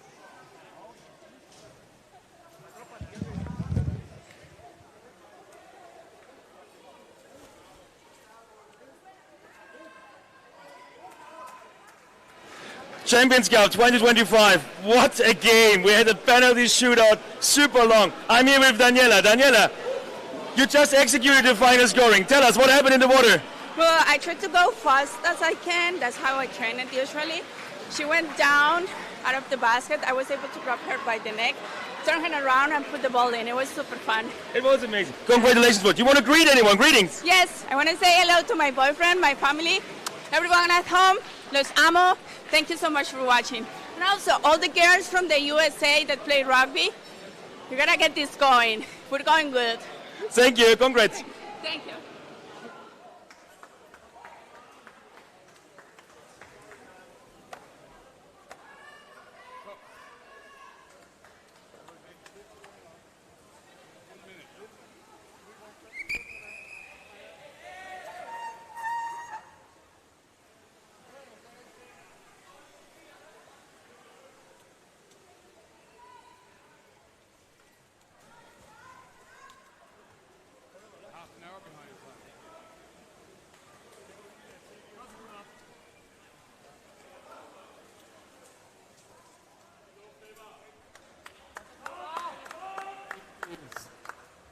team ready, white team ready.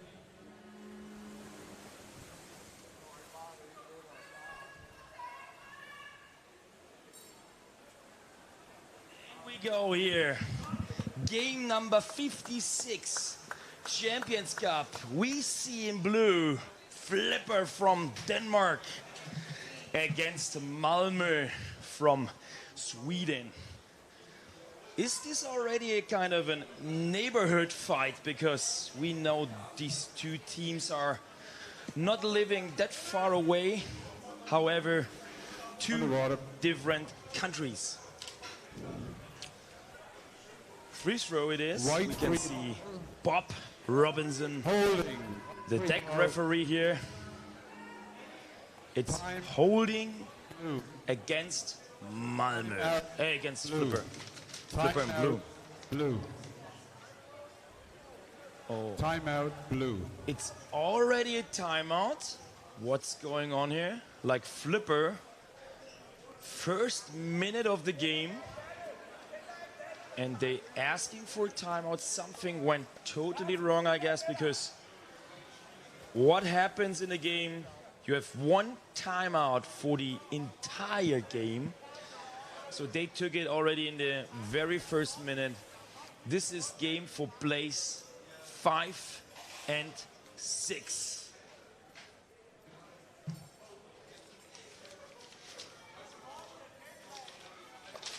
Team took the timeout. There was a free throw, so 20 seconds left now. And team's getting ready. Unusual decision or situation. There was no timeout, nothing at all. No time penalty.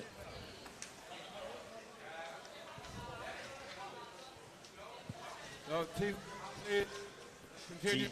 Team's back in the water. And we see now Malmö in ball position.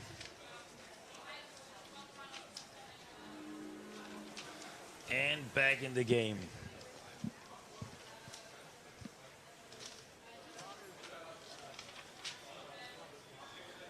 Blue team. Flipper here in the blue-yellow combination of colors. And the white team here from Sweden. Both teams are frequent guests at the Champions Cup. A lot of experience. A lot of national players from each country also involved. And it will be interesting to see who can manage this better. Flipper already taking the first time out, and we see now here first attack wave actions implemented and started from Malmö.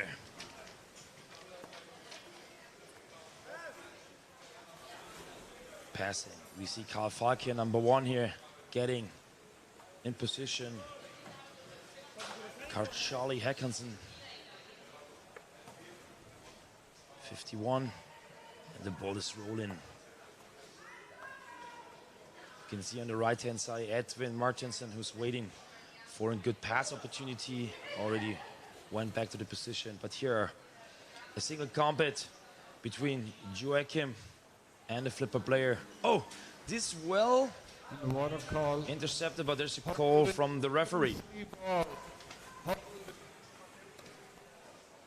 Holding in favor for Flipper. So Flipper in ball possession. We see 28 here, Bastian Davidson. The ball goes to another colleague. Bertram Heiner already in the fight, getting the ball out to Casper Trapp here, number 11.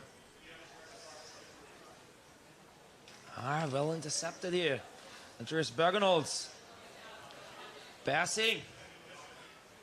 Simon down to Isaac, and they go in trying to trick out the defender. Pass intercepted.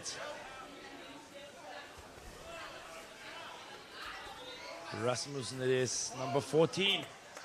Ball on the hand, bringing the ball to the surface, to the scrum. Very physical game here. Ball down again. Oh, camera is swooping a bit. What's going on? Here, stable camera is fine. 10. A lot of Edwin. 85. Sebastian. And the ball in the hands of Flipper again.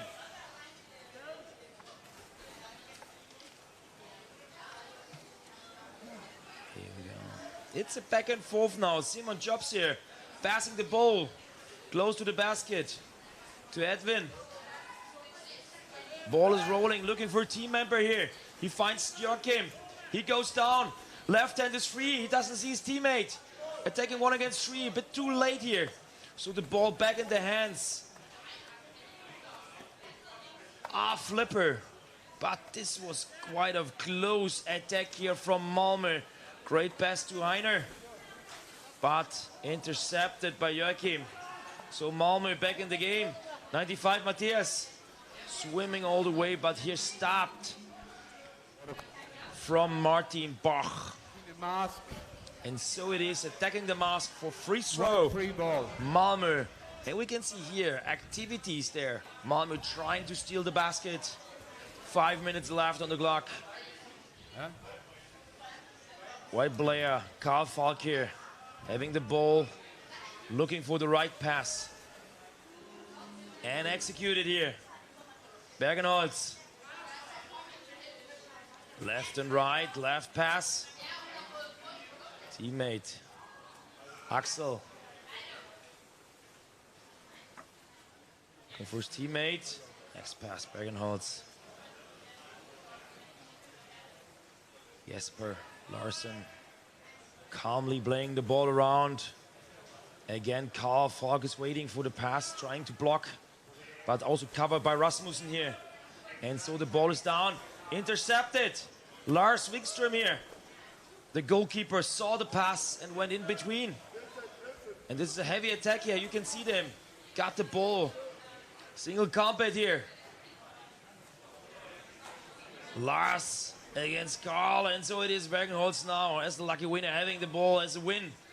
And passing to his teammate Simon. Going all the way. Joachim.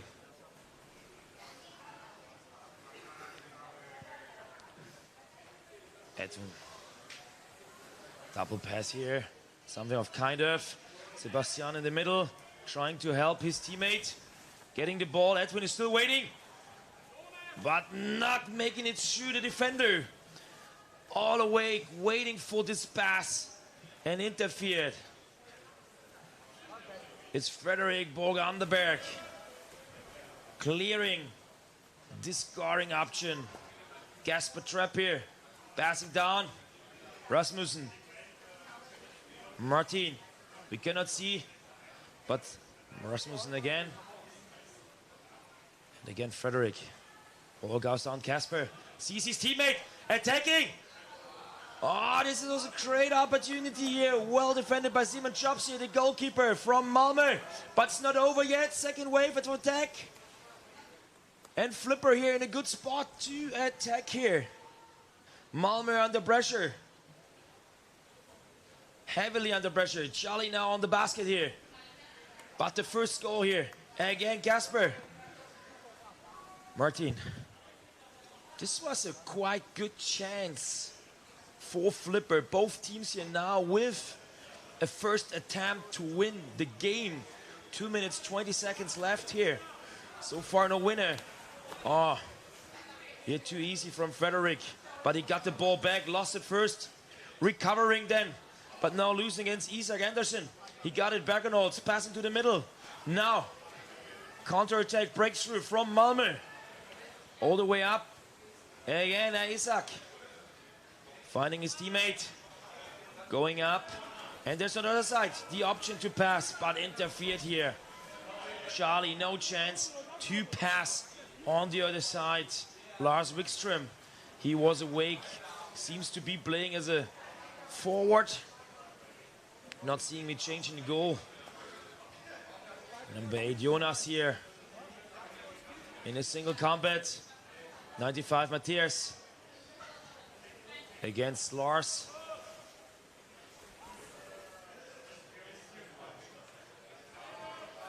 Edwin passing to Simon. Simon goes in, but stopped by Martin Bach-Kilgard. It's a close one, very tough. Soon a player gets through and gets the chance to spot. This could be the decision-making move of this game. Tough one, high-level competition, very physical. We see Bergenholz here, surface, passing down. Teammate Malmö now, bring the ball to the surface, recovering, breathing. Simon Chops here with the ball. Passing to his teammate, Charlie. Eric, number 50, bring the ball out. Passing to Simon. Fast pass to Matthias. Let's go around here, swimming around the basket. Running the pressure up. Edwin passing left. We can see Carl getting in position, but still Flipper always in between here with Lars Wikström-Greve, who's swimming and disturbing the attackers. Avoiding and stopping the dangerous pass. And it's halftime. Halftime break. Close one. 3 minutes break for both teams. We already saw the first halftime here from Flipper in minute number 1. Quite curious what they saw or what they missed to make the decision to take the timeout in the very first minute of the game. But so far, both teams here in a very, very tough competition, high level, close level, leveling up each other. It's very enthusiastic, very hyping to see this. It makes fun.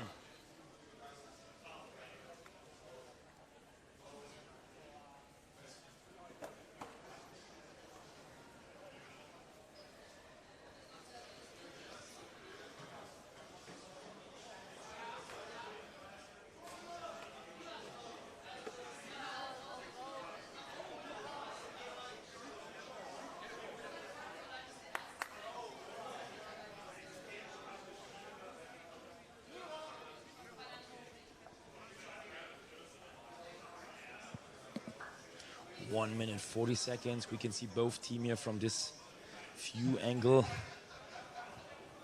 So far, the results of the day. We saw 2 penalty shootouts already. Not sure how this game may continue. 2 penalty shootouts in the female competition with the lucky winners, one hand side. Amager from Denmark, and also the New Jersey Hammerheads from the USA in the female competition. Winning the shootout here. First half, 0-0. We see some exchanges. Team going to change. Malmö here in white, standing together, making the circle of motivation. On the other side, bottom left corner, we see the Flipper team. In blue, Norgard here, giving a speech, motivating a team. Mats Nergen Andersen, hyping up his team, motivates. There's more to go. There will be a winner, definitely. Who's gonna win this game lands at the 5th place. Who's gonna lose will be 6th on the final table.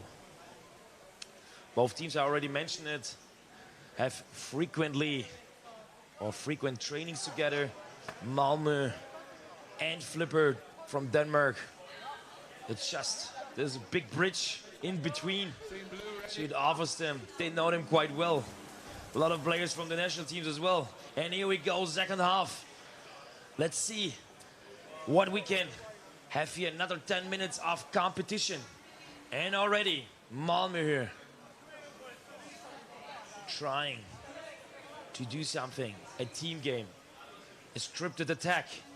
Here we see again number 50, Eric, trying to get in position for the Merla. He's getting the ball, he has a knee in the basket. But stopped here by Rasmussen. Attacked heavily. Again.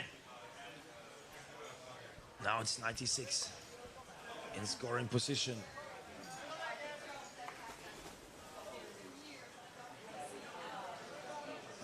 Matthias with the ball. 11, Chamionchip getting in position, trying to do the Merla. You see how he pushes a bit Søren Nielsen here, who was in the defense position. It's not very allowed, but the referees are letting him go.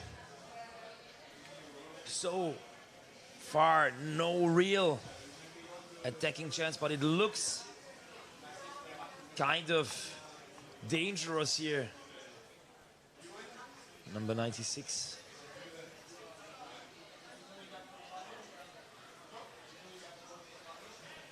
Ball on the surface. Flipper in close defense mode. Two players at the baskets. We see Edwin, number 10. So Malmö always trying to place a player at the Flipper's basket, but now it's Flipper breaking through 2 against 2. Call with number 1 here, heavily defending. It's a 1-1 situation. The pass over on the other side. Well done, but there was nothing to do for Frederick here in this position instead of passing the ball. And then again, heavy attack here, 1 left.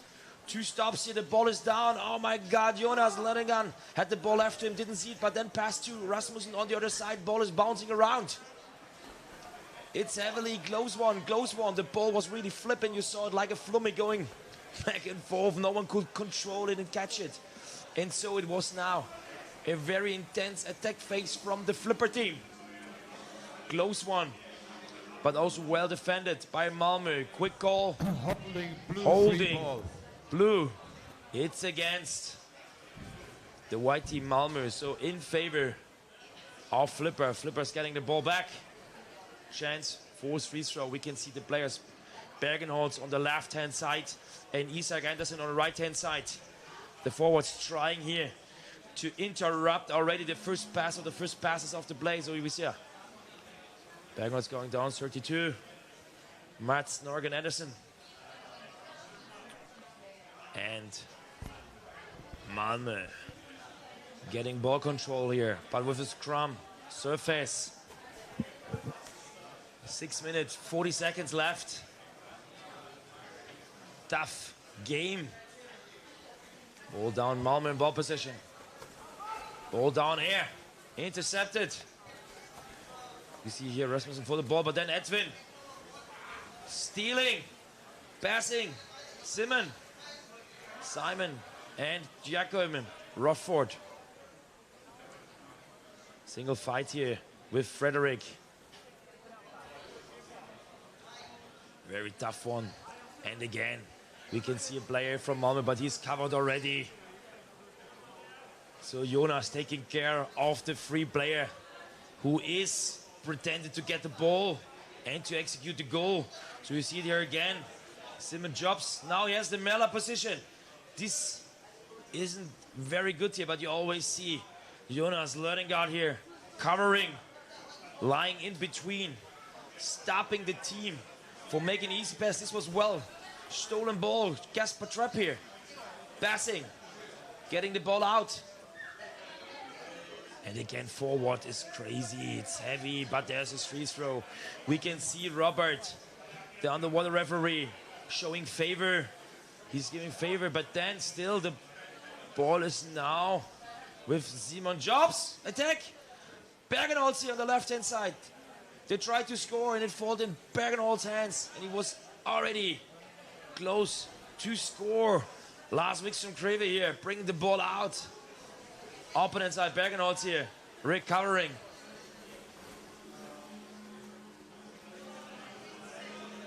Referee call, holding. Bob Robinson, free throw against Flipper. 4 minutes, 45 seconds left. in the second half. white. Still 0-0. Timeout, And there's white. the second timeout of the game. Second and last. Both teams are now taking the timeout. And what does it mean? What we do right now is, this was the best chance so far. Bergenholz here, getting the ball after a heavy attack from above. Close one, but also Flipper. Great chance to score here in the second half. Ball dropped around. Rasmussen had a spotlight, and then the ball flipped, and they couldn't see it.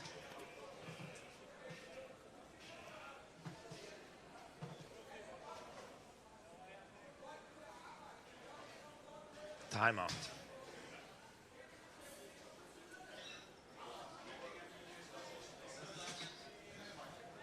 "15 seconds." You see now both teams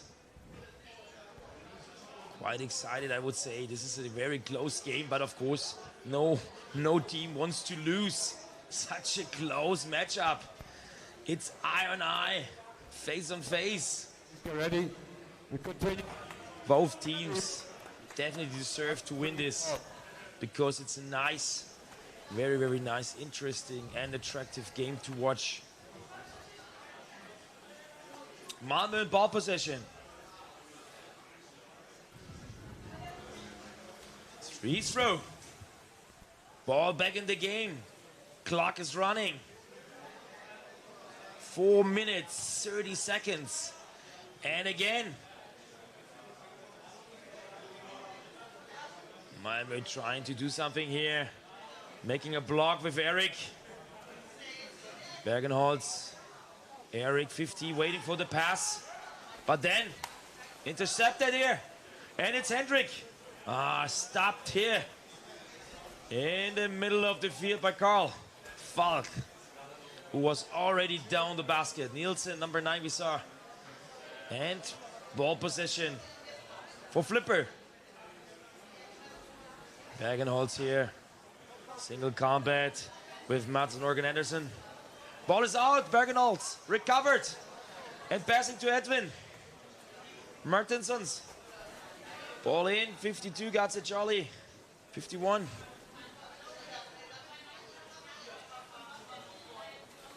Philip Eriksson, we see here, 99 here, getting the ball from the bottom. But in the fight with last week's Kreve. Single combat, recovered by Simon Jobs.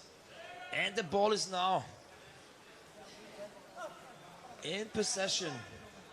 So here, 51, Charlie getting in position, doing the Merle. But there's no attack.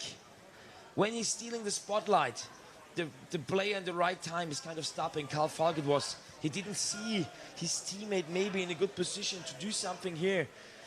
Simon Jobs trying to steal the basket and hitting the goalkeeper at the head.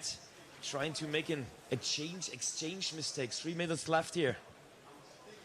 And you see kind of a different game style. So Malmö always with one player in a position at the Flipper basket, while Flipper is more going physically in and trying then to do it as a team attack.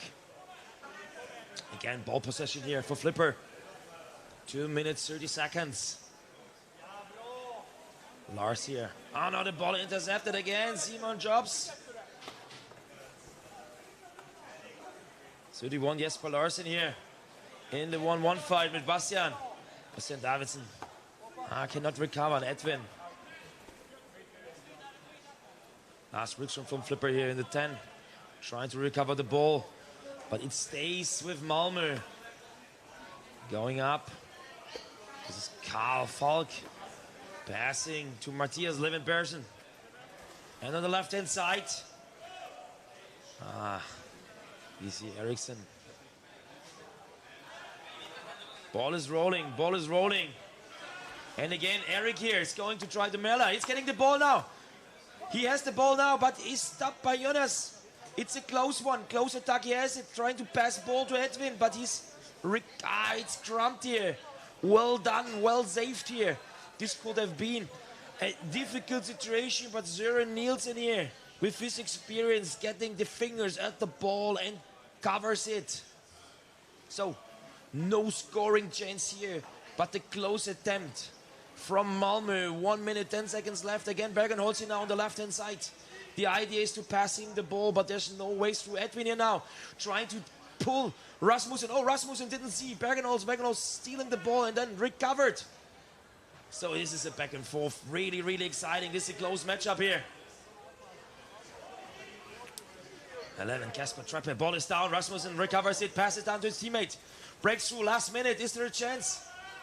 Stopped in the middle, brought to the surface, stopped by 2. Ah, the ball is here still. Flipper back and forth, not a well pass here. Hendrik from Pripper, streaming through. Way down. Bastian waiting for the pass. Davidson getting it. Next recovering. Close one, 24 seconds, pass down. Ah, it dropped away out of hands, but he's close to the basket now. Teammate on the left-hand side, but he's covered. Blind pass, intercepted. Too easy, too simple. This is the last chance, maybe. Simon jumps here, 1 against 1. He trying, oh, the goal is open, he pushes in. 51 tries to Charlie to support here. This was a very close matchup, last seconds. Big chance here for Malmö with the end of the game. But well defended here by Flipper. So it is still 0-0. And let's see this again here. 1 against 1. This was a great chance here from above. And then the pass down to Bergenholz, who didn't expect the pass. But this is kind of the highlight here from the end here. 1 against 1. And again, it's Simon Jobs here who tried to score. Almost had it. The ball was like something in between the wall and the goalkeeper's back. But it didn't drop in. Even Charlie tried to support. No goal. So we are now back to penalty shootout. And as it is, White defender, blue attack. White is defending first. Blue team always attacks at the Champions Cup. 1 attacker, it's 1 against 1. And the winner will be immediately first team scoring and 11. Defending in the same row. This it is.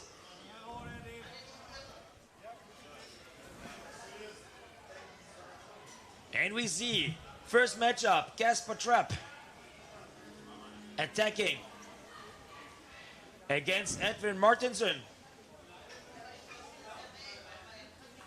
The captain, Kasper Trapp from Flipper. Oh, and well done.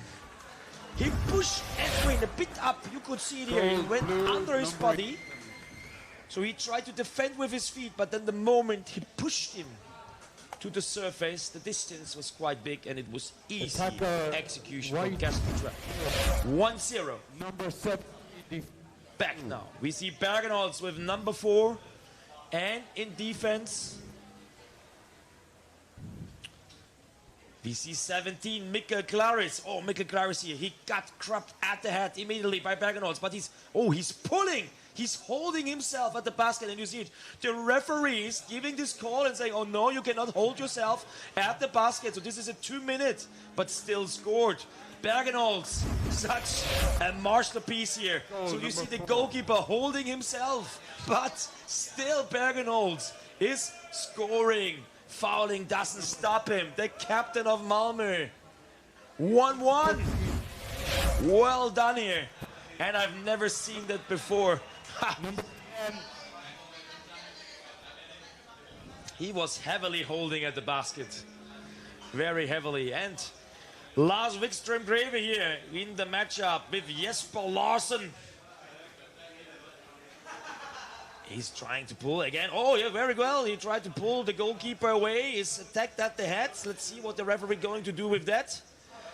But he's making him his way to take all the time. Oh, he almost lost the ball, but this it is. Easy execution.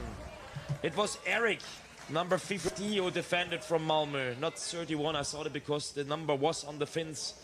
It is Eric, the goalkeeper, and scored by Lars Wikström. It's 2-1. Malmö needs to score now. If Malmö doesn't score, the game is over. We see Rasmussen in the defense and attacker Carl Falk. Carl Falk here, 1 against 1. against Rasmussen. Heavy fight. You see that both they're touching each other's face and arm. But this is done greatly here. He took the massive fight. You see them both are touching each other's head, face, also a bit of the neck. But this done here, he went in physically. Both guys are massive athletes here. And just 2-2. Next shootout. Who's going to score first? Waiting for the ball.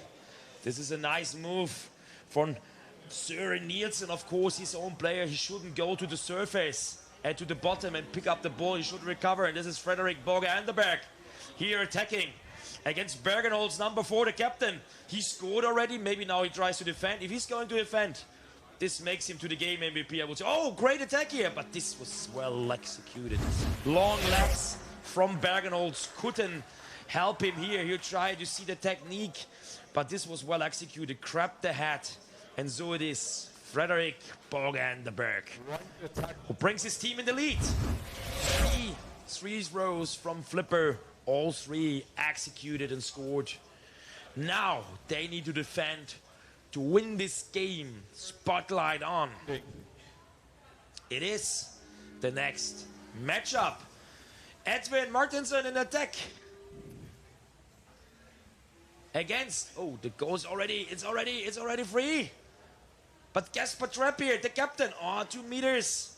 Take care, it's 2 meters. But Edwin Martinsen, long arms, not being stoppable here. He makes all the way, you can see the long arm in the basket.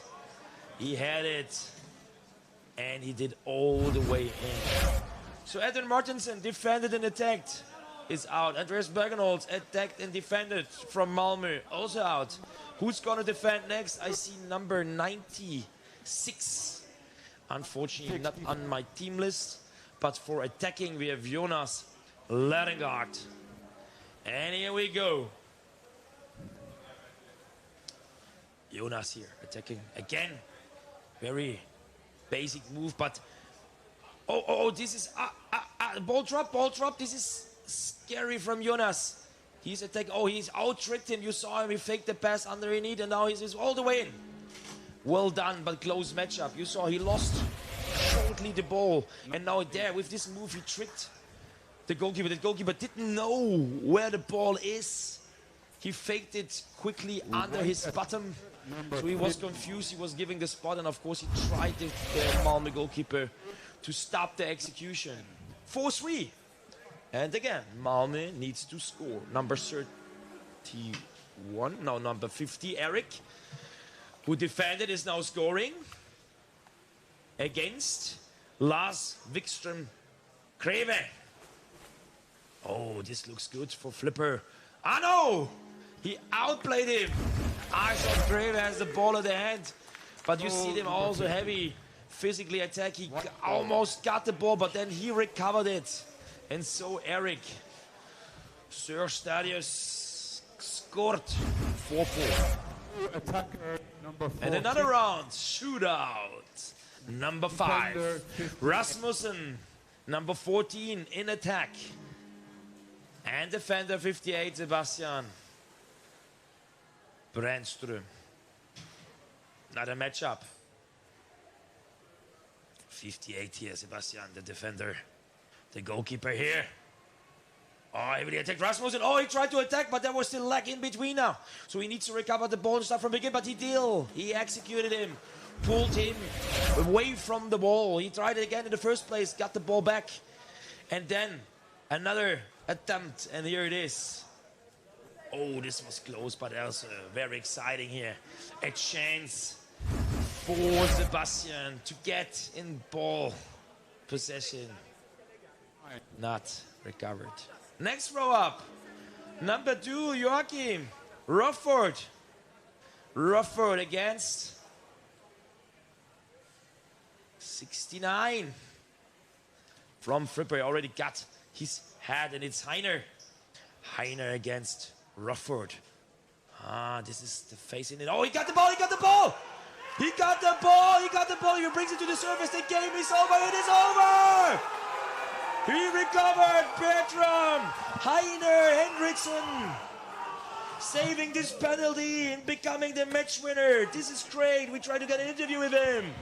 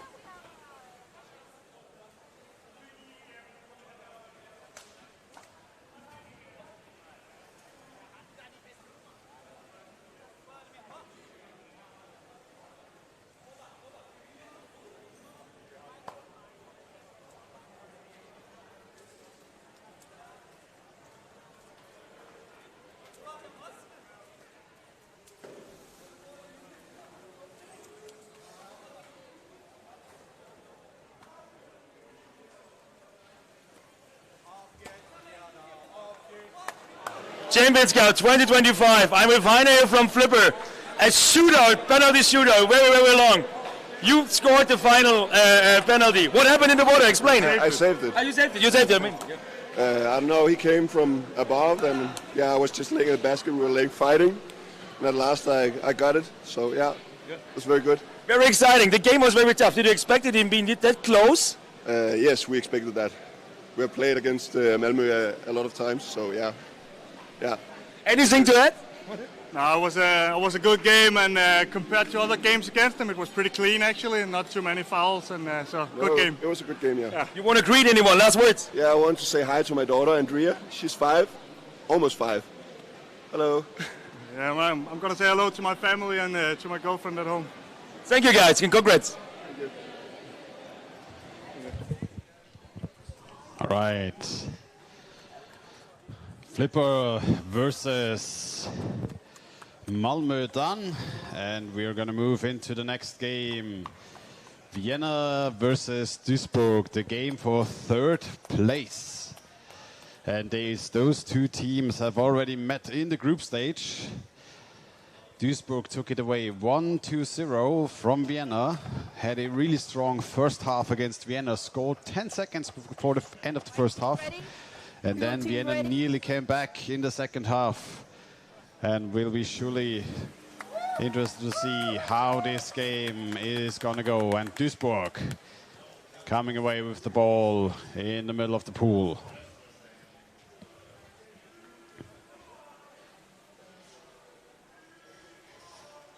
Bit of a scrum.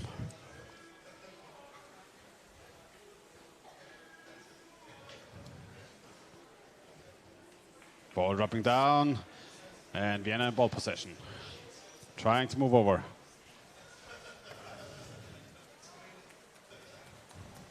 Pop to Hayes. Hayes attacked by 2. Tries to keep it amongst the Viennese. Defender or goalkeeper Bedoya swept in, tried to intercept the pass. Gets her hands onto it. Well done by her. Now they try to move out, but hands onto the ball by the Viennese. Now they can move over the middle. Conrad by 2. Viennese players in between. Try to stop them in the middle of the pool. Lamberts moving in from the right. Moved up into the surface. Decker tried to intercept. But the ball still in the hand of Germany. Bedoya fighting for it. The Eisenhut there tried to get her hands onto the ball. And now Germany moving over to the Viennese half of the pool.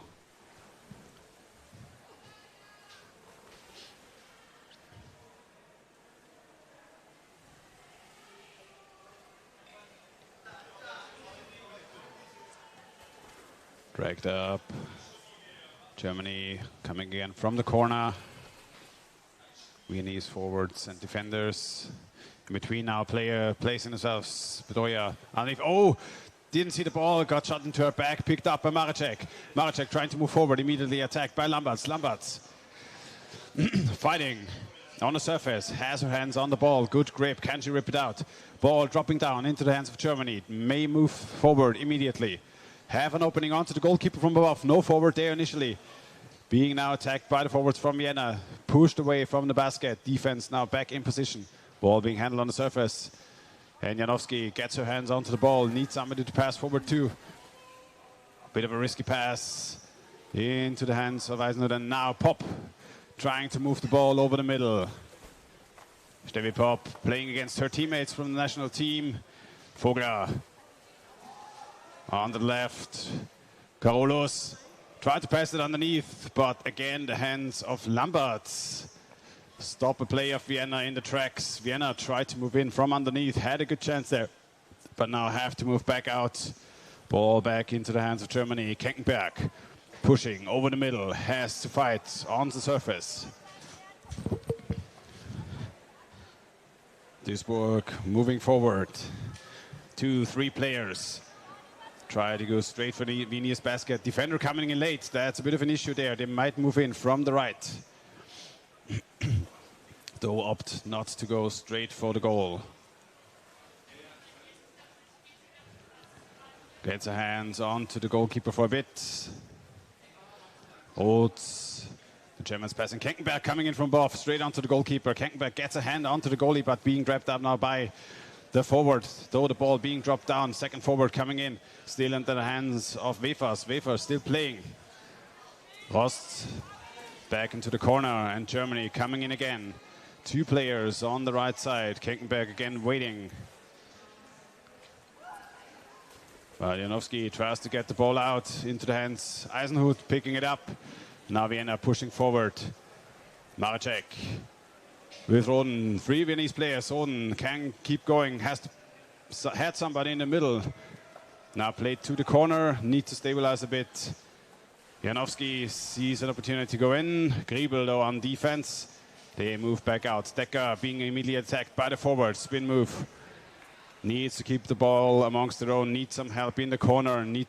They need support to pass the ball downward, but kind of a lock from the forward onto the ball. Oh, the ball dropping down again. No Viennese play inside, so Germany can pick it up. They can swarm out. 2-3 players trying to move it forward. Arndt in ball possession. Good coverage though by Vienna in the middle of the pool, trying to push them back. Lamberts on the move. Sees an opening. There's no defender there initially. Defender went to cover the basket for a moment. Now moved down. Defender in position. Bedoya.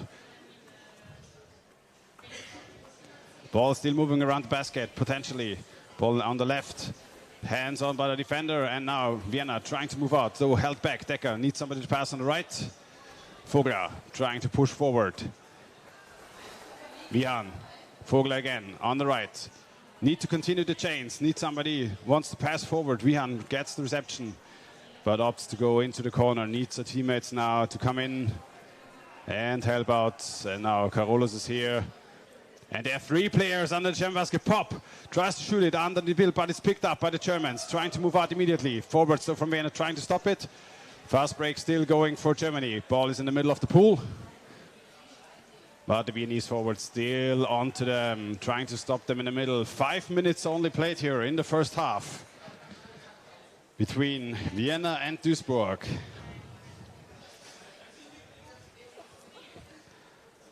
Duisburg in the middle of the pool still, the ball being handed back and forth. Niehaus. Bit of passing up and down to create some space using the 3D dimensions of underwater rugby as best as they can. Arndt trying to push in.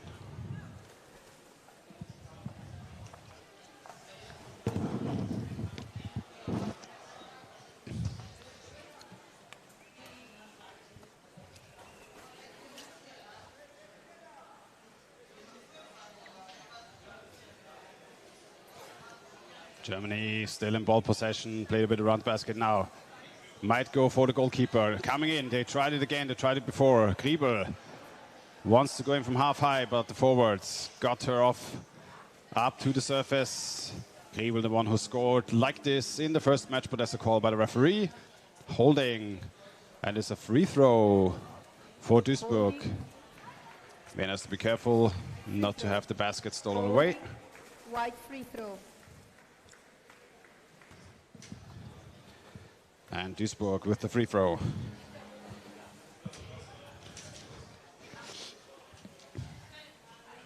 Ball going down to Befas. Kenkenberg, Griebel. All ball going with left and right. And here they come, trying to move in.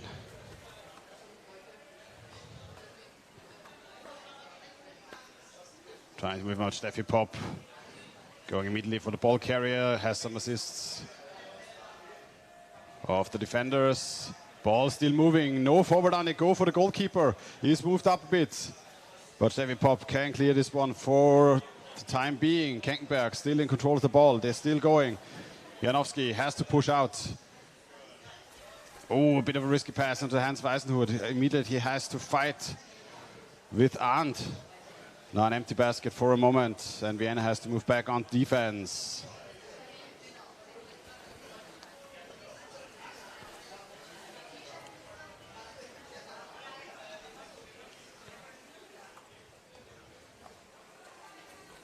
Ball into the hands of the goalkeeper. Vogler pushing out immediately. Has somewhat control of the ball on the surface. Keeping it forward. Maracek can't hold on to it. Ball dropping down. Bedoya picking it up. Still in the hands of Maracek. Pushing forward, Roden there on the side.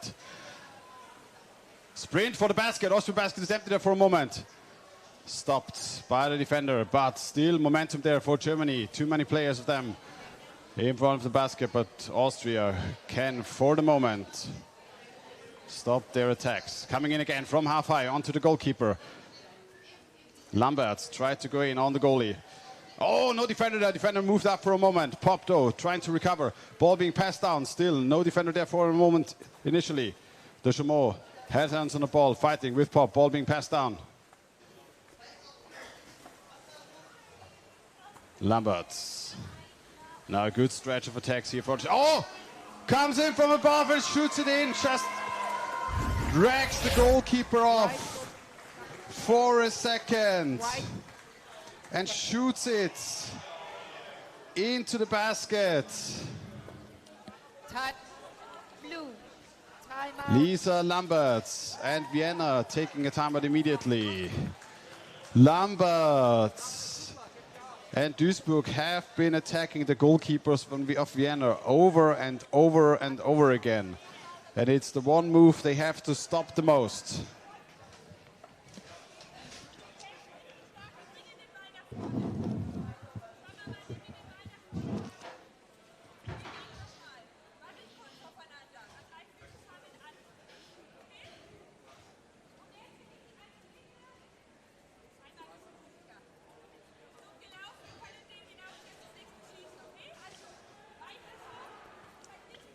Talk of the German coach.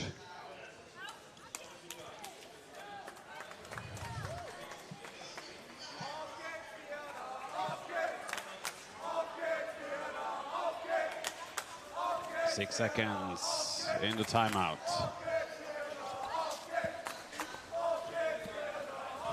And now Vienna on the back foot, and they have to equalize now. 5 more minutes in the first half. Vienna trying to swim over Vogler on the surface, trying to get something going, tries to get a pass forward, fought by the Germans on the surface. Decker trying to push the ball a bit further under the surface, but picked off by the Germans. Vogler, though, trying to immediately regain possession of the ball. Still fighting. You see the Chamot as well. On the side of it, there's a call by the referee. Roughing. And it's a free throw against Vienna.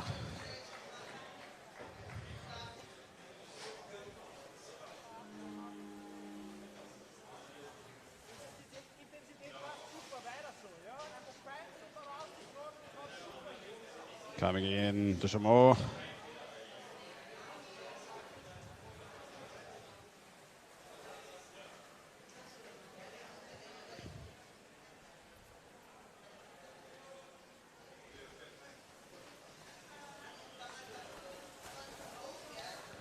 The Chamot in the middle, pass to left, Griebel.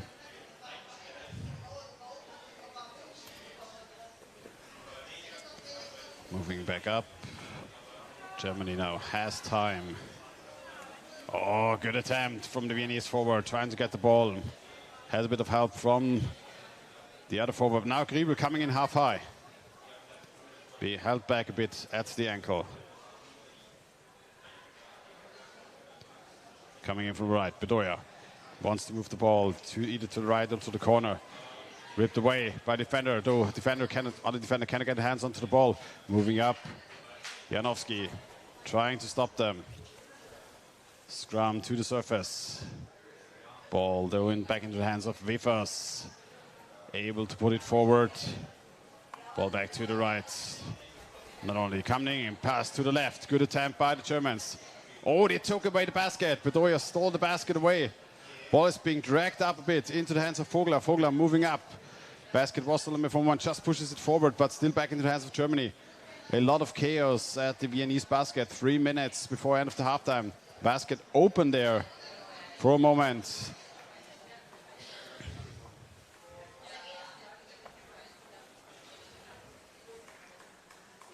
Kenkenberg.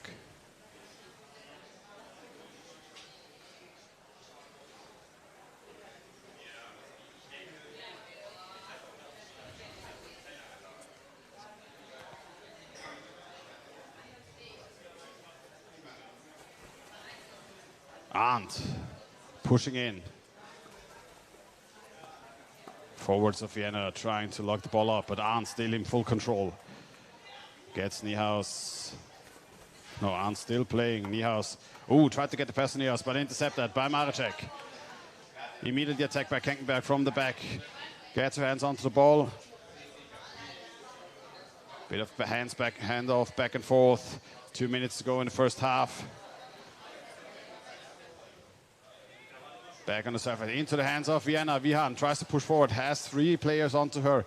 They need to push in a bit quicker when they get the ball back into the hands. Eisenhut on the left. 2 players coming in. Eisenhut tries to put the ball through. Defender is in position. Goalkeepers exchanged. Vienna underneath the German basket. Tries to get something going. Have to push out. The defenders had the hands onto the ball. Ball dropped down. Maracek, a lot of holding there from the Germans, but it's an advantage situation given by the referees. Yeah, that's a delayed call there for holding. Advantage couldn't be seized by Vienna. 1 minute to go.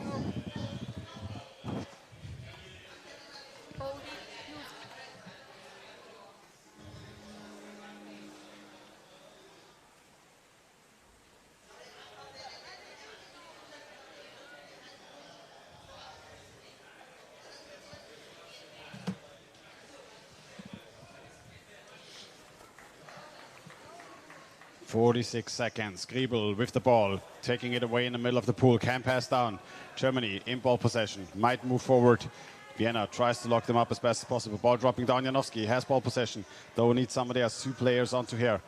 Cannot pass the ball as Germany just wants to lock it up. Don't want to let Vienna just have another chance. At their basket, dragged up to the surface. 25 seconds. If the ball drops down, they have to shoot for the basket immediately. That's the last chance in this halftime.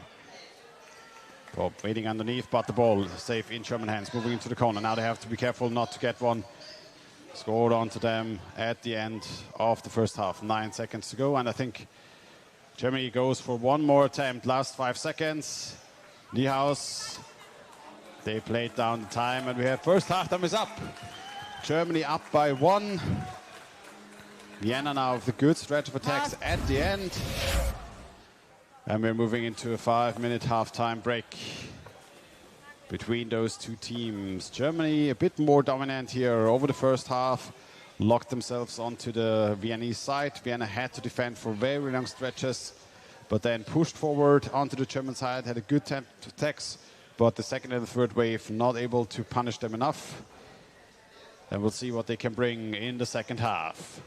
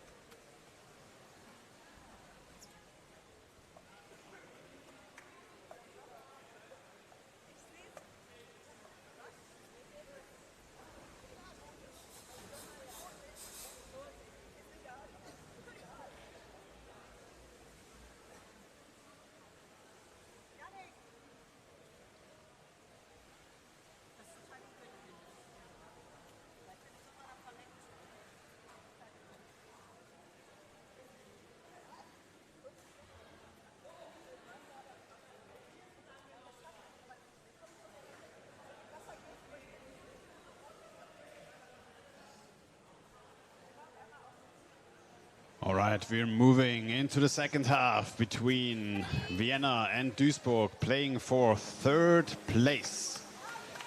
Vienna in blue, Duisburg in white. Duisburg took away the game during the group stages by 1. Vienna nearly came back in the second half. Duisburg now again up ahead by 1. And Vienna surely wants to come back in this game and play for third. They've never played for top 4 at the Champions Cup so far. And this is the first time, and they want to seize every opportunity they have. Coming in from underneath.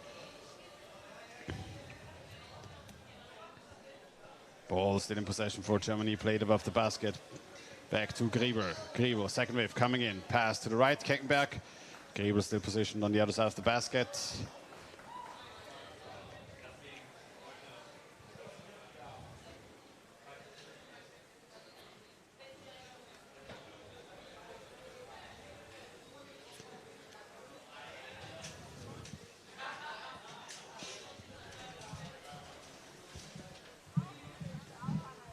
Germany pushing onto the Viennese basket. Germany coming in. Attempt to go.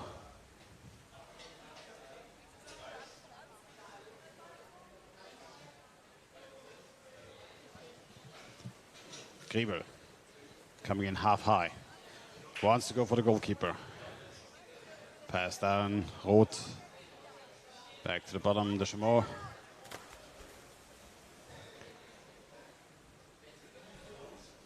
Evers. And the Germans, they just want to go for the goalkeepers.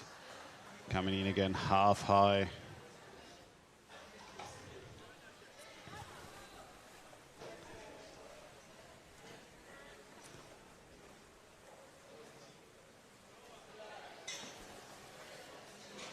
Coming in again.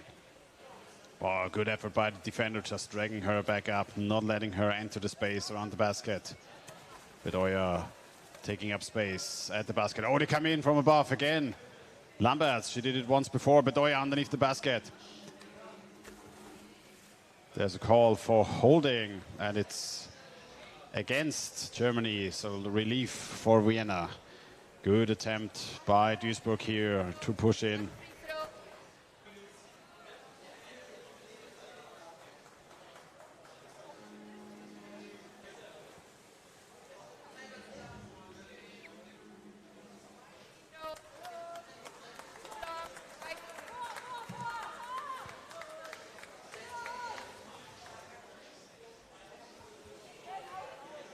There's a bit of a discussion on back and forth about the free throw.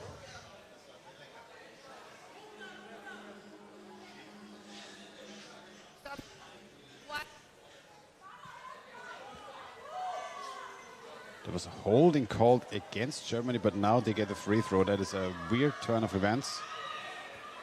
I think they've stolen away the basket underneath. Referee is still discussing. There's a timeout taken by Vienna.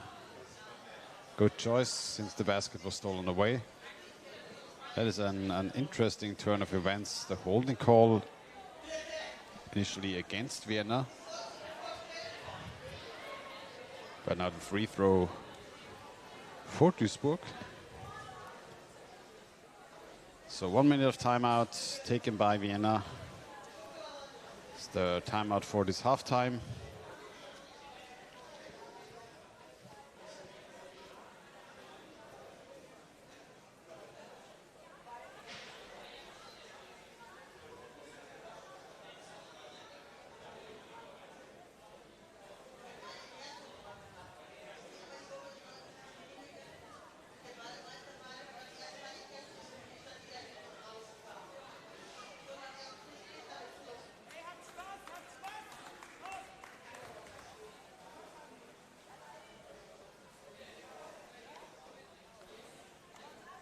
Ready?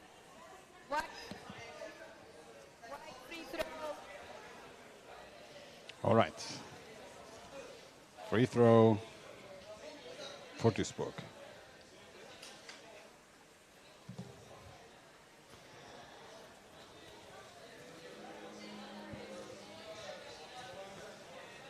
Moving in. Oh, immediately taking space up underneath the basket. No defender down there. Steffi Popp clearing at the last moment. Was tracking Lady Bedoya, her teammate and goalkeeper teammate from the Euros. And now Vienna tries to move forward. Wihan in the middle of the pool, under the rest. 2 German players onto her. Ball dropping down. Can she get it to her teammate? Carolos still locked up. 2 German players onto her. Needs to bring it downward a bit.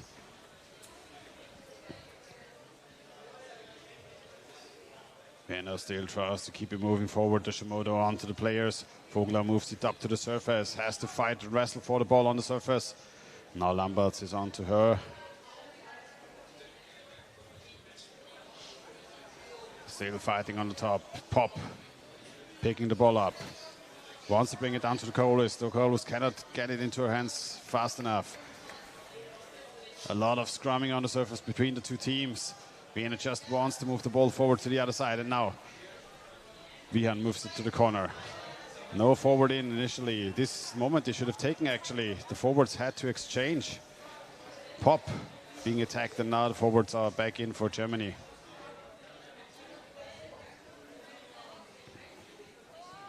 Two players on the other side. Carolos cannot bring the ball over. Kankenberg in between, and now player coming in from underneath. Ball dropping down. Maracek trying to bring it back. Held back a bit at first. Held onto her ankle. Janowski cannot hold on to the ball. German forwards doing such a great job here, intercepting the Austrian attacks. 5 minutes played in the second half. Ball still mobile for Germany, but it was looked like it broke the surface tension there for a bit, but no call by the referees. Handed back and forth at the surface. Janowski tries to move in. Kankenberg again. Neuteifer.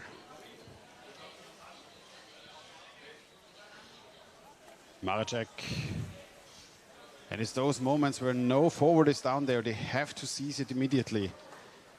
Bit too hesitant here from the Viennese. They won't get a better opening given by the Germans than a time where just the defender is underwater. Rodan. They pushed out a bit too far there. Have to move back closer to the basket. Forwards doing a good job. Neuteifer.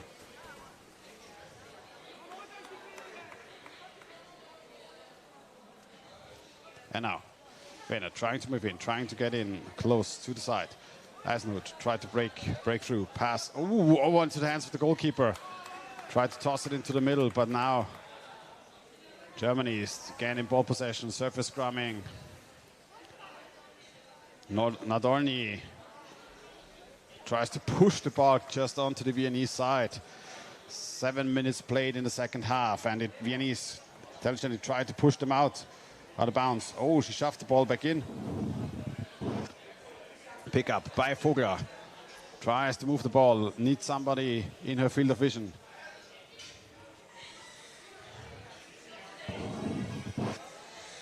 Decker.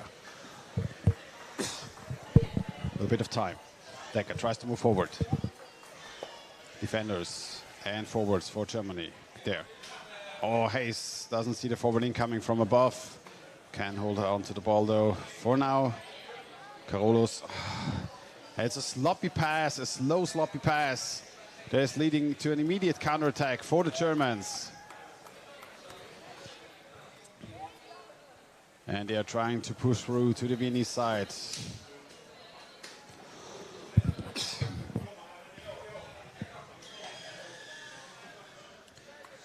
Kankenberg going straight in from half high. Wevers delaying the game a bit, moving back out. Maracek onto the ball carrier. Tries to get the ball back out for Vienna.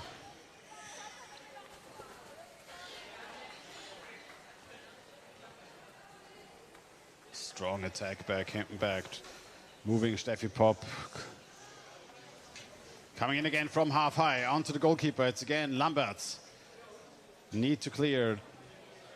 Goalkeepers could exchange, but the ball shouldn't drop down here in this point in time. Lambert's passing it down. The goalkeeper's going for an exchange. Brought the ball a bit further away. Wefers had it, passing it into the arms of the defender.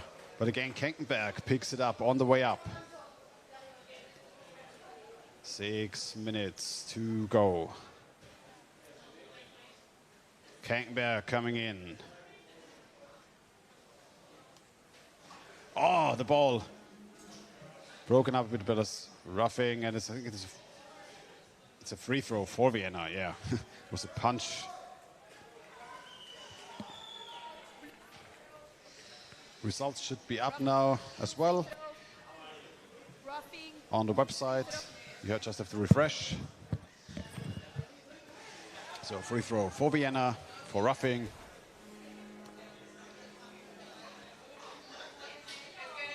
Maracek on the right, has space to swim. Kenkenberg though coming in from behind. Kenkenberg doing so much work for the Germans. Neudorf can pick it up. Coming in from the right, over the forwards, onto her. Deschamaux coming in from the exchange bench.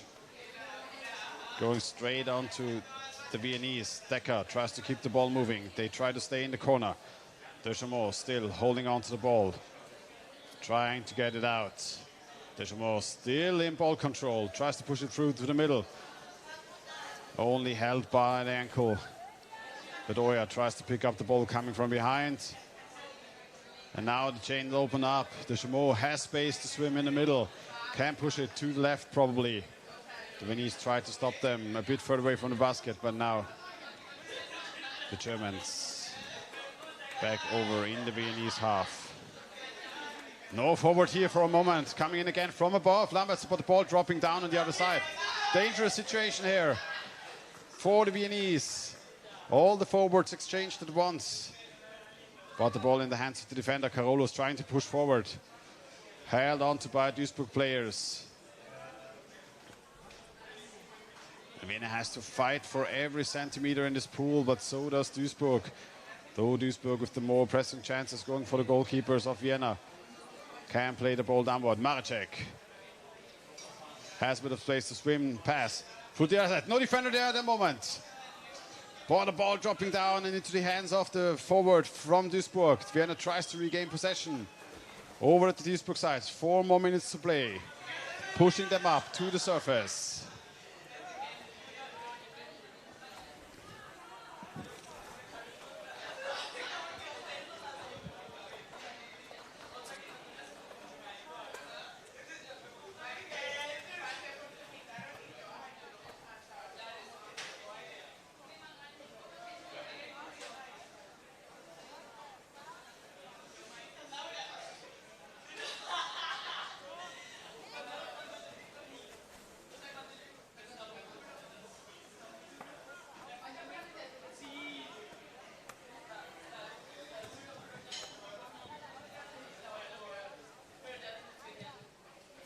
Three minutes to go. Carolus trying to come in from above onto the German goalkeeper. Ball pushed downwards. Vogler has a bit of space, but now being dragged up. The defender's in position. The goalkeepers, though, in a bit of the rest. Now Kenkenberg again clearing for Germany, the national team forward. It's doing so much work for them in this game. Ball dropping down, but into the hands of Niehaus. Niehaus sprinting for the Austrian basket. Only a goalkeeper there. Can she push it through? Goalie not in position. Have to move on to the basket. But there's a call by the referee. No, stolen away. The goalkeepers were not moving on to the basket. They're coming in. The basket is open and Vienna still fighting for it. Hands in between. Defenders getting their hands onto the ball. Decker going for a fast break. Held on by her ankles. Players coming in left and right. Vienna going forward. Vienna coming over. Defender coming in late for Germany, but Vienna cannot go underneath the rim. Oh, ball tossed to the right, but no player there to pick it up. Was a good attempt. The block setup was there, but the execution wasn't. Nobody to pick it up and go in. Vienna fighting for it. Decker. Pass to the right. Oh, hands on by the defender. Just ripping it out. Dragging it to her chest. Deschamaux has space to swim. Held back. It's 2 more players incoming. 1.5 minutes to go, and Vienna is now fully opening up. You don't care if they lose by 2, you just either equalize or you get scored on once more. It's 1.5 minutes. It's the absolute crunch time in this game.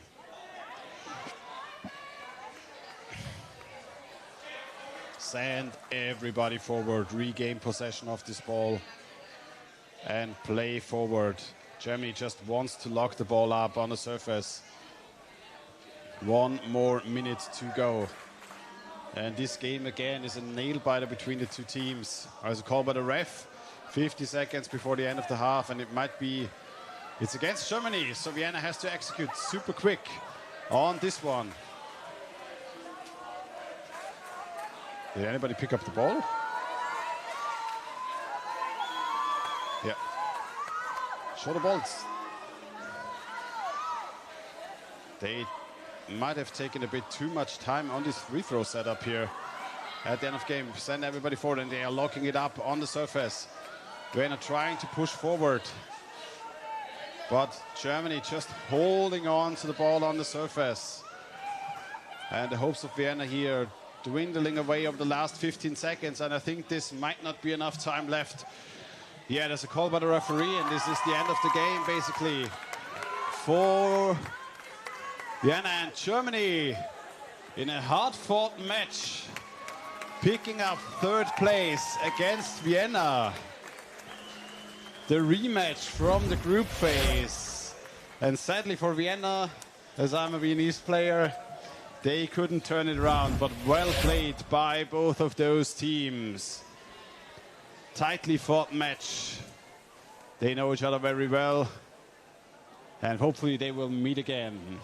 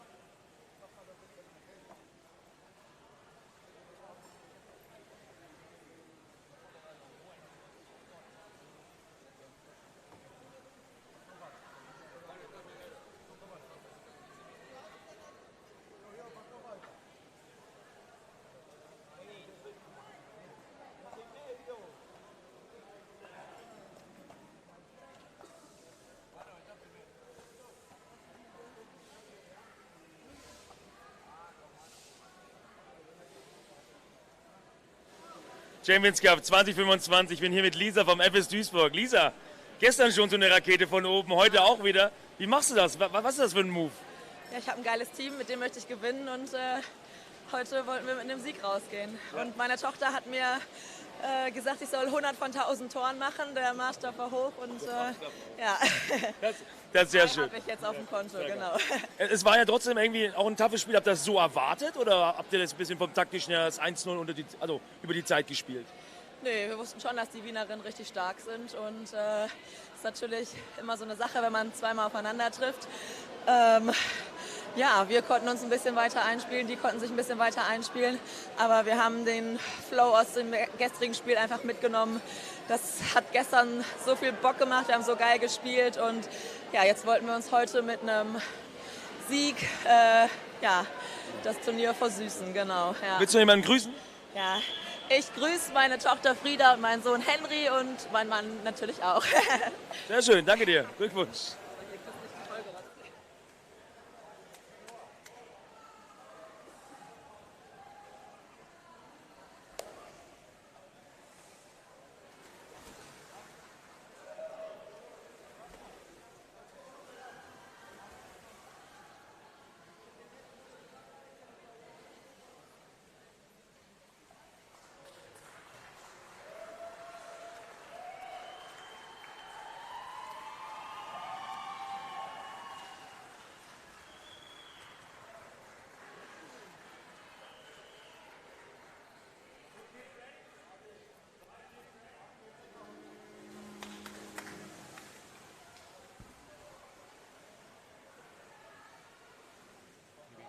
just started the bronze match between the Orcas in blue and Ege University from Turkey in white.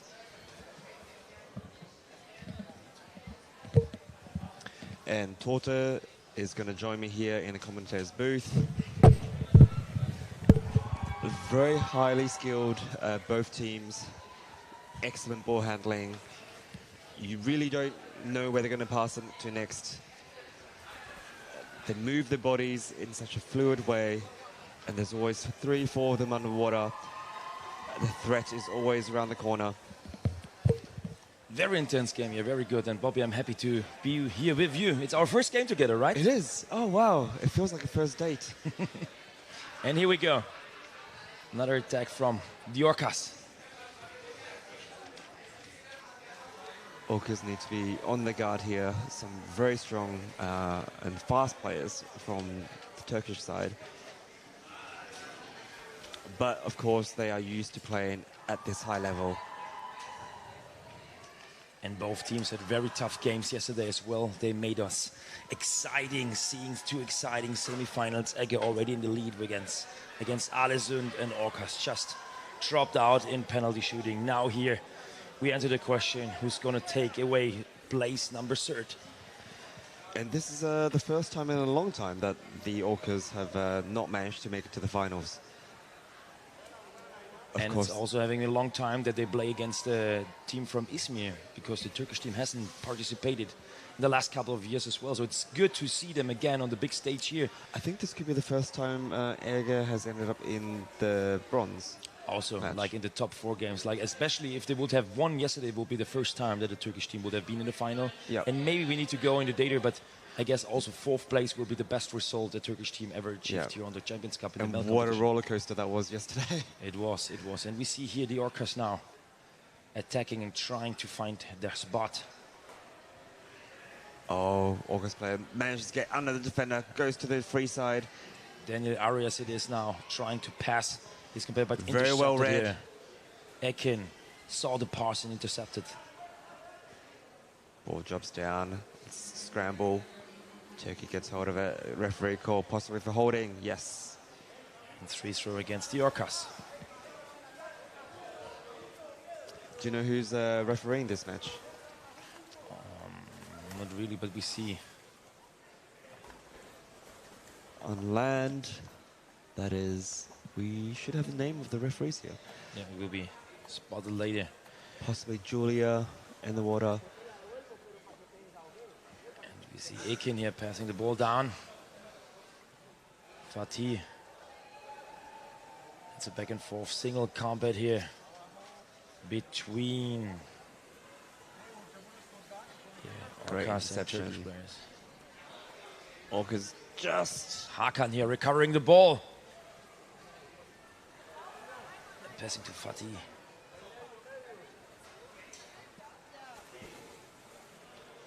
Turkey remains in possession despite very strong forechecking pressure from the Orcas. Oh. The blind something happens here. Quite unusual on that level. So he expected his player, but he moved already. So it was a pass into nowhere. Of course, recovered by the Orcas. Kind of a gift in this small final for bronze game. And so we see the Orcas in the offense.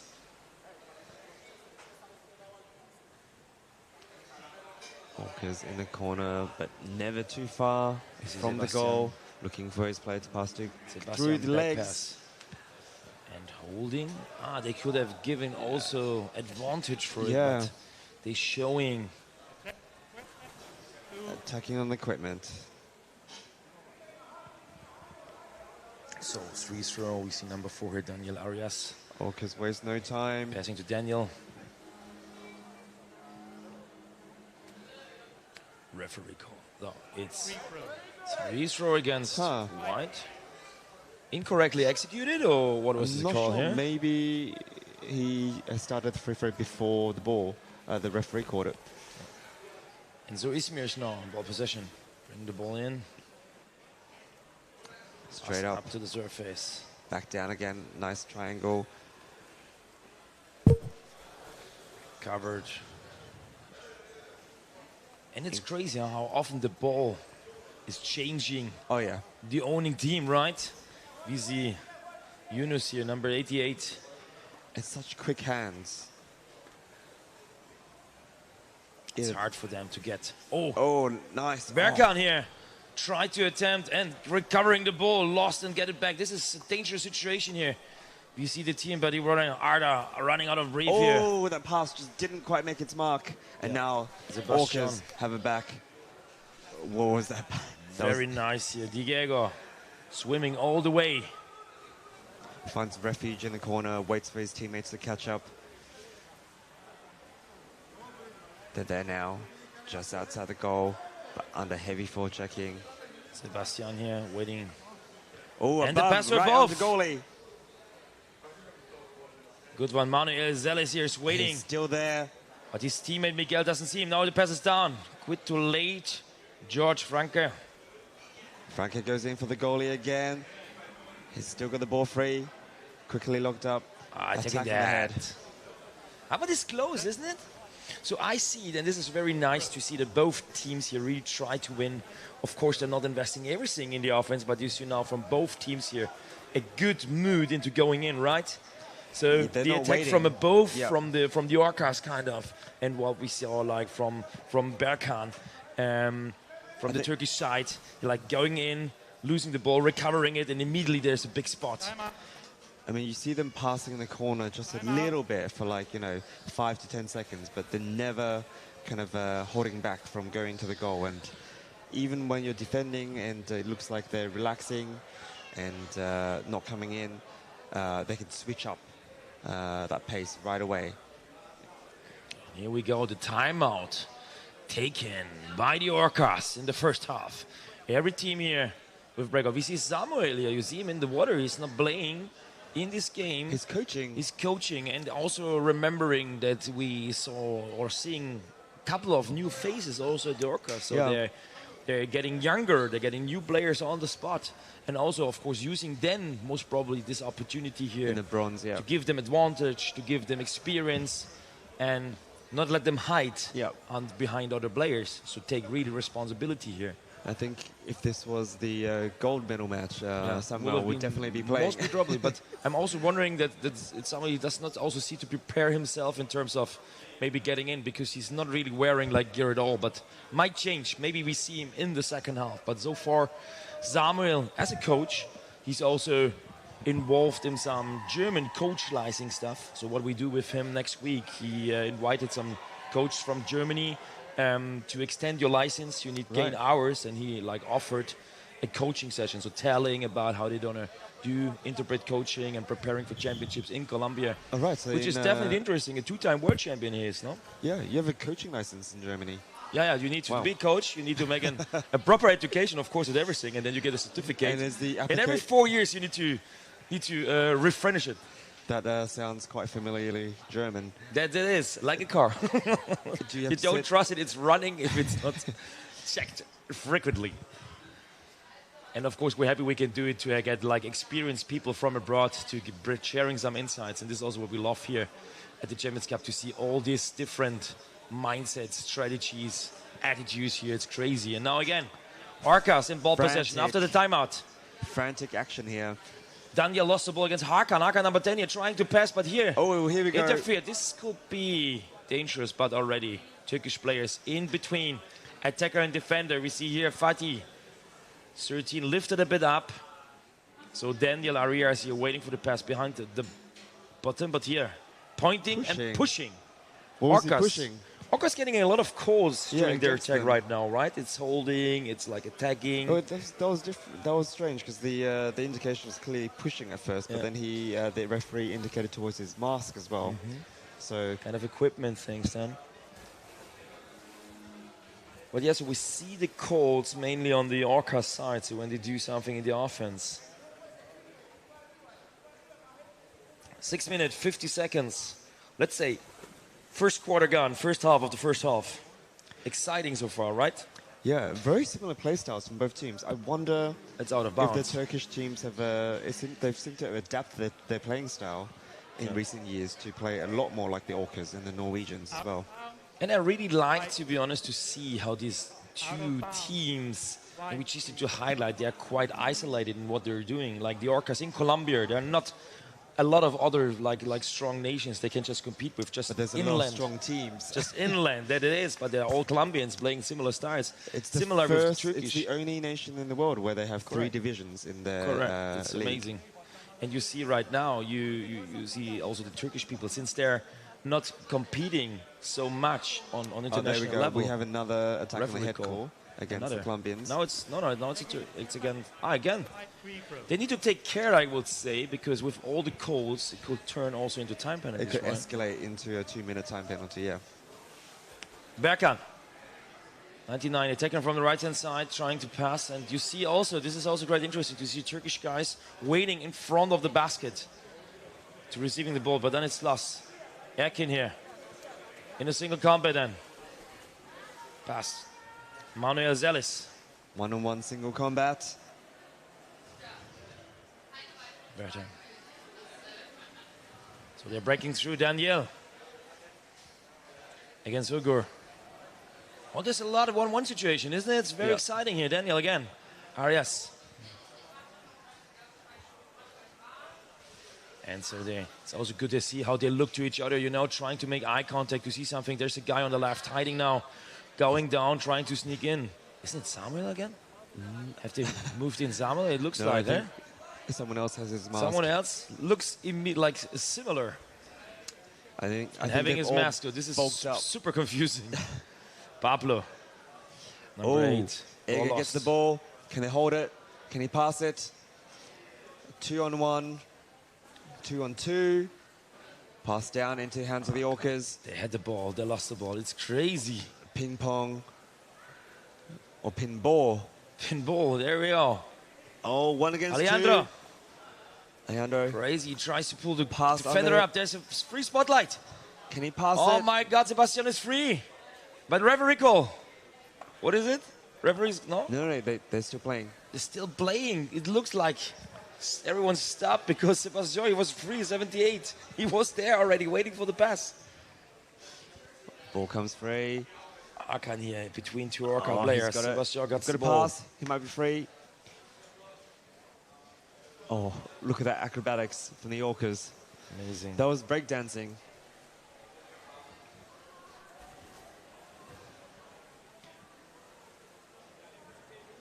Orcas coming in, not messing about, go straight for the goal. They have a player there next to the goal. If he can get the ball down, it could be a very dangerous moment. Boys out.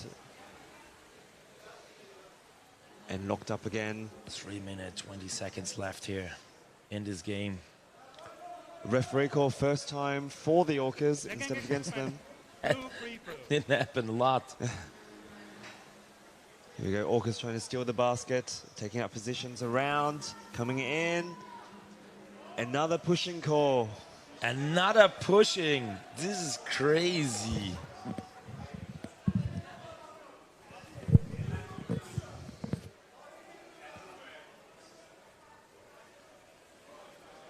What's going on? 2 minutes, 50 seconds remaining. Warning. Oh. Goalkeeper holding basket. White warning. Wow. Holding basket. Warning. White team. But there has to be a warning against the Orcas, right? So a lot of free throws, but no that. And now the first warning of the match. A warning is always hard because after the warning, of course, there's no further excuse. It will be definitely a time penalty. So let's see. Orcas finds a free pass into the goal. There's no defender there. Diego it was. And then Miguel now with number 12 bringing the ball back to the surface. Hakan here from Izmir. Pulling the pressure up. Buying a little bit of time. Both teams are doing a quite good job again. Diego. Passing to George. And going in. And you see Hakan here with number 10 from Izmir waiting as a forward to what they're going to do. The goal stolen. This is amazing, yeah. Let's see what they can do. I guess, is it Diego or who was in the basket? Now Orcas owning the basket. But now here they're giving it up. Nice It's too hard, focusing. And Manuel Zelis is here in the scrum. Orcas still has the basket. We've gone easy, number 40 from Izmir. Physically, ball still in the arms. Now it's down. It's Diego going the way up. Here, attacked by Ugur. Well forechecking here, well pressure. Pablo, number 8. Pass to Diego. Little fumble.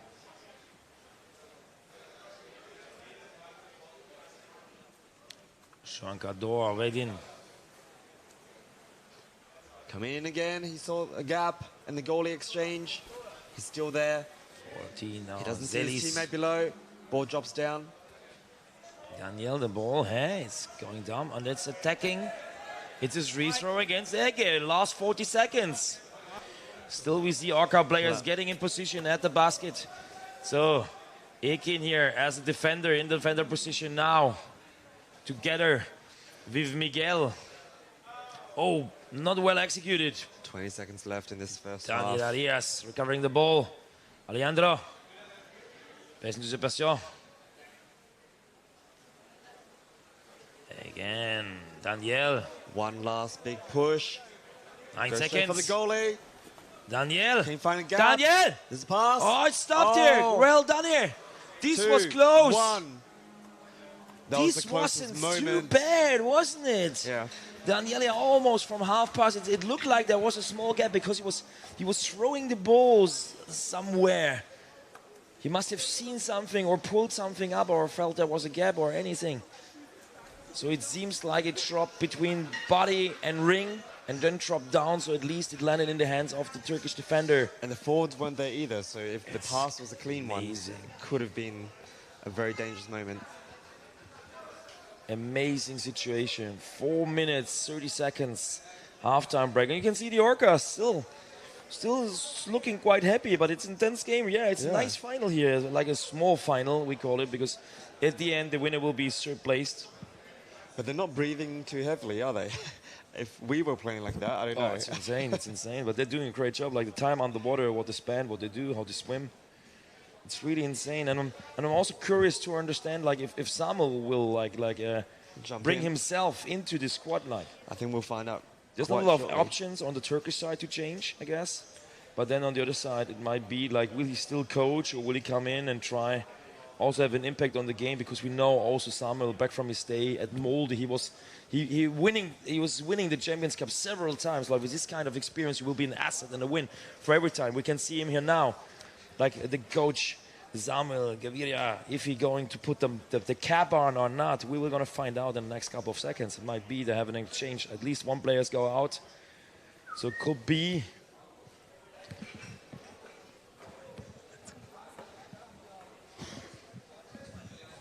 And it is 3 minutes halftime break. We see on the other side the Turkish team, really like getting ready already. Like they still have 3 minutes, but there's not a lot to talk for them. Yeah, that was a very quick talk. They do it usually always like that. Like what they do usually do is, I never saw them like fully and longly sitting together and making all this. Sometimes you also see them having a timeout, just sitting on the bench, like sitting on the pool side and taking the break and breathing. So let's see the Azama is getting in. We see him, number 11. Oh wow. He's now substituted, so second half. We're gonna see also, I don't know how often he won the Champions Cup. So a serious Champions Cup champion here, winning it with different teams back these days with Molde. And then at least already like 3 times with Orcas, I guess it is. Has been 3 times already. Yeah, this time he's not with the Orcas in the final. They lost. Small trailer here. Video about what happened behind the scenes during the last days. Our production team here. Everything the build up. And you can see also how it is inside. We can see Siggy here with the underwater camera. What happens, a small trailer here about what happened on the first day inside. We have a lot of screens here also in the pool, like from almost every angle you have the chance to see the games. And this is really great atmosphere. You have so many international people there. You have so cool attitude. Everyone is like super happy, but also sees the competition and wants the competition. And that's great. And just the fact that you can, as a participant or a fan, you can walk around the whole pool area. And you can network so easily. It's so cool to understand and to learn the people, to know and to see what's going on there in different countries, what they're planning to do, what they already did. And now we see Samuel in the water. So let's see halftime. Number 2, 1 minute left in game 58. Third game of Champions Cup. Turkish team will mark Samuel because they know he's going to be one of the biggest threats. Yes. We also saw Hakan from the Turkey, number 10. He's like in a forward position, always like spotting who may gonna receive the ball. So they're leaving a bit the ball leader alone and looking for more the ball receiver to stop him before execution. So I mean, that's the easier way to get the ball back, right? Instead of trying to wrestle it off someone who already know you're there. You wait till they make the pass and then you pressure the person who receives the ball. So let's see what they can do. Be ready, 15 seconds. And you can see they can't wait for it. Everyone is like hyped and excited. Looking at the referee.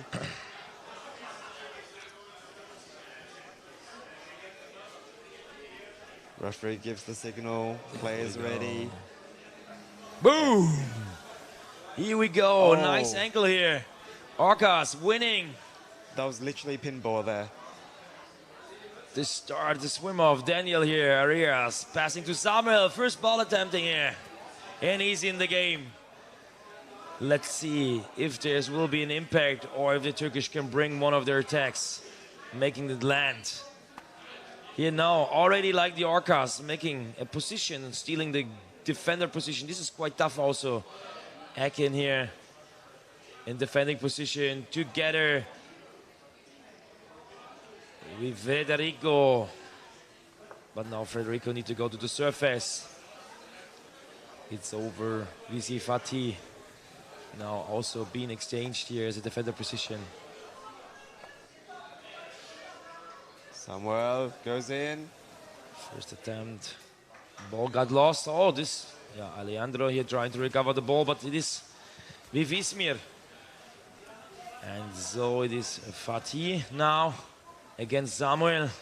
Berkan. Ball pass, Berkan. Great. Referee call. Wait.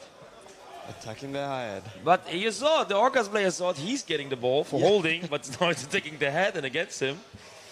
A twist from the referee. I think sometimes there's like 3 or 4 different things happening at the same time, It's and the crazy. referee has to decide which one to call. Of course, which has the main impact or which is to give. I mean, on a certain level, there's also things going on there. You see now the Turkish people are Hakan here with the same strategy. He gets the ball then. Gets pushed up This right was away. good, not so bad Pass here. behind the back. Yeah, Fatih now with the ball, and we see Ertuk. A player Ertuk, above he the tried to goalie. pass. Yunus on their side. Oh, here Berkan we go. again. There was a gap. This is not bad. The Turkish are also starting to change the game style. I mean, Yeah. It seems like they're waking up now since Samuel's in the water. Here we go. Hakan Loose didn't ball. want the ball. Oh, wow, the ball You just saw. slips out of his hand. He didn't want the ball. He showed to another receiver, but then he got it, and almost it was the right decision, because if he would have controlled it, he could maybe have the chance to attack the goalkeeper, but he was struggling. Now Orcas have possession. The goal on the Turkish side looks free, but they get 44. forechecked by the wall of Turkish players there. Hakan here, attacking. And another attacking the mask. Still no warnings. 3 throw against again. I mean, they're quite small fouls, right? So it's also hard to, as a referee, to what did you go individually, but when you have like 5 or 6 of them, something like that. You need to see, is it on purpose? Is something going on? You let it run, you let it go, or you call it, and because you're saying it's too hard. And if it's too often happening and too often too hard, you need to tell the team warning or give them 2 minutes. It's part of the game. Here again, attack. Oh, now. Oh, very well done here. Ball stolen, but careful. this was dangerous now. Yeah. Berkan in defender position here, trying to clear it. But you can see Orcas are hungry now. Okay, there's no defender below. There's no Daniel, defender. he didn't see it, Sebastian. He didn't see He it. didn't see the opportunity. They don't come very often. 50 Joan here with the ball against Honor.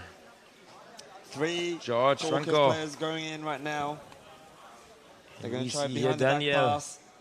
It's always like a Colombian player who tries to get in between the basket and a Turkish player to get a better spotlight. It's this was also Fatih. There you go, pass the ball out. Berkan. Ooh, terrific pass forward. Ekin. Immediate forecheck. To One Ono. player's free. Gets And the pass again. out. Now he's going to go straight to the goal, but there's a defender there already. Oh, Ekin great seeing pass. Berkan. Oh, big yes. pass. The ball's free. Well done here. Not so bad. Sebastian intercepting here, getting the ball. Oh, this was also kind of a blind pass. Almost intercepted by Fatih. Oh, these are very risky passes here right now.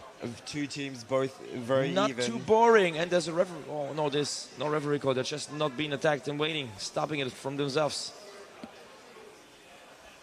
Oh, we see it's super exciting here. 10 minutes left here in the second half. 0-0 still. The scoreboard, 14 here. Alejandro waiting for the pass back here. But Berkan here recovering the ball and it drops down. Egg has the ball, but they can't get it Oh, no. out from the basket. It's a struggle. Ball's free. Orcas has it. Orcas pass. A little stumble.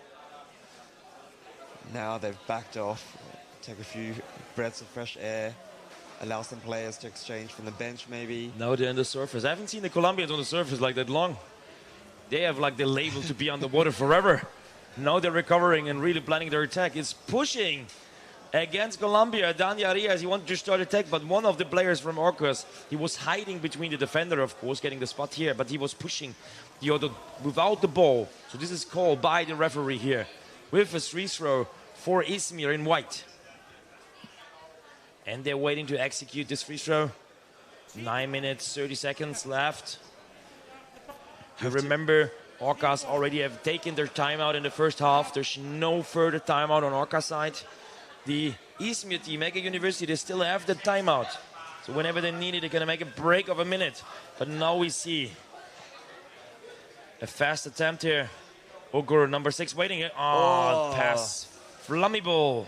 Those hands are so quick. It's so quick, and the ball then is popping around like ping pong, you said it at the beginning.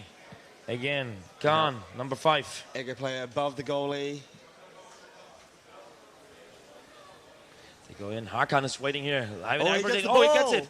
Oh, he double What a passed it. You pass. saw it. He turned around and passed the ball back. Crazy move. Fancy idea here. Something special they did to out-trick and outplay the defender. The ball didn't get in there. And so the Orcas with Sebastian here swimming out. Oh, holding. Oh, holding. And rough Ball play got as well. lost. That Rough could players. be 2 minutes. No, the referee going to the surface. This 2 is minutes. a goal. 100% it's a goal. Here we go. Roughing play. On Turkey or Colombia? On Turkey's side. Oh, wow. I thought it was on the Colombian side. This is insane. So we Ooh. see Yunus Emre Aytürk, number 88. 2 minutes. I really thought that was on the Colombian side. Maybe it's both of them. We haven't seen. So we just see first the time penalty for... I think it's Ege? both. I think they both have Yeah. 2 minutes out. I guess it's a both And sides, that's and why it's it's a going referee to ball. continue with referee ball. So it's 5 against 5, it should be, but we're waiting for the protocol insights here. But since both teams are here, so 2 teams getting 2 minutes, both of them. So we see a 5 against 5 play for 2 minutes. Even if one team is scoring, then one can't go in because it's not an advantage, like a disadvantage. Yeah. You can just But bring the interesting player that back if it's a disadvantage. So it's neither 5-5 team- for 2 minutes. Crazy situation because this is not often happening in underwater rugby. So you need to take care about making your offense game. And here we see blue is Pablo for roughing. And on the other side, we see 88, Oh. Yunus Emre. Did you see that pass? Another blind one behind the back. It's crazy on that level. So 2 players getting 2 minutes. Oh, now Colombia has the ball. Recovering, number 80, Miguel. He's swimming all the way to the basket. This is dangerous now. George Franco here. He gets a pass. Number tries to pass 13. Under. It goes through. Fatih. Oh, this is heavy attack here. Ekin. 1 against 1. Boys free. Wade's free. This is tough. But also very well done, Alejandro here. Now, Orcas waiting for another option to pass Berkan. We see him just waiting here. In between, looking what's going to happen. Like this tactic is also not so bad, to be honest. They're waiting with 3 players at the basket, but now there's a spotlight. Oh, the forwards Ekin up. heading by the head by Federico. This is Sebastian here, number 44. He's trying to get the ball back. Oh, it's a fake one. He's still there. He's still there, Fede. Federico. Now the ball is on the other side, but this was too easy and too fast. Incredibly well read. Easily intercepted by Fatih. Oh, goalie Pass has to the the ball. goalkeeper. Oh. Ball down to Simi. Simi gets the ball and passing all the way down. goal's There's a way, played. there's a goal Oh way. my God. Oh my God. Hakan, he tried it against 1 against 2, but he recovered the ball. And back to Hakan's Hakan. He's still still there. underwater, but now he lost it again. Oh my God, it's too fast. The game is just too fast. The 2 minutes needs to be over soon. Oh, this is also, yeah, almost over the time now. But you see, since it's a small pool, it's very fast moving here. You always have opponents. Oh, here we go, Colombia. Oh, this was a chance. This is insane chance here. The ball is on the goalkeeper. Great execution opportunity. First real great chance here from the Orcas. The conditioning is This could have been a winning incredible goal. for both teams. Oh my God, passing back and forth. The goalkeeper doesn't want to have the ball, so he had it in his hand and he pulled it away and said, I focus on goalkeeping. Very smart play.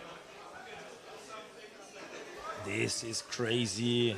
Just think of the fitness level and the conditioning here. It is. Oh, the defenders are doing also a heavy job here. Ekin here, number 12 in between. Number 4, Daniel in the clinch. And now, I think we're back to 6 he players tried in to the pass water. number 6, but he went to the surface and then intercepted. And so it is Frede again with the ball. There's a spot free. Oh, if he can pass under Ugur, there might be a difficult. Yeah, there's another one. This is heavy Ugur here.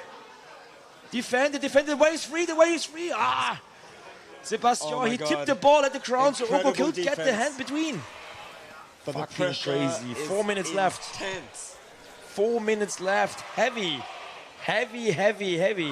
Both teams are back with 6 players in the water, I guess. Oh, this what a pass. this is stupid. Shit. Incredible pass. Manuel with the big chance here to attack from the right-hand side. Out of nowhere.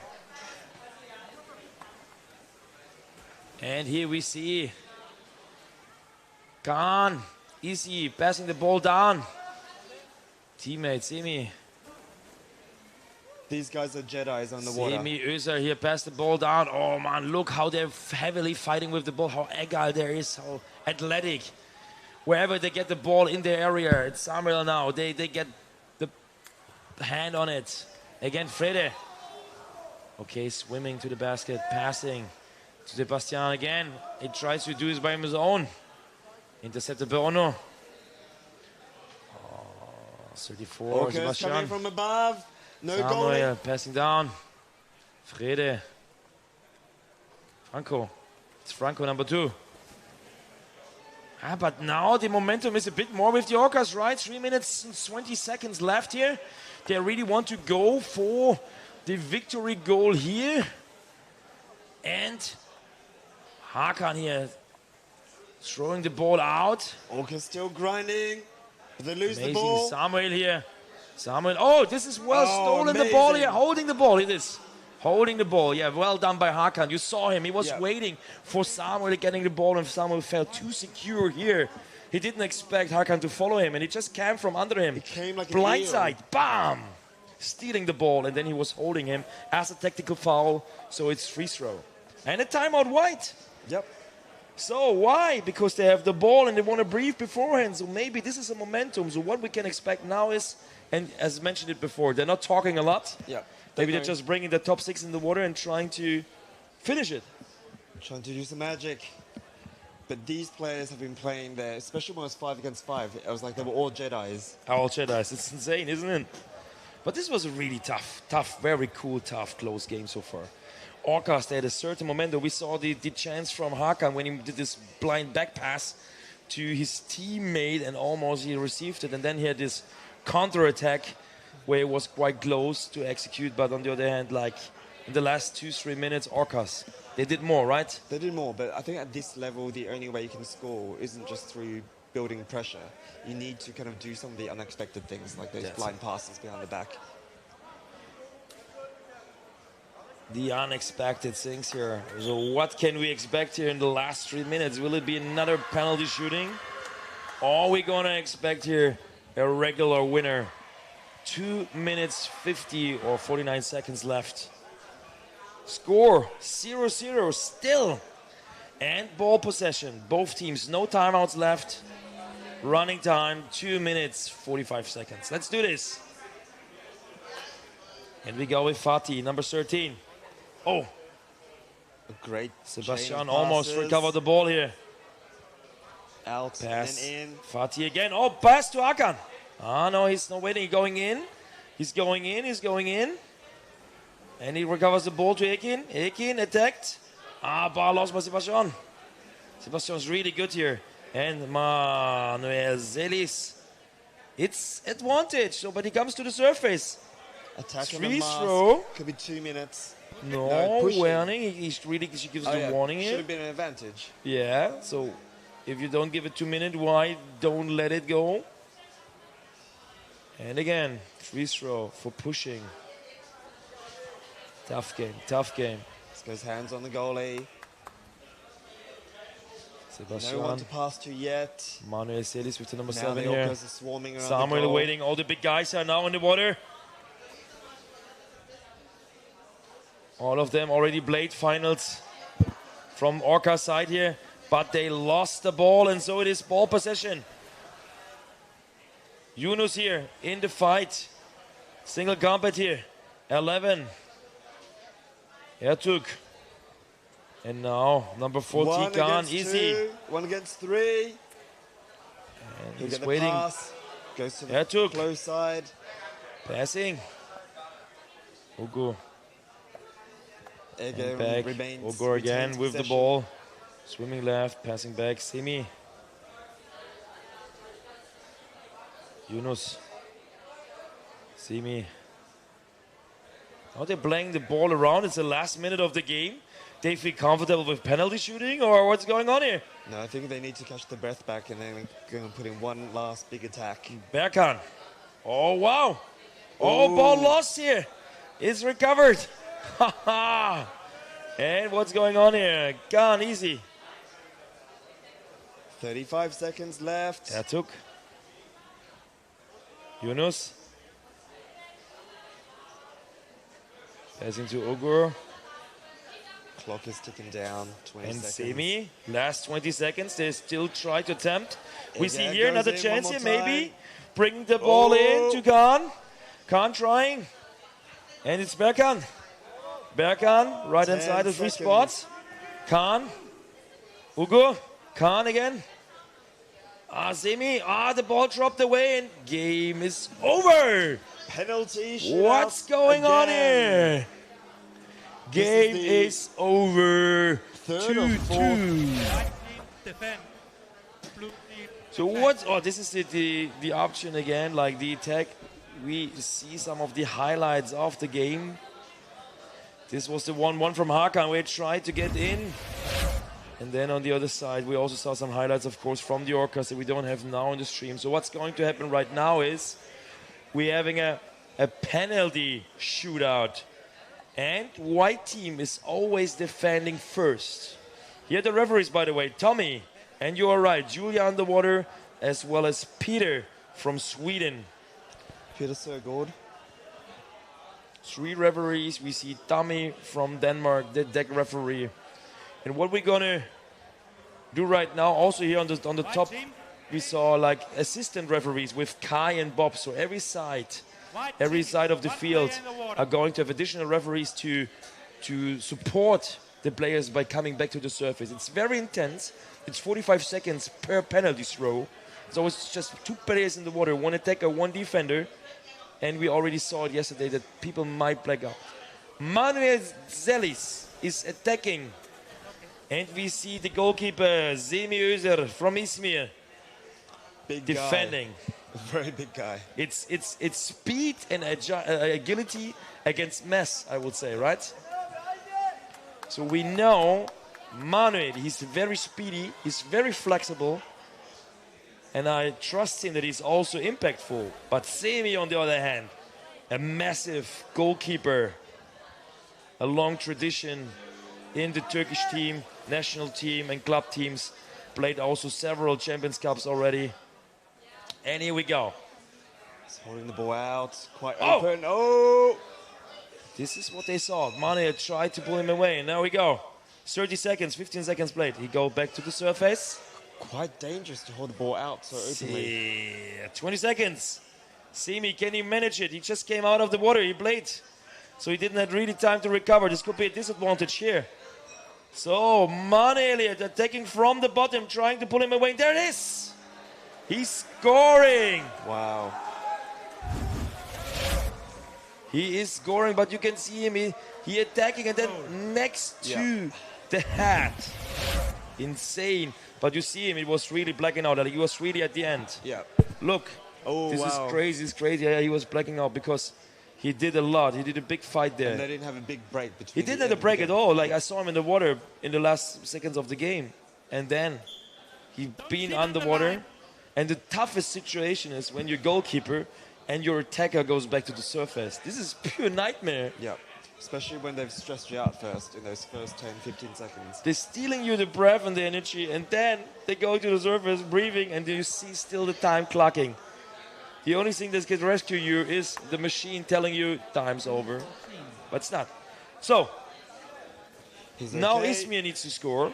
Izmir needs to score. If they don't score, game is over.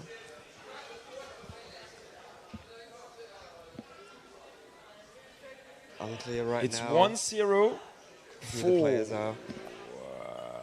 What's going on here? So the people, something to talk. There's a conversation. Berkan, number 99, wants to score next. Berkan Zühlke. And we're going to see who's going to defend on Orca's side. Izmir needs to score or the game is over.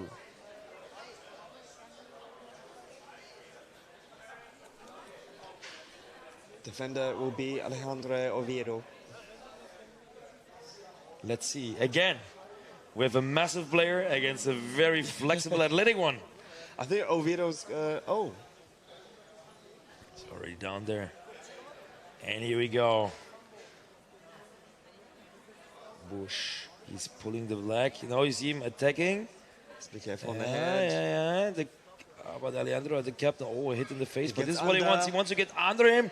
He wants to get under him and attack and attack and attack and pulling him away. And there we go. Bam! Executed here. Well done. Well done by Berkan Zühlke. Well done. Look, he's pulling him away. Bam! This was insane. That was clinical. Very clean. You know, you see him, he's used to this mess. He was like having the fixed ground, like the ground floor as a fixation, and he just pushed Alejandro away. And when he felt that he's moving, he just executed. Strong, fast arm. Even 17 seconds left. And now Samuel, who didn't play in the first half, against Fatih Azarak from Izmir. So Samuel here. Bam, you see, oh wow. This was fast. He tried to attempt to attack his head, and he didn't want to be touched at the head, and when he was seeing that he moved down, it was, okay, this is easy. But Fatih also went a bit too far, too down, and too quick. He didn't want to let him go under him. So you saw the quick change of hands on the ball, Samuel. Samuel just said, okay, let's change plans. I don't need to go down if you let me up. I think that was under 8 seconds. Next one, number 2. We have Honored Zelan. Against Jorge Franco. Against Franco. Here we go. Oh, underneath. Oh, he has the ball on the ball. He gets it. Does he get it? When he defends it, the attack is over. He gets to the surface. And he's out. Number 2 recovers it. That is Orcas winning.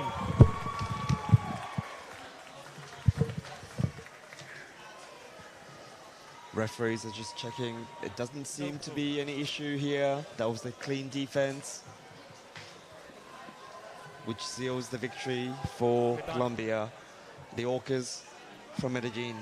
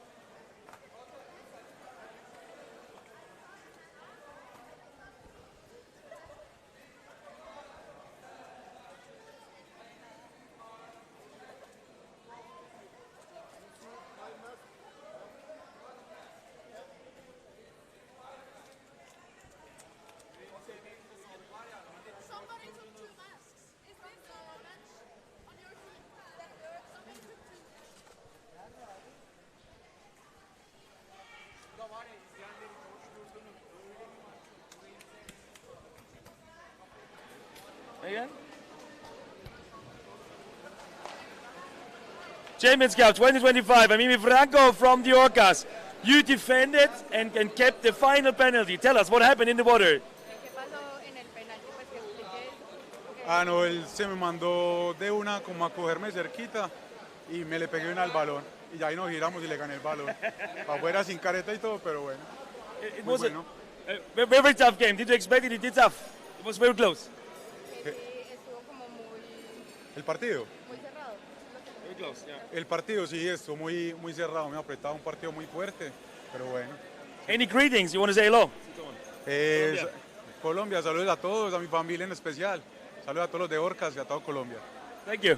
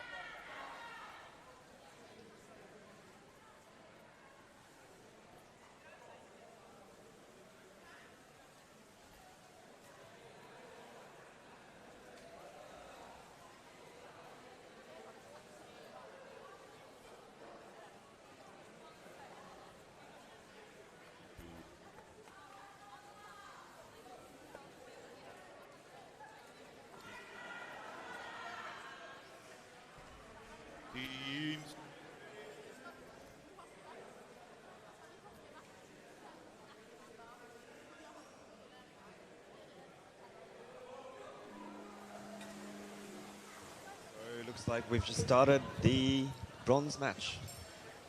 No, No, sorry, the this is finals, Bobby. It's the finals, Bobby. I'm hallucinating here. Orcas in white versus Boblen in blue. Orcas, the reigning champion. Norway last year only played for third place. The last final was between Duisburg and the Orcas, and Stuttgart and the Orcas. So Boblen once more playing for first place. The Norwegians versus the Orcas. The Orcas have been taking it away a couple of years. And we'll So see. before that, the Norwegian teams, a female team, had been on a roll. We had like a huge winning streak from Akkaren. Yeah. And Bobland has only been here the last maybe 2-3 years. I think so, yes. Bit of change of the guard when it comes to the Norwegian rugby scene, with the younger players from Bobland finally beating the old guard. Yeah, from Akkaren. Yeah, I think it's a bit of a mixed match because of the names I recognize from Akkaren as well. But sure, some of the Norwegian veterans not on this squad anymore, and Bobland, a relatively young team. Yeah, very on average. young. I think there's at least one teenager there, a few players who only been on the U21 team a couple of years ago. So Bobland back on defense, and the Orcas are coming in.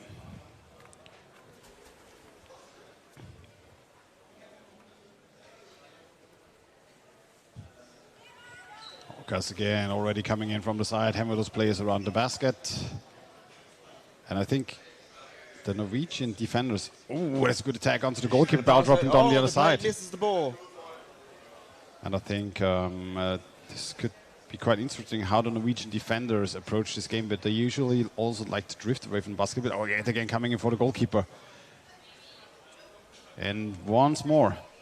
Oh, good toss to the other side. And she's got time. She's got time. What a pass. Oh, my goodness. Pass along over the back of the defender, and the defender underneath couldn't move forward quickly enough. In the first 2.5 minutes. I just wanted to say before that, Sofia Rango taking it away, but I just want to say, let's see how the defenders can handle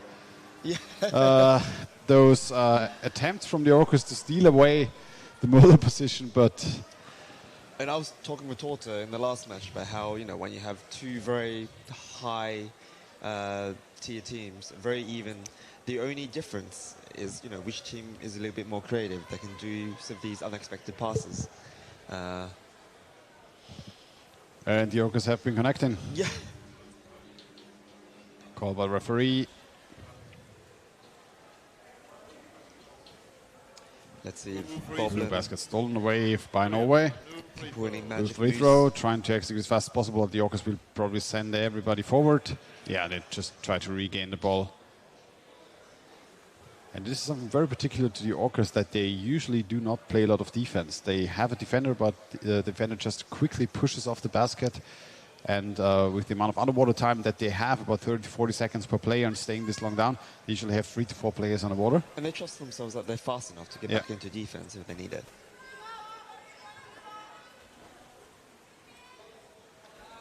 Oh, excellent steal here from Norwegian forward.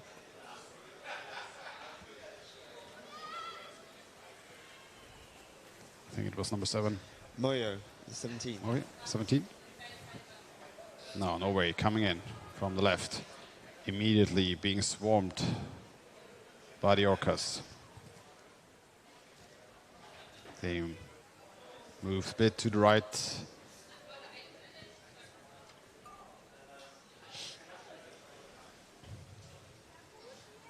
Norway now. Not quite as confident as the Orcas when it comes to attacking the goal.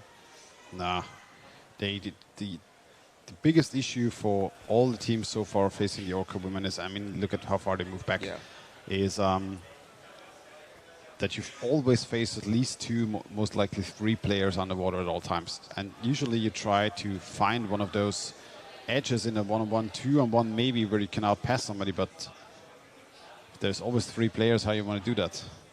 Coming in again, try to bring the ball over. Oh, again, those good passes outwards. Pass.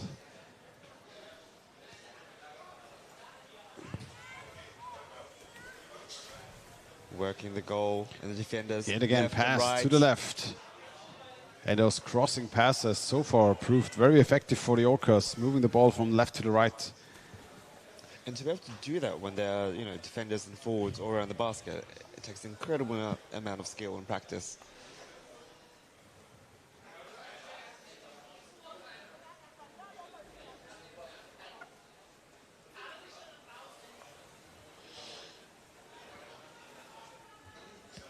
Passing the ball out. Now they're coming in. where they try another cross pass. Norway hasn't been too successful so far in getting the ball back. Really just on the back foot. Yeah.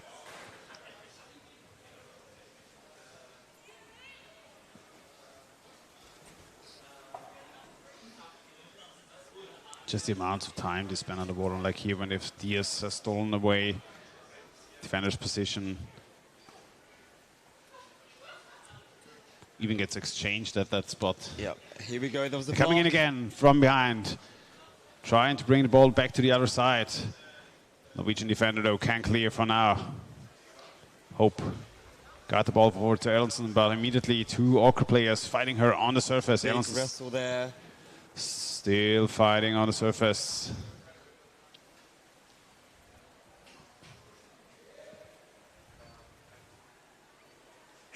Ball comes free. Immediately locked in again. Two against one. Ball drops. And already 4 Orca arms reaching for it.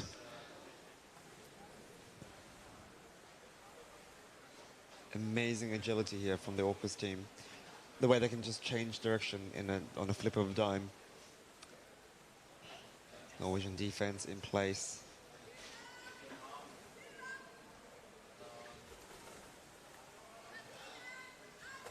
Orcas waiting for the setup around the goal. Norwegian forwards are ready for it though.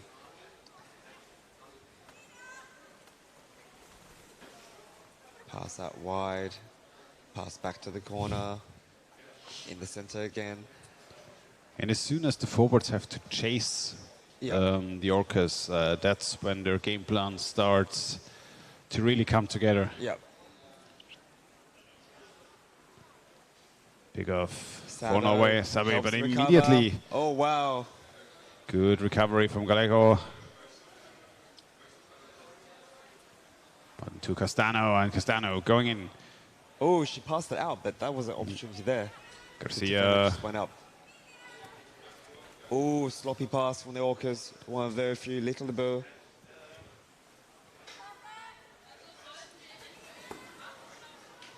Vera. Norway coming in. Le Beau is Leo there by the goal. waiting underneath the basket, but being locked up. She's caught. She's caught and she's just let go of the ball. Castano picks it up, brings it forward, but attacked on the surface. Ball's Close to out of bounds here, but he can bring the ball back in. Diaz, Garcia, and Garcia shooting straight for the basket. Oh, yet again. Oh, Mala position from the Orcas. They can move the ball to the other side. Pass. Defender not in place. Go. Half time Opportunity, underneath. Ball being still handled close to the ring of the basket. 2 Orca players still available underneath the basket. Here we go, Mala. Can she execute Bela it? wants to bring the ball to the other Oh, side, but and she there's the doesn't second need to. one. Wow. I really hope we have a goal camera there. We can see Arajo to Diaz, and Diaz coming in from the other side. No Norwegian defender, far and wide underneath the basket, and just Orcas swarming a lonesome goalkeeper. And the first half already nearly done. Yeah. 50 more seconds to go. Apart from the effectiveness around the goal, the Orcas also have a much easier time getting the ball back to the Norwegian side, whereas Norway has really struggled moving the ball out of their own half without losing it. I think in terms of play styles, when you look at the top 4 teams right now, or let's say the top 3, Stuttgart played the Orcas last year and they lost by 1. Yeah, and Stuttgart holds the ball much control, closer. the Yeah. control play style of the Germans is way more suited, and on the men's side as well, to contain the fast play style of the Orcas, where they just want to have the ball going back and forth all the time. It's like And- you can't outplay the Orcas when it comes to that play style of having Yeah. 4 people underwater, ball constantly moving backwards and forwards. Yeah. And the Norwegians, the open play style, the swimming, they usually want to use the fast breaks. It doesn't work if there are always 3 to 4 Orcas in between you and they do better what you usually do best. So even if that's your play style, I think at this point you have to think about how do I counteract my opponent, and then I can think about how do I get anything going on to the other side. You have to play more like a tank, a German tank. Don't start it as well, Bobby, please. Not you. Orcas back in ball possession. Quick recovery. Pelez immediately tried to go to the bell. It's still there. Pelez pushing. Oh. Hands of the defender in between. Has a player underneath. Batim switch side to the other side. Block established in the middle. Should have tried and pass it. I mean, the time, but just it's 5 minutes ago. It was just a timer in between. 5 minutes to go.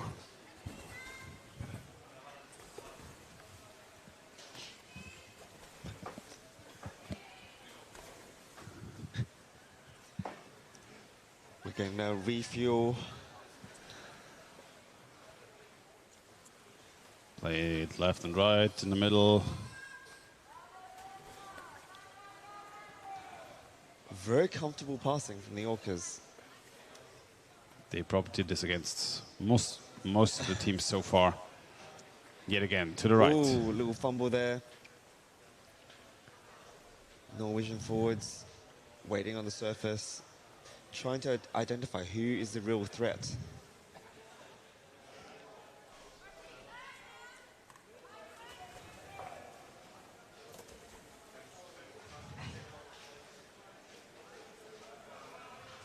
Orca player spinning around on the bottom. Oh, now he's... Ooh, strong pass underneath the defender, and then she immediately gets hold on the goalkeeper. There's a call by the referee. Roughing. Oh, it's wife referee, and immediately the Orcas are shooting for the basket.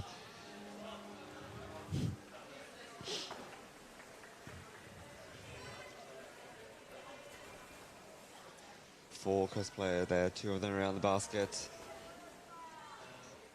Two players waiting on the right.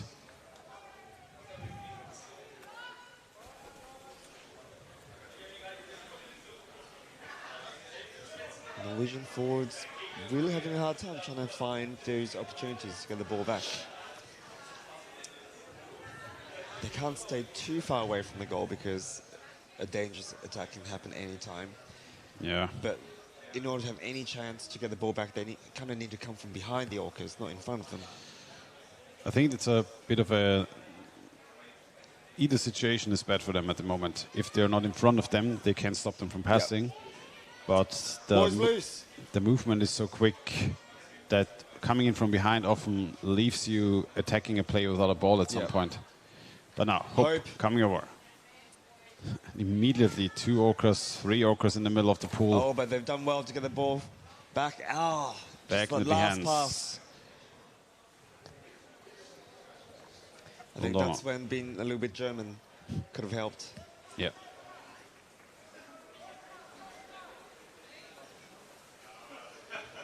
Because I think most of the Norwegian players are strong enough to win a one-on-one scrum against... But they're not used to playing. But it's not like their that. style, yeah. And they're probably not calibrated to sort of play at this level where, you know, just 1 centimeter, your pass is 1 centimeter off, it gets knocked or intercepted.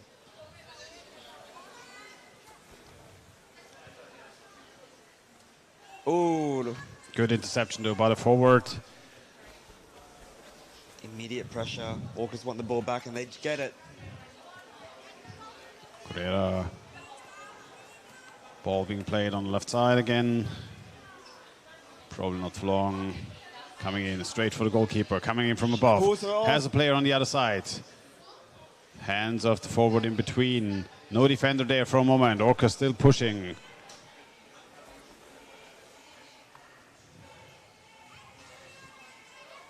Good discipline there for her not to pass it. Sometimes it's about the passes you don't make. 1 minute to go in the first half. Ball again dropped on the other side, and they're pushing, they're pushing. Ball's over the edge. Basket open for a moment, just two hands in between, and there. It's in. There they go again. This time Torres picking off the ball right over the basket, and you can see them trying to come in. But 30 seconds before the end of the halftime. I really think top teams need to train their defenders and forwards to cover the goal when the goal's free. Yeah, I mean, in this case, I think you really have to adapt your entire strategy around how they play. That is, but I think that's the general issue thing in sports, that the top teams and their meta defines how the other teams have to play, because they have to counteract their tactics at some point, right? And this is what the Orcas are currently doing with top tier on the Warrerrugby, right? But I mean, the Orcas, they do one thing really well. Do you think they adapt well? Like when they play the Germans, they don't play any differently, do they? I think the biggest strength of the Orcas so far, other than they are just amazing athletes at this point, is that the entire team is practicing year in, year out, and a lot of them are the national team as well. So this constant training each and every day, so they know exactly what everybody is doing. And on the club level, it's just the amount of experience they gain playing with each other, and probably having a lot of players on their own level as well that are not here at the Champions Cup right now. Is giving you such intense training quality that a lot of other clubs don't have, especially for the women. Even the smaller countries struggle on the men's side to have 12 against 12 in the practice. And looking at their Instagram and the videos, you see just regular practices with swamped with players. Well, it's not just that. Colombia is the only country in the world right now that has underwater rugby in not one, not two, but 3 divisions. Oh, yeah. So in Germany, you only have 2 divisions. Yeah. So the amount of players that want to push up to be on this level surely helps a lot to establish this level of gameplay at some point. And the talent pool is so much bigger. Yeah.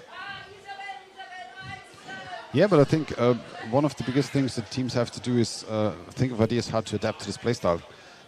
We've been talking with the Viennese about this as well, and it's basically defenders have to stop anybody from reaching the space behind them, and the forwards have to stop the movements left and right, and that is the meta strategy, so to say, of how to stop their triangle setups around the basket. I mean, it's easier said than done. It's easier said than done. How do you win the ball back if you're doing that? Intercepting the passes around the basket, basically. But yeah, it's difficult to do because their precision is really good, their speed is really good, and some teams outmatch them in terms of strength, but strength alone doesn't catch it in this case. So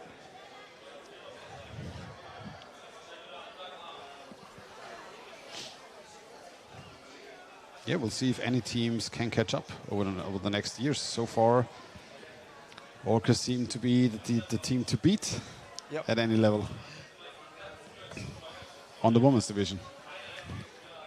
I think the difference between the Orcas becomes between the Orcas and some of the other top-level European teams. It becomes even more pronounced when they play in a bigger pool, where fitness becomes more challenging. And where speed is way more rewarded. Swimming speed especially, and stamina swimming speed. So the small pools usually favor the stronger teams a bit because you can invest more into just sheer fighting. But yeah, they're doing well. Looks like they're celebrating already.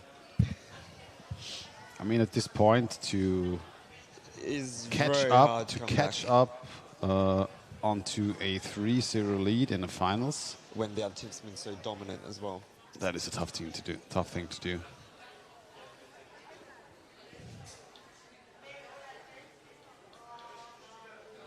I think Norway can take solace in the fact that they have such a young team here, and that they're really using this as a training opportunity for the next generation.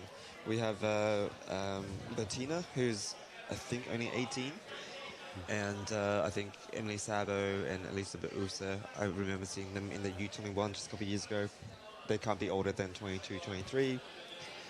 And I think a few other players like Frida Lusand and Agnes as well, also very young. Maybe even Sana Hope. 40 more seconds during the halftime.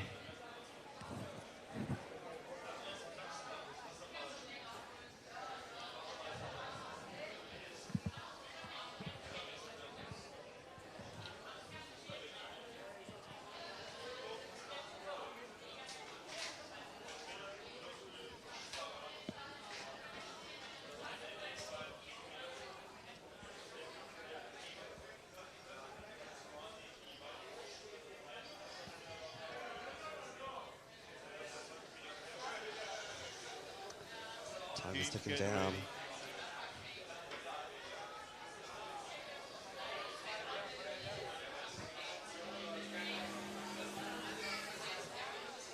Orcas just get to the ball before the Norwegians. Now they're already at the goal. Immediately pushing on.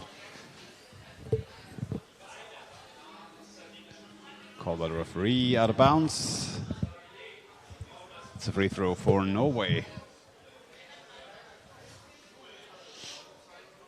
Free throw, ball on playing area. Blue free throw. Pushing someone out of bounds is a very efficient way of getting the ball back. Yeah, especially in a small pool. Yep. Yep.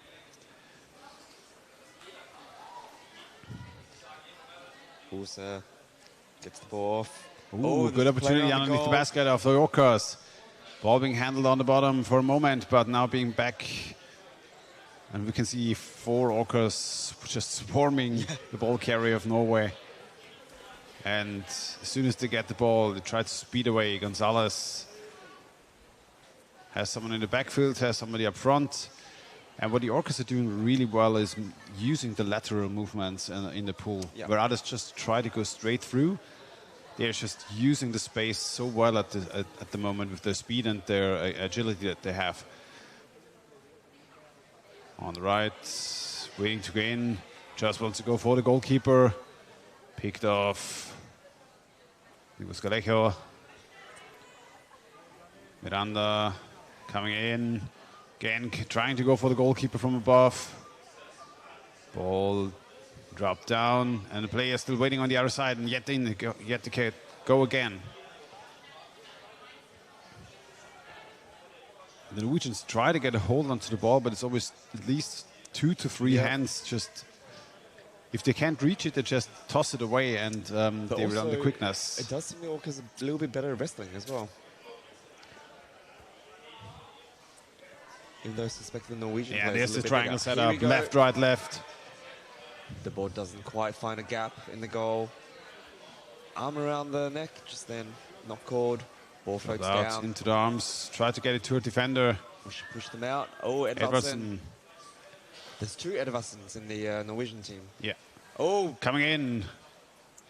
5 against 1, but the one is the Norwegian.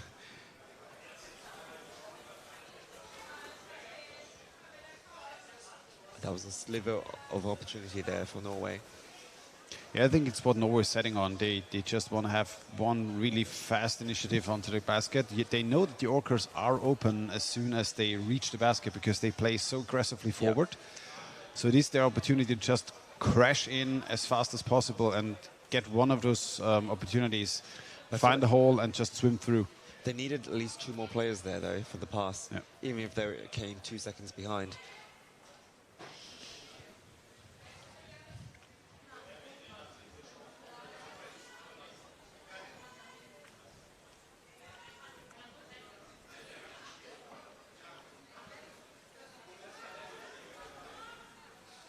The Orcas now, again, controlling the pace of the game.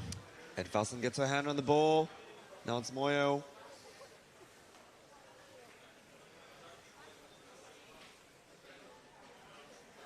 Orcas using their body rotations as well to protect the ball. Coming in from the left, gets a good grip, but passes to the other side. And you can see they're still being down there, waiting for a pass to come back to her side. Ball into the hands of Norway, but immediately 2 players onto her.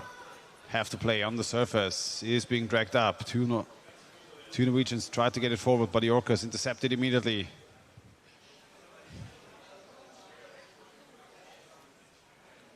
Torres pushing into the corner.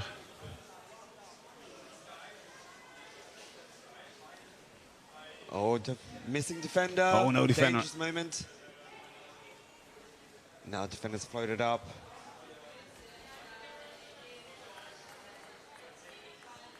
But good work from Norway to take some chances here to get the ball back.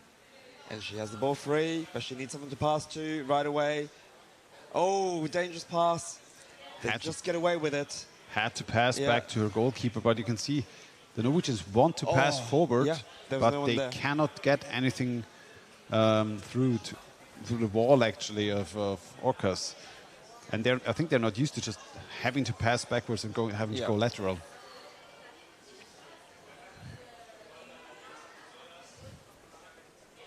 No way can she find the pass. They just need to connect one more. Now. Ball dropping down. Oh, that's a shame. Picked up by Miranda. Seeing somebody on the other side going straight for the goalkeeper. Might want to bring it down on the other side. They're winning it left, but locked up by the Norwegian forward. Ball still handed. Oh, and there's a huge chance underneath the goalkeeper, but puts it on the rim. There's a call by the referee. This could be a penalty, but I didn't see any shoulders in the goal. No, this didn't look like a shoulder in the basket situation there, to be honest. Attack on the head. In the head. 2 minutes for an awkward player. Either that was a warning. Number 10. 2 minutes. So it's 2 minutes for Diaz. At least it's at number 10. Timeout from the Norwegians to set up their strongest six. That's a timeout. Timeout for the Orcas. Timeout, white team. Yeah, I think the Norwegians are so used to passing forward rather than backwards.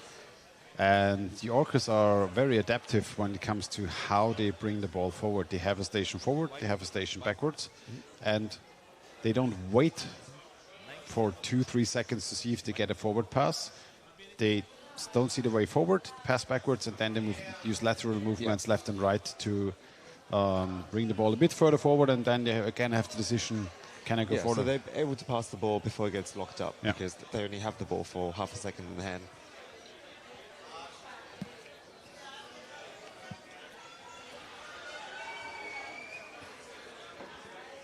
So timeout still for the Orcas.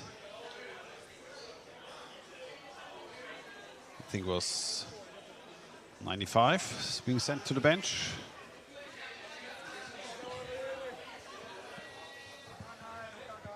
It's quite nice when you're winning by 3-0 and then you get sent out on the bench, on the seat. It's just a nice little break. I honestly think that they came from so far. She hates her life on those 2 minutes, doing just 2 minutes. She just wants to play. No, it's number 96, Lopez, for attacking the head. Norway trying to push through. 2 players on the right. Still trying to move the ball. Oh, ball comes loose. Osa tries to bring it in. No player underneath. Drops it down there. She holds in the corner. There's a call by the referee for holding. Holding the pushing. Basket, white free throw. Oh, this could have been the opportunity for Norway. Bringing the ball underneath the goalkeeper.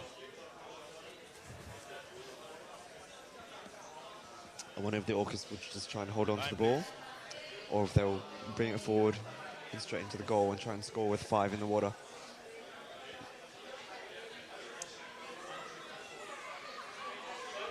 Rare sloppy pass there from the Orcas. Now, Norway with the initiative. Quick breath on the surface, passes down. Ball gets knocked out to the side. Back to Orcas possession again. Very fast solo swim here. 1 against 1, 1 against 2. She's able to get a pass off. Goalie retains the ball. Great save there by Norway. Now they have a chance. Now, same thing onto the other side. Great pass power. over. Oh, can I get her hands onto it initially? The pass went a little bit backwards there. Yeah. Could have been cleaner. We're working with very tiny margins here. Edwardson being locked up. They try to find somebody downward. But the Orcas again in ball possession. Oh, another fast sprint, 1 against 1. She decides not to commit to the attack. No. Waits for reinforcement. And you can see as soon as the basket is open, a little split, they immediately shoot for it and want to steal it away. Coming in. Oh, she tried to shoot the ball in there. There was no gap.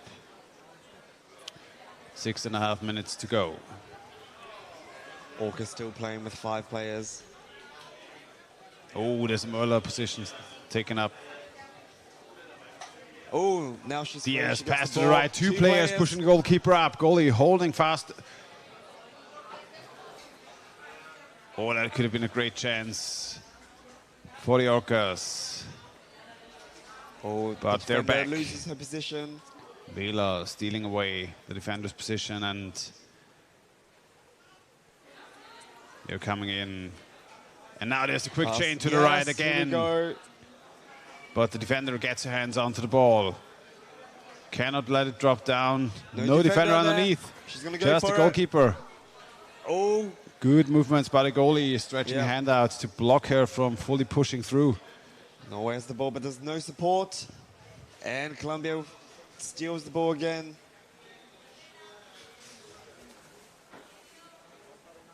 Again from the left. There's a gap.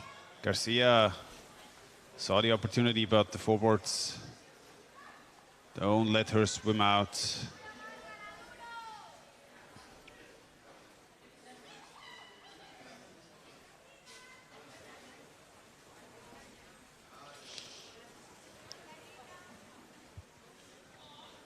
Oh, always scooped up. They're passing forward, but Torres players sprinting always in the in. right position.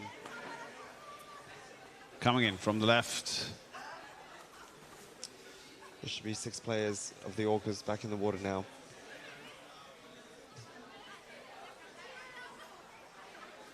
Oh, attempt to fake the pass to the left and then swim in herself, but not able to go all the way through to the goalkeeper. But now, coming in from above. Pass downwards.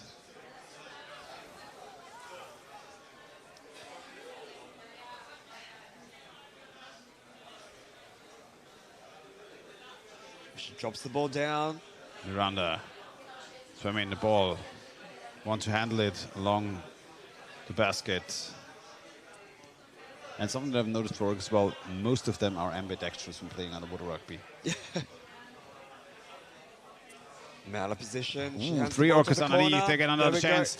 Ball though popping up a bit, and defender moving up, gets her hands onto the ball. Norway trying to move out. There were no Norwegian players under the water for those 2 seconds there. Now the ball just, they tried to play it forward, but the Orcas just in between. Rios pushing to the left. Diaz.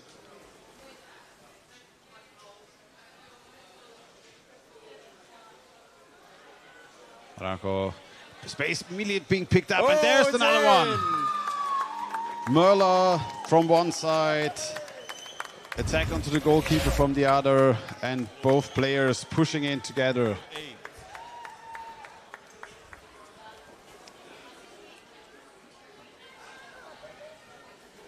That was clean. Time up. Time up. There's a timeout for Norway. There's I mean, there's not that much they can do. They clearly outmatched here. They've, changed the way their forwards play in defense to try and cancel out the Orcas, but still they can't save every opportunity. Yeah, they can't outpace them. I think that's the biggest issue.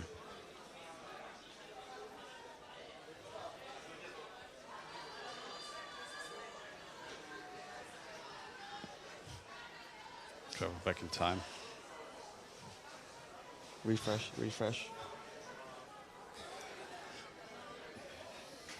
Still 20-25.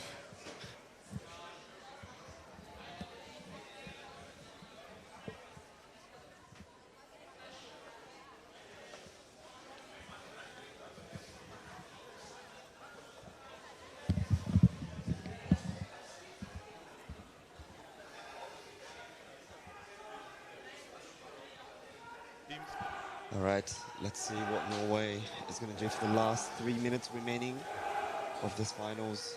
I think they just want to put one in. They just want to score. Do you want to show they can bring it in? So the ball locked up. Seemed a bit chokeholdish. Yeah.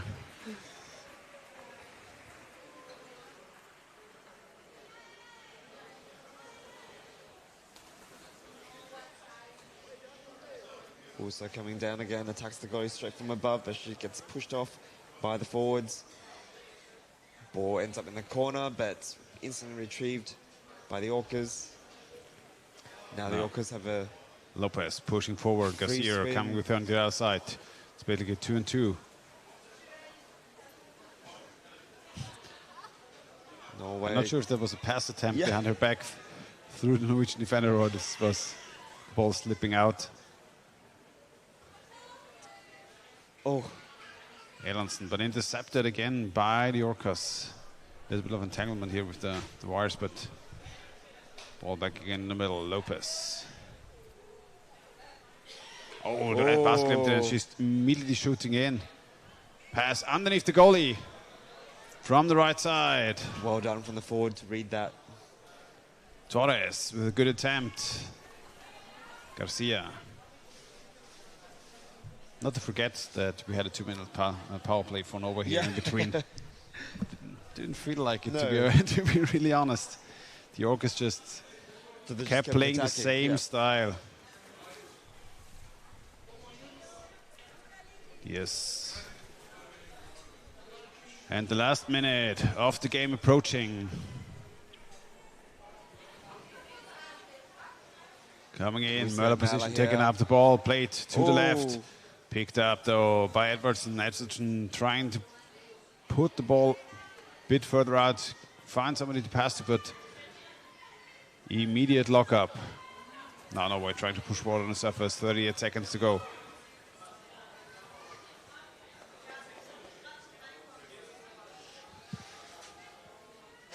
But the Orcas again in ball possession. Garcia having somebody on the left, didn't see her teammate coming with her. But she's stolen away the basket. Can move in from above. Can they bring the ball to the goalkeeper? Oh, ball three. Dangerous situation here. Again picked up by Norway. Nice 9 seconds to go. there. The ball just dropping down over and over. Oh, bit of a sloppy pass there. And the Orcas. Decisive win in the finals against Bobland from Norway. 4-0 victory against Bobland. Yeah, it's just, one's just got to be honest, they outclassed every other female team here on the tournament. There is, there's no hiding it. Did they play the German team? No. They didn't play Duisburg. No. That would have been an interesting game to see how the two different styles would have worked against each other. I mean, we've seen it last year with Stuttgart, where Stuttgart was able to just stay back and heavily defended their own basket. They did that really well. But yeah. But did they ever come close to scoring on the Orcas? No. Did they force a penalty last year? Don't think so. Okay. I'm not sure. It just kept the goal difference low. Kept it clean for quite a while, and then I think late in the second half they got the score. But that's the thing. Going even against the Orcas is, let's say, possible. As soon as you're behind coming back, that is the real issue. Or as soon as you try and attack them. If you just defend, maybe it's possible for a reasonable amount of time. All right. We are moving. Shout out to Colin and Linus and Ju there. People helping out at this tournament behind the scenes, and the volunteers on the protocol table. Olivia, and someone else I don't know. But good job, everyone, keeping the clock ticking. Now we see the Orcas already moved away to the warm down pool. Ready to party, shower beers.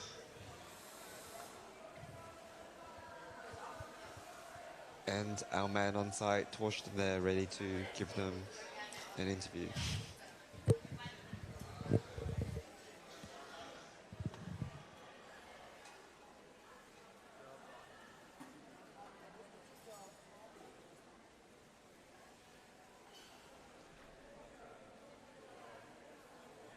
Winner in the female competition, the Orcas! Lino, the captain, it was a very, very intense game, but quite clear lead for you guys. What is your secret? Yes, our secret is to be together always, train a lot, and to move the ball. Did you expect it to be like that, or? Well, we wanted to win, of course, but we were like step by step. So guys, we would love to hear your shouting or whatever you want to tell the word. So you won, yeah? Whatever you say. 1, 2, 3. Okay. Okay, then 1, 2, 3. Yeah!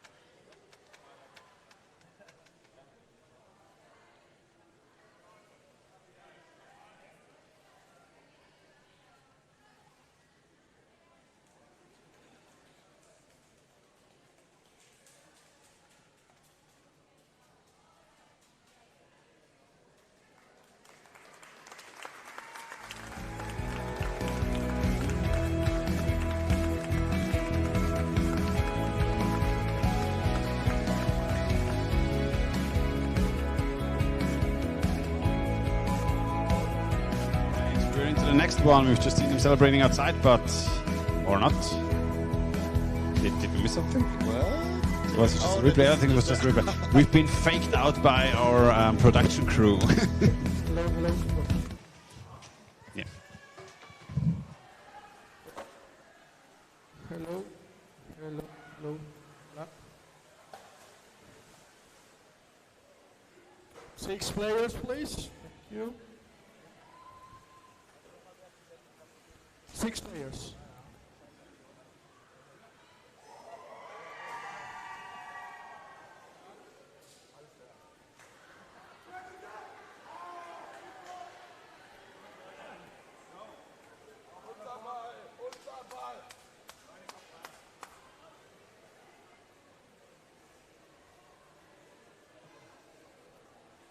All right, we're seeing the teams getting ready for the finals on the men's side.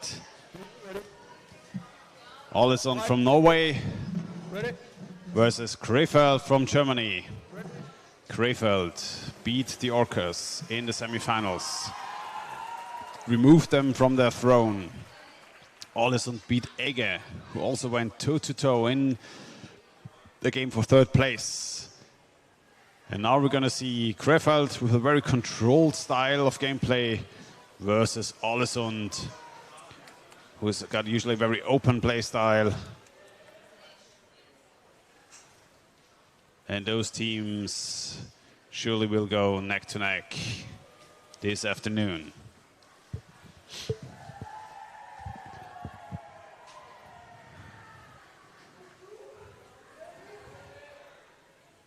Krefeld initially established himself a bit in the corner. Graf, Pieper picking up the pace. And we're already seeing the controlling play style of the Germans. Players waiting on the other side. Krefeld trying to push in. Stopped so far by defenders, but still in ball possession.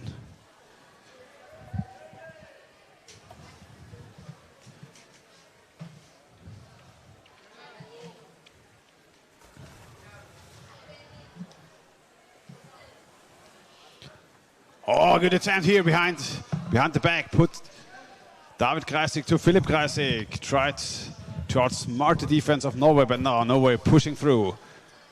But immediately they're on to Björn Ram, who's trying to deliver the ball forward. Dropping down, and Krefeld back in ball possession. Oh, into the arms of Wieck. Wieck is looking for a pass.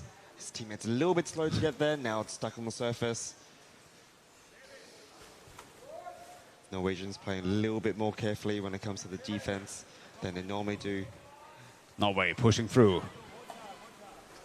Ooh, have a bit on an opening there for a short point in time. Defender wasn't back. Oh, that pass did not land where it should have. I think Norway still in ball possession. Ball still played down. Oh, Krefeld picking it up, pushing forward. And now they're coming in. Gassner with the ball in the corner.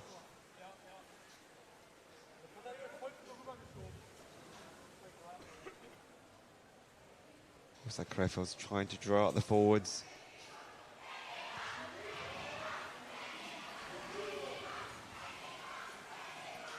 Meskes. Now Krefeld snuck a player behind one of the defenders. Gassner. Player waiting underneath behind Boarding Pedersen as a defender, but the ball being pushed up. Krefeld still in ball possession, but the ball being pushed forward a bit. Meskes picking it back up, trying to move back in. Defender laying there, but we can see the players waiting for the ball to be moved over to the other side. Now more the players from Alisson swarming their own basket now. Picking it up, and Pedersen delivering the ball forward to his teammates. Immediately being forced under pressure by Krefeld. Funk.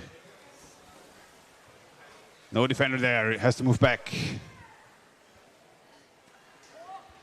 And Alisson now in ball possession, more or less for the first time in this game.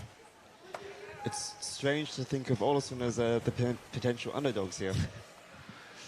I mean, Krefeld has beaten the Orcas, the reigning champions. So yeah, and I think they've beaten Olsson last year. Yeah, but Krefeld beat the Orcas in penalties. Yeah, not in gameplay. But yeah. Oh, an opening for Alessand. Oh, Bohringer just misses the ball. That was super close. Saved by Meskes for a moment, but again, players waiting underneath the basket. Krefeld Scary. with a bit of a slip up. How easily Olsson was able to pull the goalie off the basket there. And now Krefeld back into the half of Olsson. Okay, players coming in from the bench. David Kreisig trying to get the ball out, but Weak has other plans. The ball back into the hands of Björneram, who is pushing forward. With Orca-style lateral movements. That's Bohringer, not Björneram. Over there, 5. Evan Sovik. Oh, little crash against the wall there. News. Meskes doing his best to get the ball back.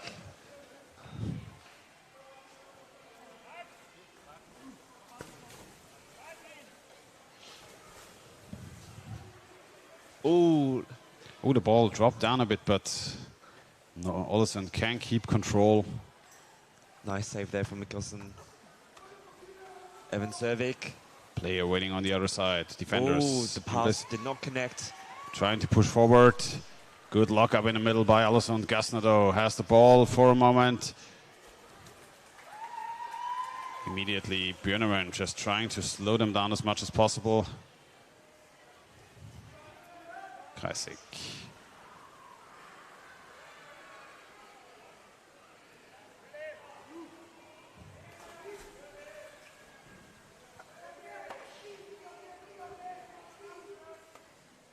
Krefeld now trying to compose themselves a little bit. See in the background, we hear the Orcas celebrating, but the men not celebrating yet. 8.5 minutes to go in the first half of this game. Kreisig and Pieper. Kreisig was trying to draw Funk out. The forward heavily pushing onto him. Oh yeah, good interception by Dahle. Bohringer. And Pedersen in ball control.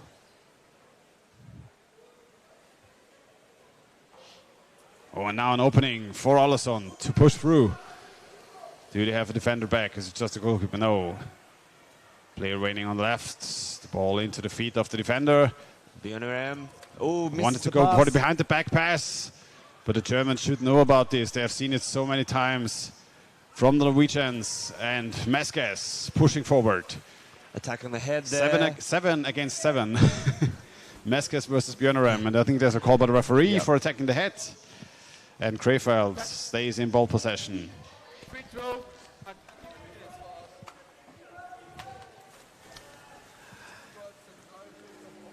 Fun fact, there's more than one Björneram playing in this match.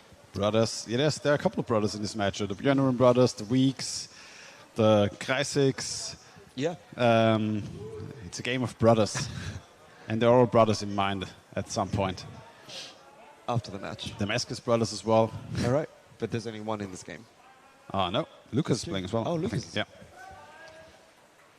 I haven't seen him yet. He's number 9, but maybe he'll come in the second half. Krefeld in ball possession.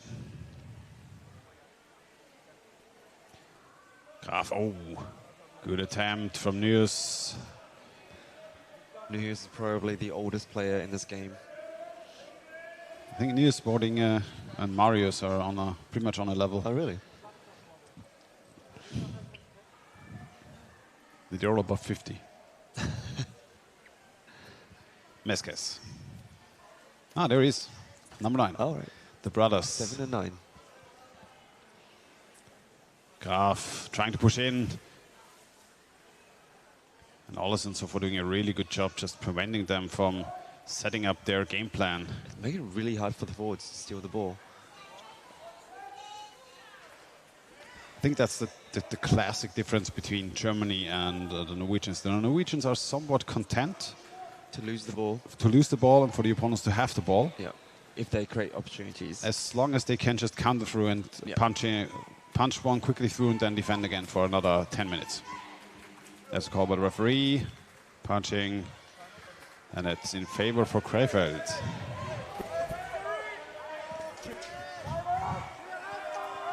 Do I hear timeout? Timeout. Krefeld is calling for timeout.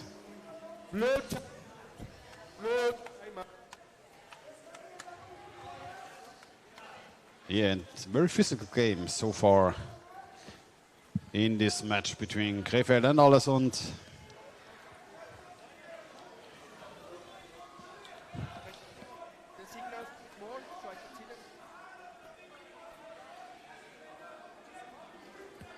Krefeld players maybe readjusting their attack movements a little bit. They must have a set attack here that they're looking to implement. Yeah. Something they practice in trainings over and over. Yeah, they do. Secret background knowledge. Is it the same one every year, or do they have a meeting? I think over the last years they've established some patterns that are usually a bit similar to the national teams.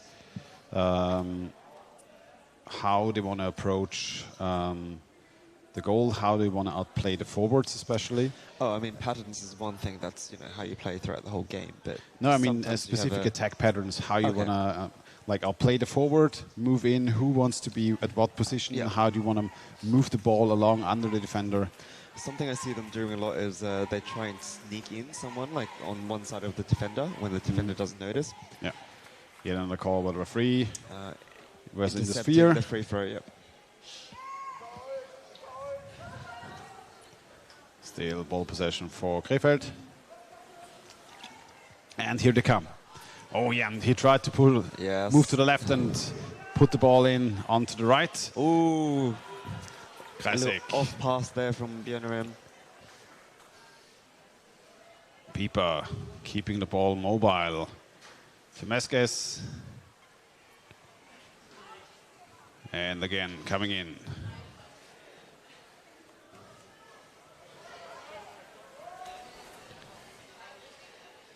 Trying to get a hold onto Björnarem on defense. But as soon as Björnarem is out, they're spotting Pedersen in.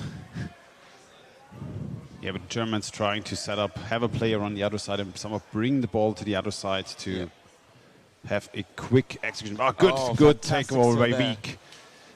Came in just in time to intercept the pass. Now two Norwegians move forward. He doesn't see his teammates on the other side. Yeah. Servik, but the ball dropping back. Kreisig picking it up.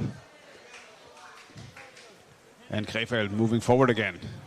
Meskes has a bit of space to swim, but stopped by Wieck. Pieper.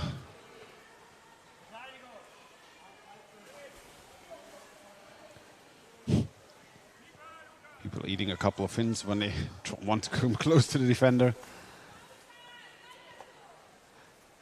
That was a relatively soft one. Meskes trying to keep the ball mobile. Keiten on the left. Snuck in behind the defender. Brought the ball a bit too far away.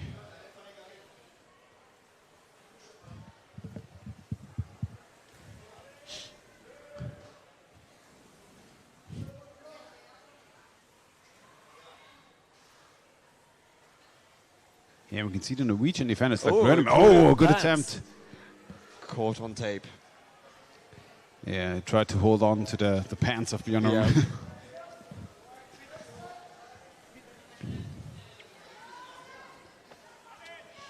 Free throw for Ålesund. But yeah, it's a good attempt by him to just try to out-sprint Björnarem here with the first kicks, try to get behind him, maybe grab his shoulder at some point and just pull himself behind Björnarem to the basket.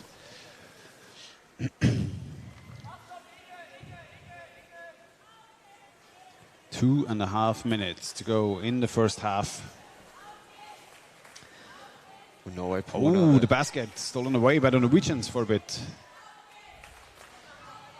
And loses the ball. Fast break. Kreisig One on the against outside. two. Defender coming in. Bjørneram. Can they bring the ball over the other? Kreisig on the left. But being dragged up. Brings the ball down to the side. No, picked off by the forward. Now, Olsson trying to push forward again. A good fast break opportunity here for the Krefeld. A first moment of the game. Yeah, Funk trying to dissolve. Nyhus pushing it forward. Norway pushing on, but good pickup by Pieper coming in from the bench. Immediately being attacked by 3 Norwegians, but the ball so far still mobile. Pieper still going, an empty basket. Tried to shoot through, saw his opportunity. 1.5 minutes to go in the first half. And the ball back in possession for Ålesund, but close to their own basket. Yannick Graf with the ball, passes in the corner. Krefeld probably wants to slow this down a little bit. Giving their team a chance to have some breathing room. Now they're going in. Slider play in there next to the goal. Looking for a chance to swim around. We can see the Passes forward. wide. And he maybe wants to attempt to pass the ball alongside the defender. Oh, the ball just tossed backwards, picked up by Ålesund. Needs a player to play forward. Weak. Immediately locked up. Ball dropping down now on the ledge. It can be recovered by Ålesund. Bringsley, 40 seconds to go. Krefeld in ball possession. Nice little fake. Passes forward. Oh, picked up. Pressure. Funk though, heavy pressure onto the Krefeld players. Kiten. Pieper coming in. Oh, ball nice. to left. Good There's a attempt. chance. There's a He's chance. got a bit of time. David Kreisig with another good opportunity. And this is what they want to do. Have a player on the left and just go for it as quickly as possible.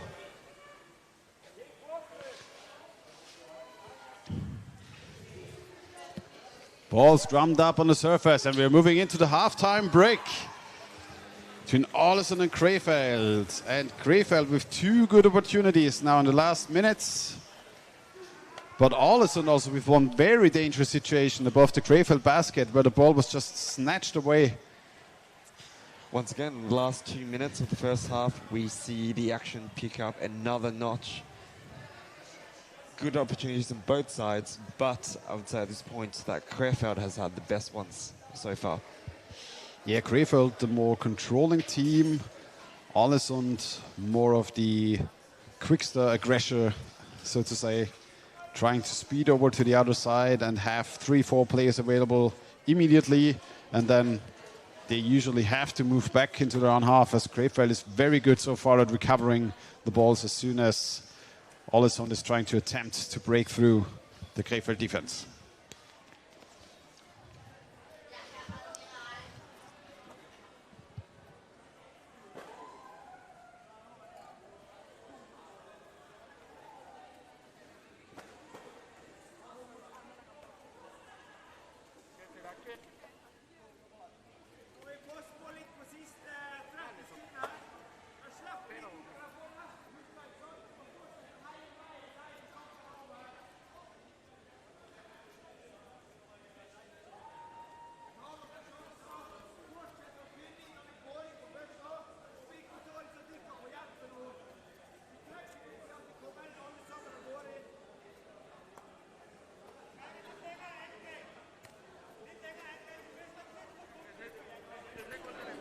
Champions Cup 2025. We are in the finals. First half, 0-0. We saw very good attacks from both teams. Second half starting soon. But now we are here in the spectator area. Guys, you like the final?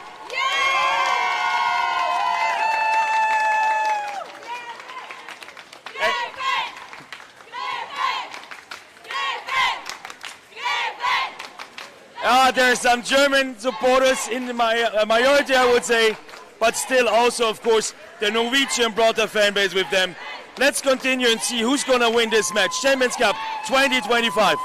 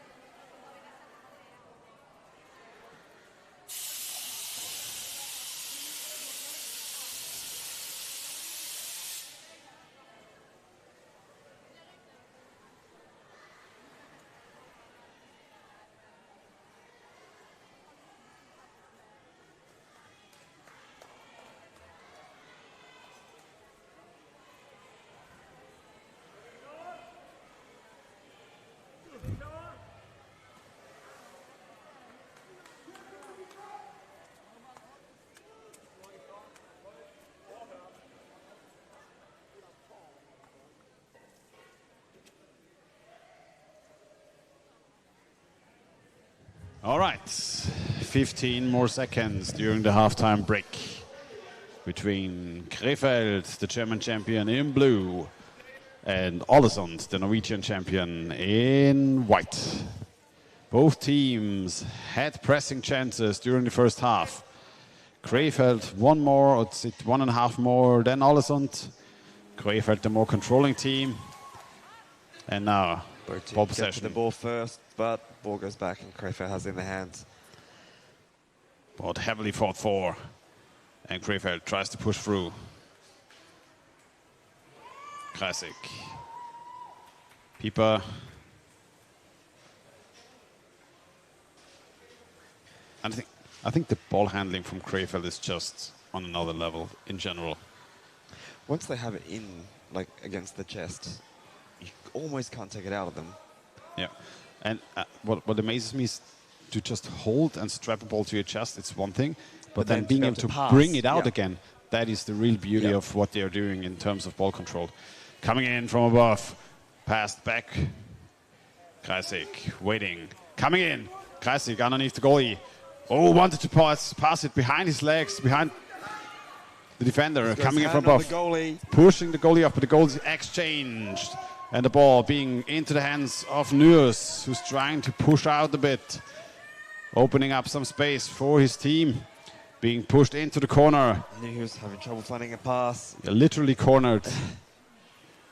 His defenders helping out, trying to bring the ball out. But right now, Norway has no defenders. Pettersen moving the ball.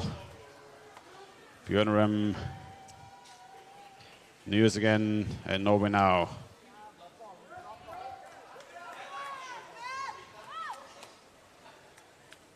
Bjørnarem takes the pass. He's against two players. He squeezes the ball out. Nuers moves it to the left. Funk. Oh, there's a chance. 1-1. Defender coming in a bit late. Can they move the ball to Funk to the other side?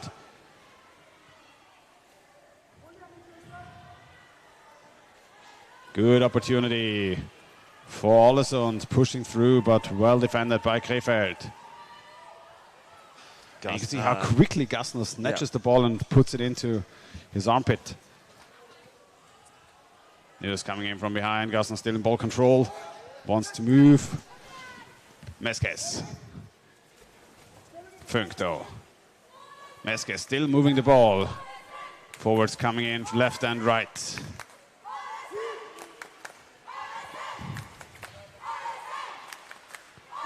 Oh, good opportunity. Keiten, though, keeping the ball control. Now here's support for the Ålesund players from the Norwegian women. Oh, strong hit onto the ball by Wieck. But still recovered by Krefeld. Meskes again. Another Wieck. It's a match of families. Not sure if they're brothers or cousins, actually. Or if they're related at all. Just name cousins. It's just a dynasty. Just a dynasty, yeah. But they're both very young. Yep.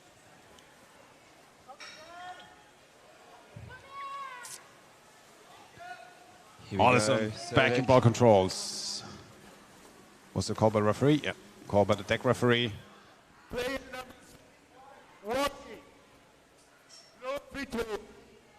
Ooh, warning issued. Unclear what it... Warning issued against Norway.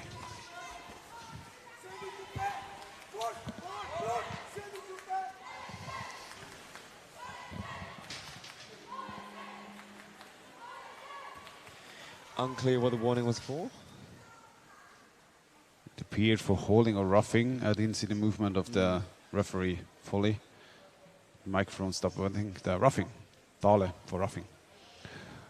All right. Pieper. Hands fighting against Funk.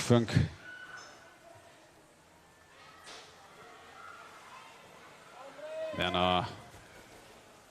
Kreisig.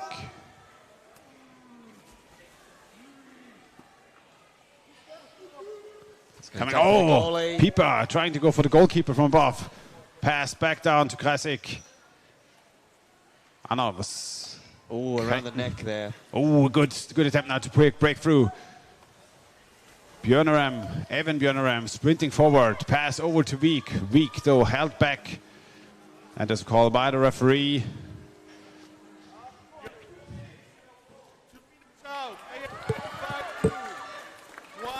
Ooh, there's a power play now for Ålesund. Holding the basket? I have no idea what. I have no idea what it was for. It came from the deck referee. A white timer, yeah, they are going to bring the classic A game. We all know what's coming. Oh, he apparently was holding somebody back while he was trying to swim forward and immediately gave him 2 minutes for the holding. Huh. You mean when the person didn't have the ball? Without the ball, yeah. Oh, right. Okay. It's interesting because in the game, in the bronze game between Colombia and Orcas and Eger, there were a lot of calls for attacking the mask, holding. No kind of warnings were given, and no one was sent out until towards the end. I mean, it's interesting because the ball was moving underwater, and it was an advantage situation. So a 2-minute foul for a holding that basically did not affect the game, apparently to us from our point of view. Maybe the player was trying to shoot down, he was just holding him back, and he could have helped for a double pass or something. But that seems like, in terms of the penalties that we've seen so far, that seems like a harsh one to me. But again,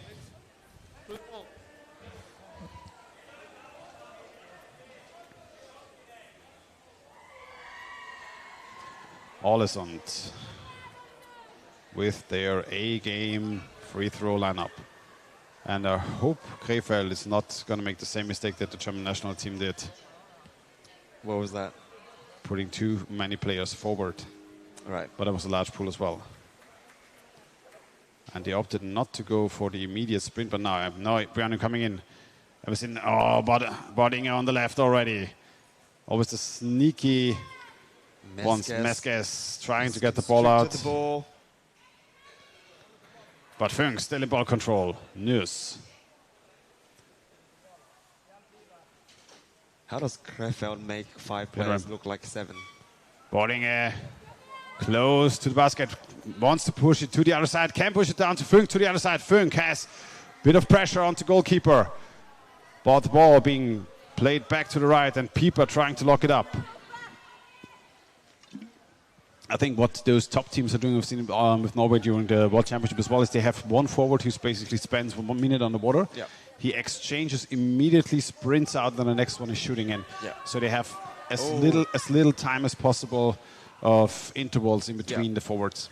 And what Krefeld did as well was quite smart. When they started, they had 3 players playing as forwards, and as soon as those... good attempt! The ball is on the right. They had a chance. Put it in. Funk still playing at the Krefeld basket.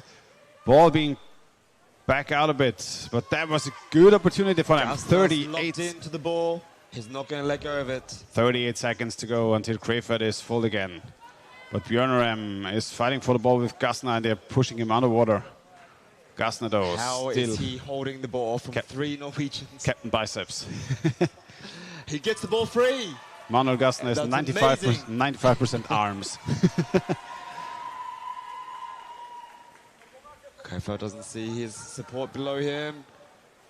Yeah, I think he just wants to play the time down for a bit now. Yeah, any pass is a risky pass. Yeah, Mananayam, the goalkeeper. And now Krefeld. Oh, the ball's knocked free. Björneram gets the ball. Picking ball up. In the corner.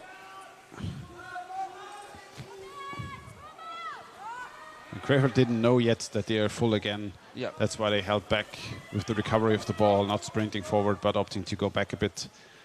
But now they should be aware that they are full again. Call by the referee.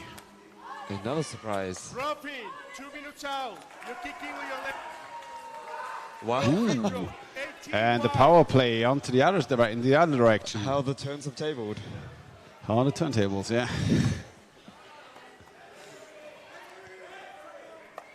Not sure if Krefeld will take a timeout or not. I've heard it's called for timeout. Yeah. All right. Same game, different direction.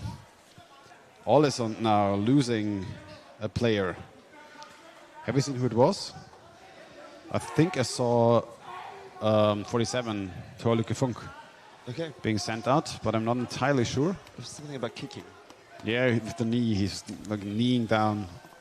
Kneeing downwards? Kneeing downwards, yeah. Oh.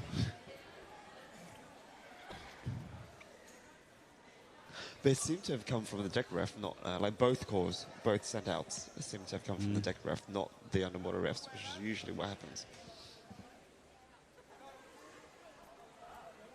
I'm not entirely sure if I saw correctly. And I think Ålesund will do pretty much the same thing as Krefeld. They just have one forward powering through for a... Well, Krefeld, when they started the power play, they had 3 forwards, and the goalie and the back defender was just there the whole time. And as soon as 2 of the forwards subbed out, then they relieved them, which is quite smart. You know, you can to stop the initial assault coming in, to stop the sprint. Oh no, it's Oscar Wieck, number 18, is out.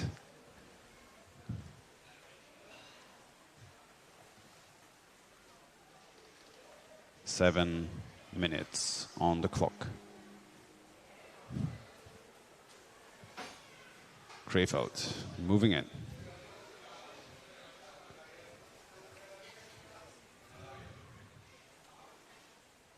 Norway playing it safe, just one attacker. It's just one forward locking up so much space for such a long time. It's been the third station now that he covered. Now he's shooting out, and the next one's coming in. And that's the point of time that they actually have to go in. Yep. David Krasik trying to push the ball through to the other side, but couldn't get it into the corner.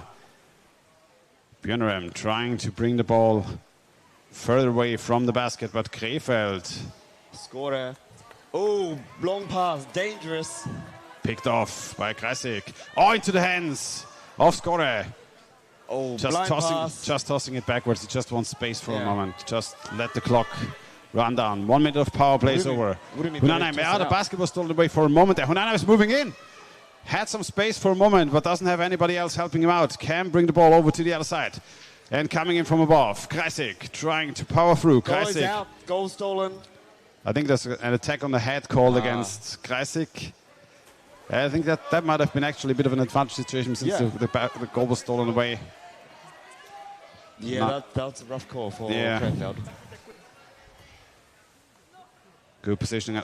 They just left the moment they went in. Locked up by Funk. He's got Hunanayam in a neck hold grip. The neck on one arm, the ball in the other, just dragging him up. Pieper. 12 seconds to go, and they are coming in from above. Krasik trying to go in, more or less 1-on-3. Ball still in the hands of Krefeld.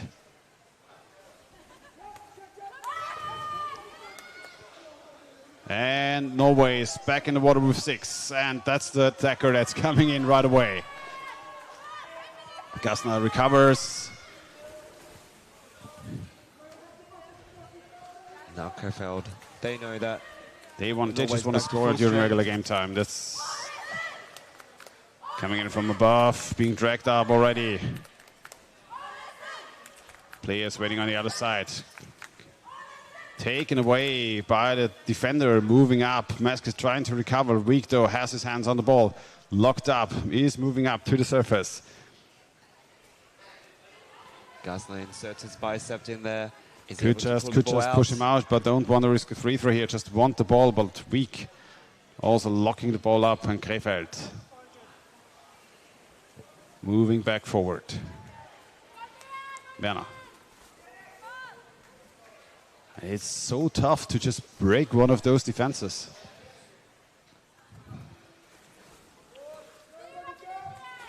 Meska is... Yeah, when the opportunities come, they're literally just milliseconds you have. Yeah, and you can see always the defender moving up, helping out. Oh, that was a good attempt, but he missed it. Krasik. Oh, Max Catton missed it again. They had the setup, but they just didn't see the ball moving. 3.5 minutes to go. They are moving in onto goalkeeper. Goalkeeper being pushed on and off. Oh, good opportunity here. Werner, can he bring the ball down? He is now underneath, but being pulled up by Funk. Diffusing the situation, though having to fight on the surface. And Krefeld trying to come in from the other side again. Defenders warming the situation. The ball being tossed forward to Wieck. And Wieck has a bit of space to swim. Twists and turns. And hits the ball onto his own knee. There's an attack on the equipment. I guess he had the fin at some point.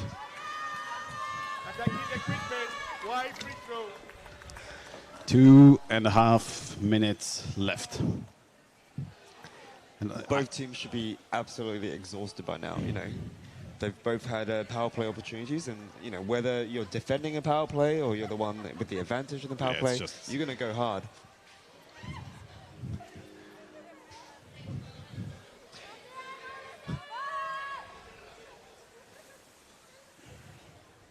Here we go, Olsson now having their first attack in the Krefeld corner for the first time in 5-6 minutes. Oh, Pettersson was waiting to take over the defender's position. Very quickly, Krefeld managed to get the ball recovered. back. Philipp Kreisek. 2 players coming in onto him.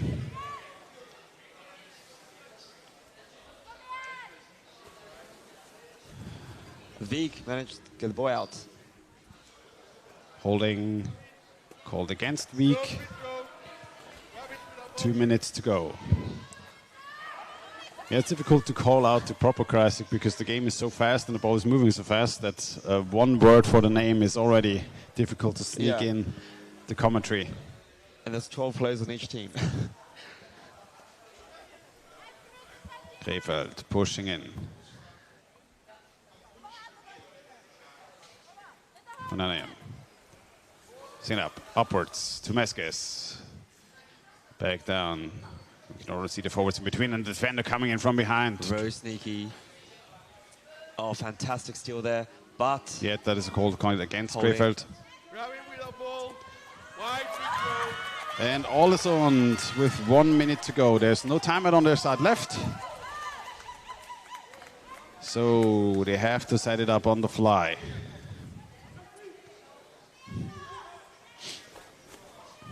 .50 seconds to go.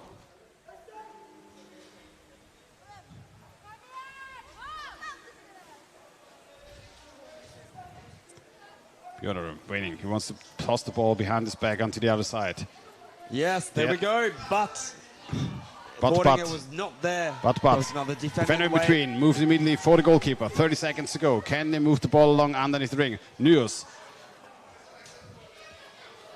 finds Wieck, but they have to move back out. Björnerum recovering. 20 seconds to go. They have one more attempt.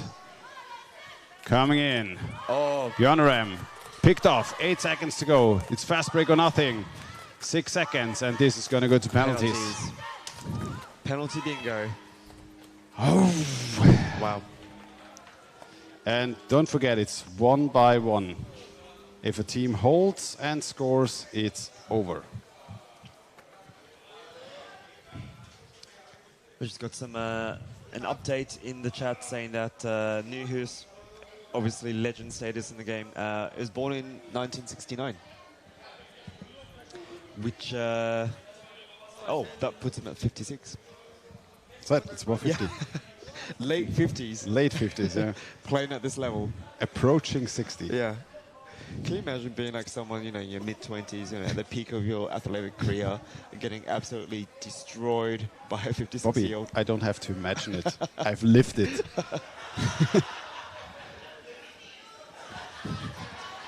It's harsh, but not just once. Yeah. Okay. Okay, Kreisig is going to take the first penalty. And either Björnerum on the defense.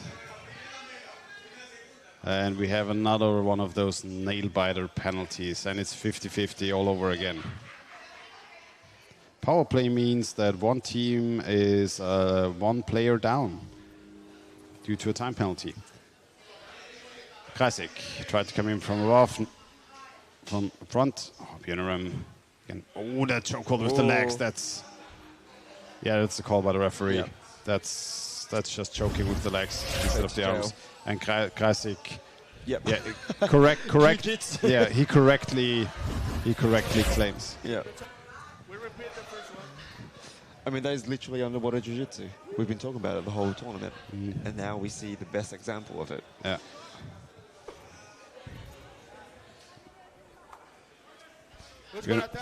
Björnerum a bit hesitant, but I think Kreisig correct here to claim this one. But yeah, it's still to stop it with the foul and having the second player to come in and shoot. When Kreisig is probably the best forward they have to shoot at this point. But that means Kreisig can come back in whenever he's ready. He could technically take it again. Yeah, but that is an air issue at some point. All right. Funk defending against Pieper. Ooh, don't stand on the ledge, boy. Oh, yeah. Spicy. Funk on the basket. And Funk, one of the physically strongest players of the Norwegians. Oh, good movements by Funk. The ball is out, and Funk has got it. Wow. Funk has got it. That was ninja. He just sniped that ball out of Pieper's arms. And Pieper had the ball in on his chest. I think he hit it as in the moment Pieper tried to move it. And now on the defense, I think David Kreisig is going to pick this one up, and I think it's against Bardinger Pedersen. And Bardinger is a mismatch for pretty much everybody. If Kreisig can defend this one as well like he did the last, he's going to be the absolute MVP of this match for Krefeld. Undisputed. Not just the MVP, the GOAT. Yeah.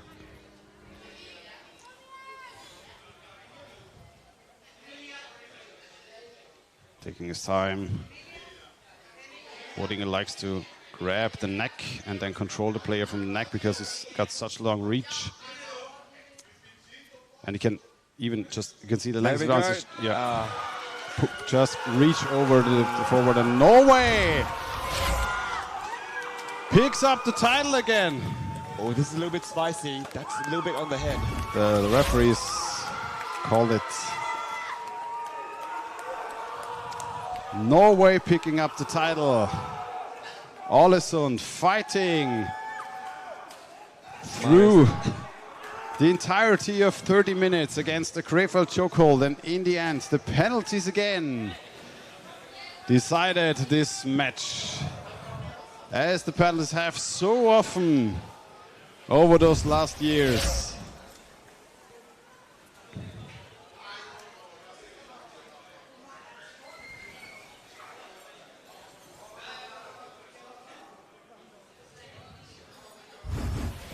There we see the replays.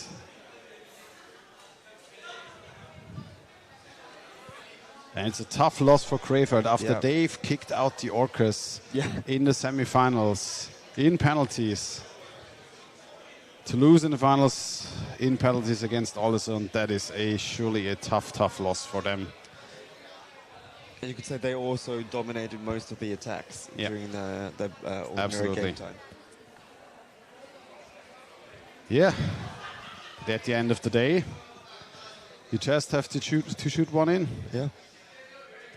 We've actually been talking about making it 3-3 in the finals to give the finals a bit more credit, but the vote was against it due to the schedule. Oh yeah, that could easily blow the games out to more than an hour. Yeah. Because 3-3 usually does give more of a comparison and does give a team a chance to come back. Well played by all those teams. And ladies and gentlemen, I think we're going to have an interview after this one with the Ålesund players, with Totte. From us here, from the commentator booth, thanks for everybody who was joining in over the entirety of the weekend. Thanks for all the friends and families who've been cheering for their teams, who've been commenting in the chat. who's been following us for 3 entire days of superb underwater rugby. Thanks to my co-commentators 2025, we saw the final. I'm here with the match winners of the game, Thor and Inge. Thor, you defended the first penalty. Explain what happened in the water. I'm not quite sure, but I managed to keep him away and keep him away. And then in the end, he pushed a little bit because he knew the time. And then I could see the ball and it was just push it, take it, and go to the surface.